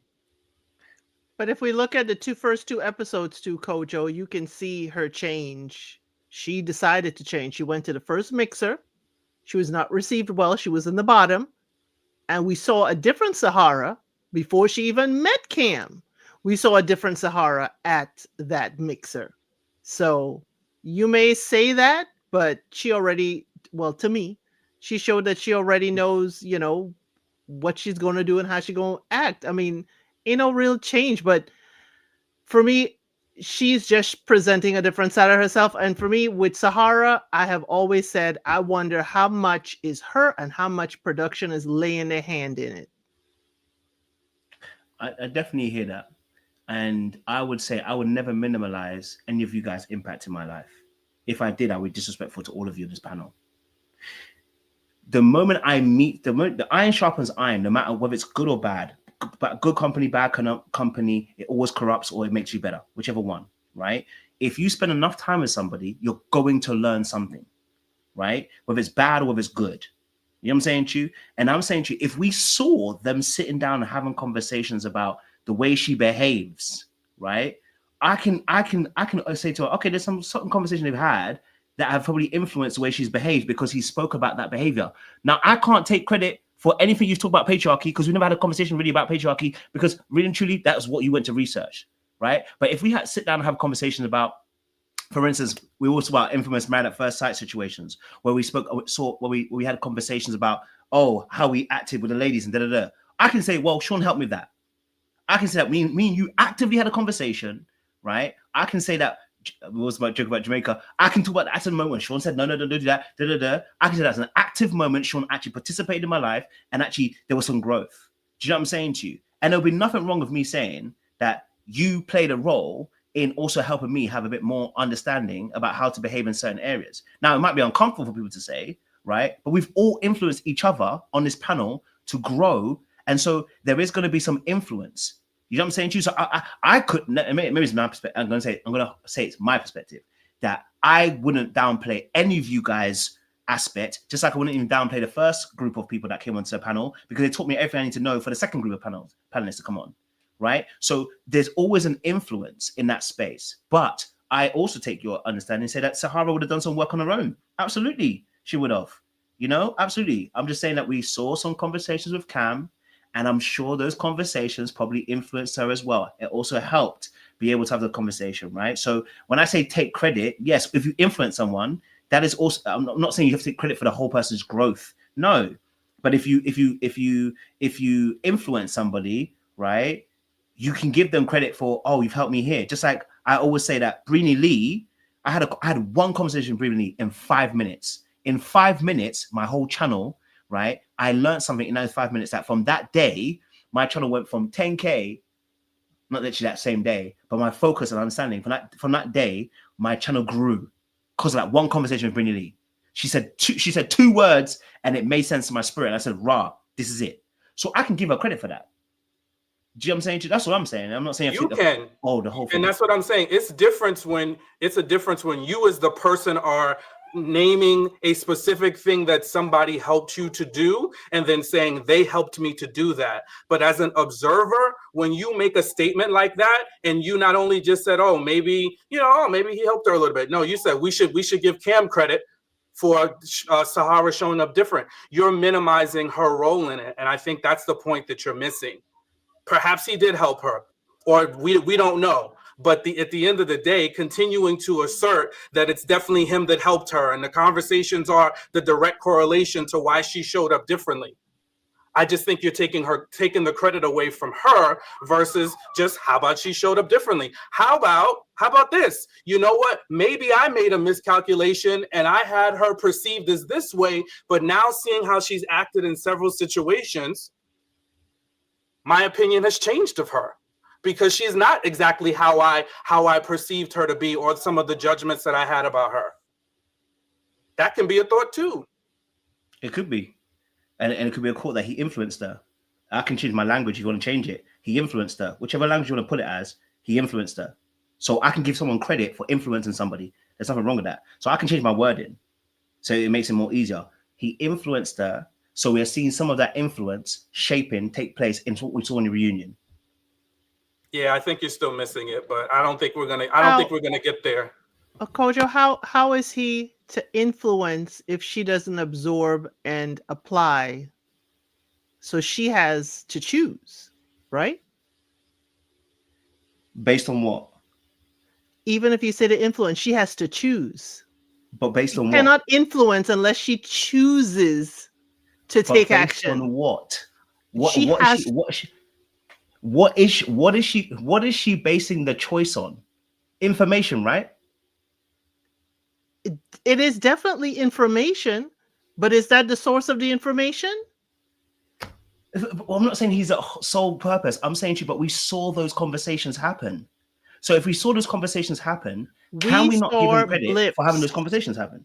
It can be 1 second. We saw those conversations take place. So when she makes a different choice, she has to make choices based on information. If she got new, and I'm going to say if she got new information, right? And I'm basing it on the edit, by the way, because we don't have the whole thing, right? Then we could say that he influenced her in the way that she behaves later on, because he's actually having conversations with her about the way she behaved. So you're trying to say it clicked for her like it clicked for you with that one conversation with that where person. I'll give the credit. I'll give the credit like this for Cam highlighting an area that she may need to work on. Okay. I give the rest of the credit to the experience for her to have the opportunity to work on it. And majority of the credit still goes to Sahara for working on it. So he got the credit for highlighting, because sometimes you need a person to highlight something for you to realize it's a problem. And Sahara, that's it. Sahara, would you please come and speak to Kojo, please? No, that's my girl. I'm sorry. I really like Sahara. I'm sorry. I don't think I sent her a message. She responded to all of them with the exception of when you come on the channel. So she left me on red. I'm not blocked like Cam, but she's definitely left me on red. So I don't think she's coming. You said she ain't messing with you? She ain't messing with you, Sean? I'm not a betting man, but we can go to Elsie. Yeah, because y'all gonna trigger her back to Agan. What did you say? all of this thing that Cam has taught her, according to Kojo, is go. I don't think we get up here with y'all. What did you put my name in? Y'all say I pander, trust me. I ain't pandering to her because she ain't listening. I would not mind interviewing Sahara myself. I would not mind it at all. That's my girl. Like Deanna said in the chat, I understand Philly. My family is from Philly. I just understand Sahara a lot. And she was one of my faves from the beginning, even though Kojo, you was chastising me. But again, that's why I would, ride for her. But yes, definitely. I would not mind at all interviewing Sahara. That'll be fun. In a grave to her, Kojo. Jesus. Hey, I told you she wasn't feeding me, but that's cool. I get it. Like, you know what I'm saying to you, because I said what I said, but I stand on it. So, you know what I mean? Like, it is what it is. But I get it. You know what I'm saying to you? And like I said, I respect the change because, like I said, or at least whether Cam or not Cam, I respect the change because, like I said, we saw a different Sahara by the end of the show. Beautiful. We want to see growth. Do you know what I'm saying to you? We want to see people grow. We want to see people become better. Do you know what I'm saying to you? And so actually, her arc was actually the best arc we've seen on the show. Without even finding a man at the end, her arc was actually the best arc because we saw a growth journey for her that by the end, she's a completely different person from the beginning. That's a win. So you're saying the production of her was the best? I wouldn't say production, but we generally see and here you go. we generally see a growth arc for her. Do you know what I'm saying to you? Regardless of whether production get involved or not, we generally see a growth arc because we start off with crash outs. Do you know what I'm saying to you? So when you see that, I understand what you're saying. The first two episodes will crash out. I don't think I did not see the first 2 episodes as crash outs. Not at all. But you're not gonna get LC to see that way. Yeah, no, I'm you're not. All right, we all gotta do what we gotta do. You got your cape on tonight. That's okay. No, but I've had my cape on from first episode. Don't try that, Kojo. Sahara's been my girl. Hey, I'm not saying you haven't. I've had my cape on for Jonah from the beginning too. We've all if, had our if capes Elson has her cape, you have your blinders on. I definitely do. You know what I mean? I have mine for Jonah. You already know about this, but everyone has their people. You know what I'm saying to you? Because we understand those people. So I'm not mad at it. You know what I mean? As you can see how first impressions hold people forever. They really be doing that. They do really be doing that. Mm-hmm. Ever? Any other thoughts? Any other thoughts on this reunion? I mean, I feel like we've had a whole reunion ourselves. Yes, Jay. I know Rose gonna feel like I'm just picking on her, but I'm like, Rose again. Because she want to mask this out in camp. Leave Rose alone. Wait, no, but she want to mask this. Just help me understand. Y'all just help me understand it, okay? Because maybe it's me, but I'm trying to figure out how you gonna mask protecting Sahara, who has already blocked the man by outing Cam out. Like, I know when Tommy said let him go, he shouldn't have said that. I just, it just was weird to me. We 4 hours deep. Well, I didn't start in 4 hours, so don't start with me. I wasn't here. That's true. You did it. You started at the 2 hour mark. So.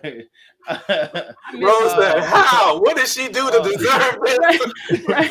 Rose over there like, "Hey, please fight with me. Call me naive, innocent. Please leave Rose alone." Leave her, you know me. I like. She should let everybody on that stage know. Hey, I ain't gonna hold you, Rose. Hey, Rose, without you though, for real, that reunion would not have been crap. All right, I ain't gonna. No way, Rose. I got your back, Rose. I like a little tough. They said Rose will know no peace. Hey, she made most of the reunion about her. So man, y'all mad at me for talking about her? Shit, she held it down. Damn, it would have been nothing without her. The show wouldn't have got the ratings it would have got this season probably if it wasn't for Rose. We do have to give her credence as well because as she said it on the live as well. So crash out, no crash out.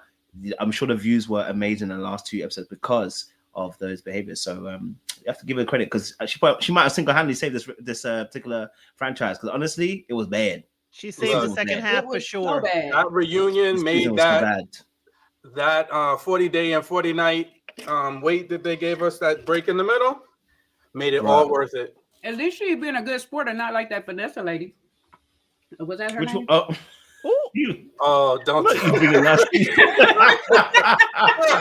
No, you bringing last season. Frick's sake.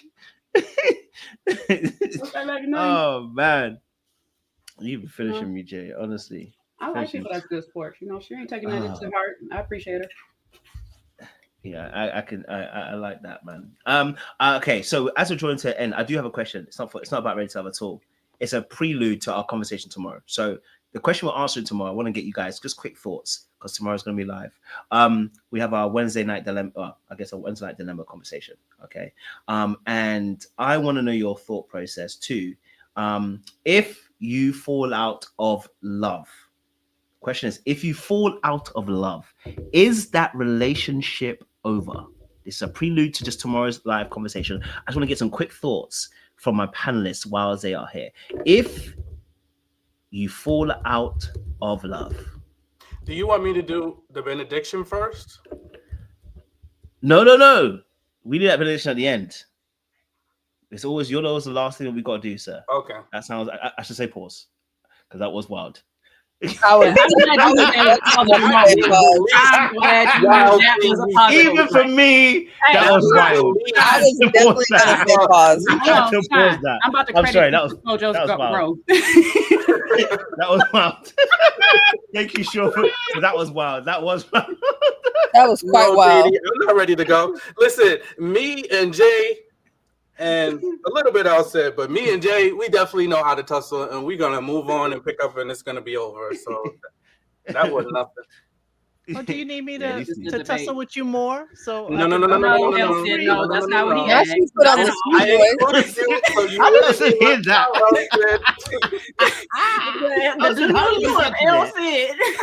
You know, put the sweet voice on for it. I'm trying to give him what he wants. If he wants more tussling, I can Is that oblige. what I said I wanted? He want less tussling. That's what she heard. You call me now for giving me the kisses that I didn't ask for. You giving me the fights I didn't ask for. That was her interpretation of what you said. Definitely. Said that. Who else want to mess with Hollywood Cole? Y'all are finishing me, man. Oh, my belly's been done. Yes, I just have a question for each of you, just to quickly before Sean does his benediction. I thought this ain't gonna be quickly because you got an answer that you got in mind anyway. No. I actually don't. It's actually a really open-ended question. So I just want to get people's thoughts. I'm not challenging you on this one. No, don't worry. If you fall out of love, is the relationship over for you? It's your own perspective for you. If you fall out of love, is that relationship over? Is that you mean like lovey-dovey, but you still love them? I guess so. Yeah, I guess so. Like you fall out of love. You're not necessarily. You can still love them, but you're not necessarily in love with them. Is that the end of the relationship for you, from your perspective? I think any married couple that's been married for probably more than 15, 20 years will tell you that that you may fall out of love at multiple points in the marriage, but long as you have love and respect for each other, you just do your best to work back there. You know, we're people at the end of the day. You're not going to always have lovey-dovey butterflies for each other. And life is long and it works in cycles. So I definitely feel like you can always try to work your way back, especially, you know, and you see that a lot of times, even with friendships and long friendships. I'm sure you looked at, you're like, there's been times you didn't like your friends sometimes, or, you know, it's been times you like, dig, if I didn't know you 20 years, I wouldn't talk to you no more. But then you look up and you like, wait, and you know, you love them again. They back there for you again. Y'all there for each other again. I just feel like life is long. Feelings change, but you know what I mean? But feelings can change, but if you have the love and respect for each other, like not in love with the love, you can work your way back. So that's my opinion. Good thoughts. Who would like to take the next one? I mean, I'll go. It's going to be a quick one. I mean, I think it could go either way. You know, it's never a good sign, but it can go either way. I do think that. I also think that if they both have a willingness to still work on it, then the relationship can work. You know. I love that. If I fall out of love, I'm done. I'm done. I'm sorry. It ain't no work way back to it, because if I don't love you anymore, I don't respect you. I don't wish to be around you. There's nothing there. It's not a wave of my love is higher or lower. It's like you said, out of love. If I'm out of love, I am out of there. Okay, I hear it. Rose, I'm not picking on you. I don't even like flowers. We good. But I so agree with her. It's layers to it though. You know what I'm saying? And so tomorrow, find out. I'll expand on it some more. We'll be here tomorrow. We have a special guest as well. And I have two actually. So oh, nice. We got two. Yeah. Is Chaz coming? Oh Lord. Oh no. That's another RTL that will not be on this show. Him and Pastor David, yeah, we got to leave them people alone, man. The most toxic people love Jado. They love me. They be in the bushes for me. Exactly. They were Look, loving you and C-Way. Literally in the bushes. I don't know why the toxic They were people literally, love us. they were literally fighting you. And we be the rudest ones, and I don't understand. That's what they like. Don't lump Because you're yourself in honest. there with it because you be in La La Land sometimes. You be like, oh, let's play spades. You want to play spades? Please remind her. I was thinking people had What's the headache? What's the banana? What's the headache? What's a banana? Tonight. I don't know where that part comes from, C-Way. I want to tussle some more. That you know, I'm a quarter tree hugger. I'm a quarter tree hugger. I'm a quarter flower child. Maybe 33%. See, y'all got some another inside information. That's not even rolling in the Jamaican. wind, huh, C-Way? Oh yeah, that's the layer part of me. Y'all see one part. I'm 1/3 tree hugger. So that's real. That's very real. Well, Master Deacon, that's a delectable, delicious, delightful, dangerous. Oh, we getting more D's. That is delectable. Throw some D's on my. Throw them D's at him. Distinguished. Distinguished, yes, distinguished. Delicious. Demure. Yes. Debonair. Oh, okay. Debonair. I like this one. Debonair. Man, I like that. I like that. Demure, debonair, distinguished. Dashing. Dapper. All right, Miss Dapper. Okay. Now the audience I'm are giving us some loving real these words. adjectives. These are You some know, I can these are some dapper, good ones. dynamic. Okay. Dynamic. All right, Okay. all right. I'm feeling these words. Give me my flowers. I love That's it. right. Not y'all want to be gassed up. Y'all was fishing for compliments all Gas me night. up. Diligent. Gas me up. All y'all Gas me up. y'all was fishing for compliments. You just want somebody to call Decadent. Ooh, I like that. I like decadent. I can roll with that. Decadent. Ooh. I'm fully convinced he starts this medium ugly conversation so people could call him fine for 30 minutes. Yeah. That's pretty Yeah. No, I never thought about it, but now you said it C-Way, I promise you I'm going to do it from now on. I am doing That's why we got to keep doing it. I'm going to manipulate my audience from now on because we're going to get enough That's time. exactly what's happening because why we got to keep going over the same topic. So all my synonyms for innocent, decent, demure. Demure. I'm telling you now. Sean said you ain't gonna let it Deliver. go. Deliver. You ain't gonna let it go. Delivered. I'm dancing on delivered. Undefiled. Decadent, debonair, demure, daddy deacon. What? It's a mouthful. Dogmatic. Dogmatic. How about that? The daddy deacon is already throwing me off. Daddy deacon is dangerous. I'm telling you. Something ain't right about that. There's everything right about that. The first time Sean said Daddy Deacon was, I mean, not Sean, the coach said Daddy Deacon. It was a pause moment for that alone. Why are we calling this man Daddy Deacon? Get the benediction, Daddy Deacon. Decadent, distinguished. That's how I'm gonna announce you from now on. I need you to watch that new show, The Secret, something about the family secrets thing or whatever. You need to watch the first episode, and you gonna stop calling Sean Daddy Deacon after that. So, like, if you can't call me Daddy Deacon, I don't want you. You need to be able to call me Daddy Deacon. Daddy Deacon Davis. This has a ring to it. And if you're not comfortable calling me that, pick somebody else. That's right.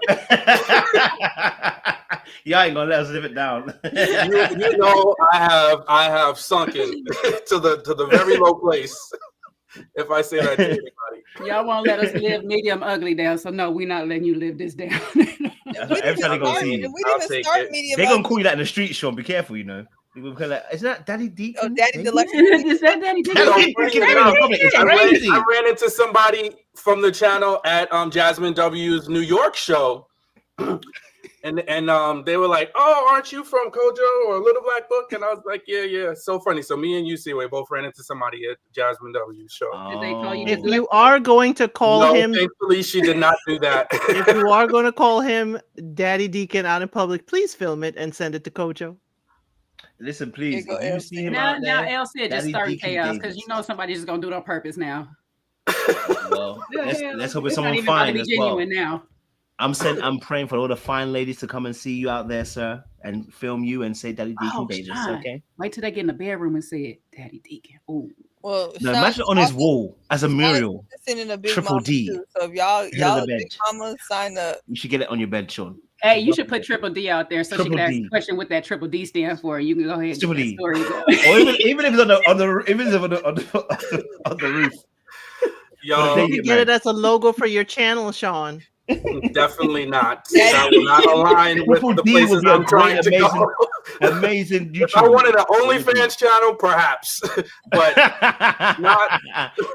not the places of growth that I'm looking to expand in.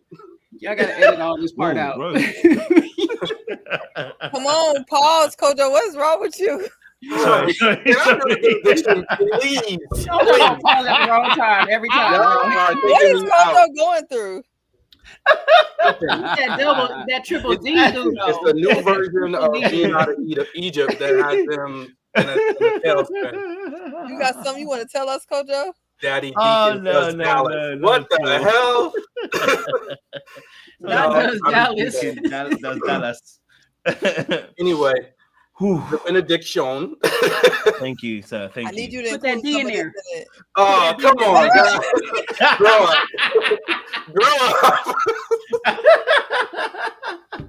Grow up. This is what respect bunch of for kids. D. All right, you guys are making me blush. Growth and expansion.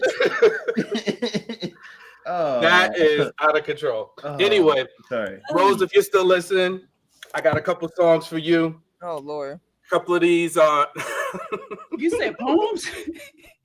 songs. So the first, How we singing in the benediction? I always do that lately. Well, not always, but lately that's those have been. I've used lyrics to some of my benediction. Oh my I'm bad. getting there. Let me Not as DJ. let me get there. Congregation, baby. we gotta let the deacon do his job. I'm doing too Sit much. still. This is your time to sit still and let me. This is when I talk everybody through it. That's right, Lord of Shad. mercy. See? That's the innocent man, huh? I I do that. Yeah, we gonna see you up front. Yeah, you gonna talk about that. So, Go on. Rose, this is for you. This song, I think you know it. It's by one of the late greats. A rose is still a rose. Baby girl, you're still a flower. Next song. I don't think a lot of people are going to know this song, but this too is for you, Rose, and also the entire cast, especially the ladies. Sister, it's okay to take time out. Take time out to readjust your crown and make yourself the priority. And I think that's so important. Yes, I gave a shout out to the ladies, but at the end of the day, that's for all of us.